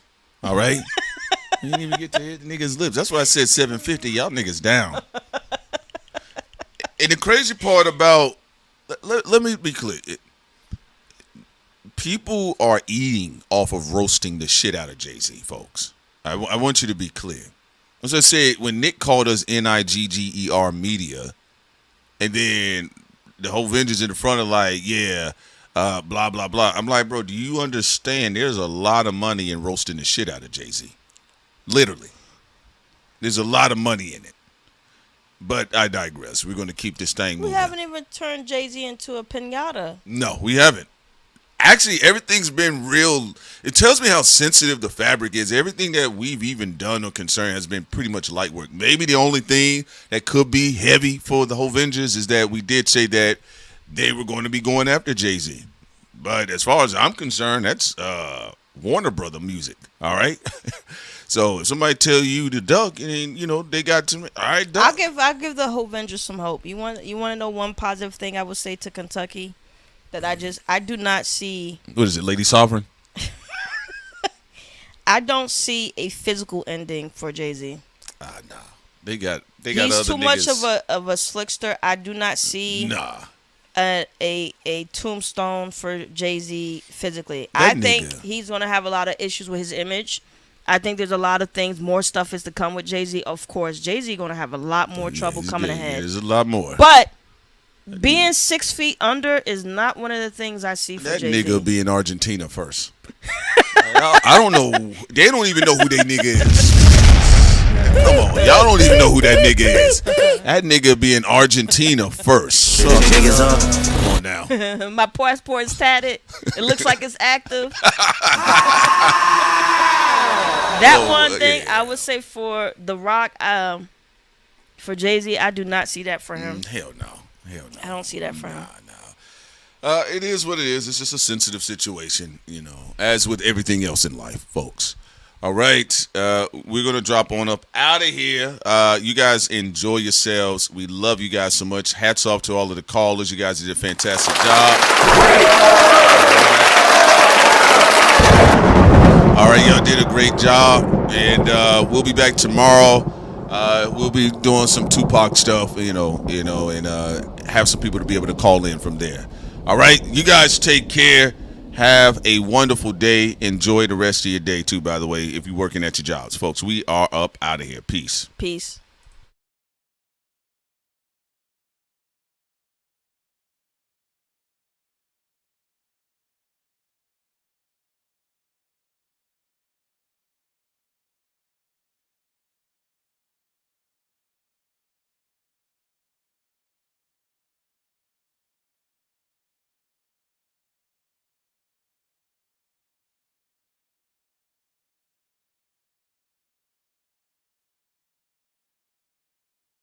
Thought crimes.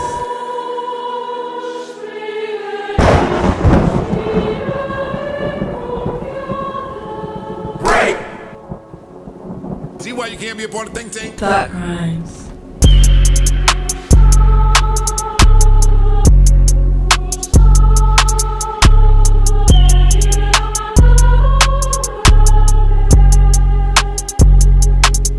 Thought crimes.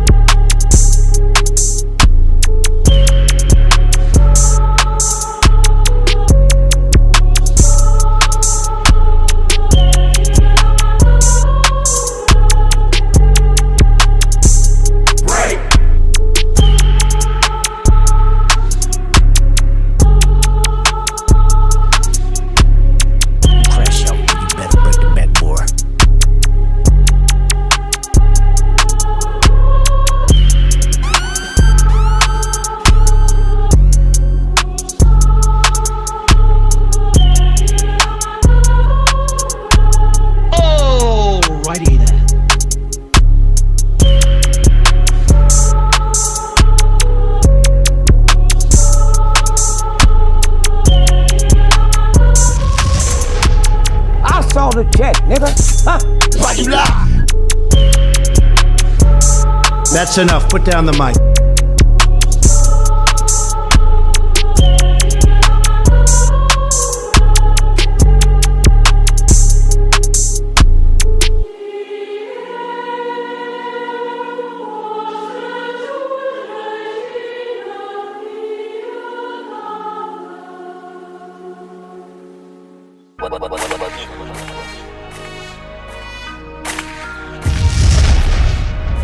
Thought crimes.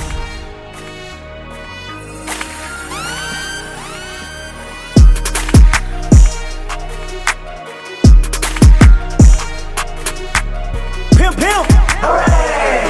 The jig is up.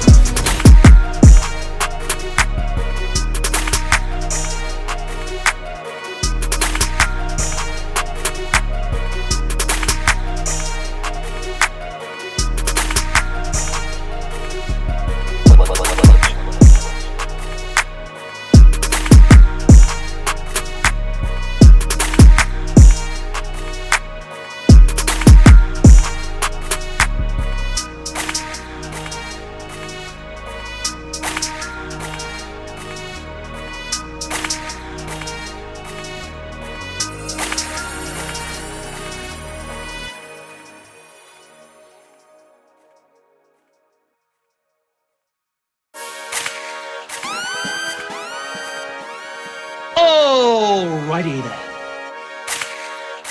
Sensational. Oh my god, what's this? Thought crimes.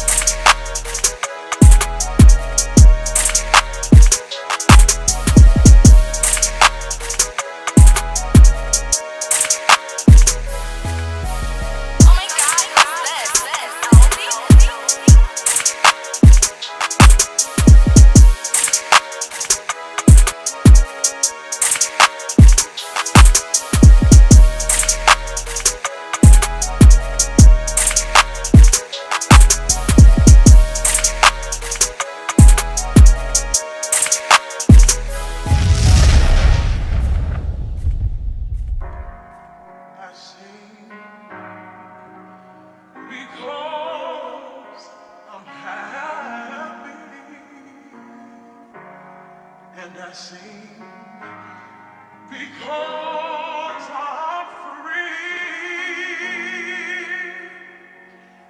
His eye is on the sparrow. Oh my God, what's this?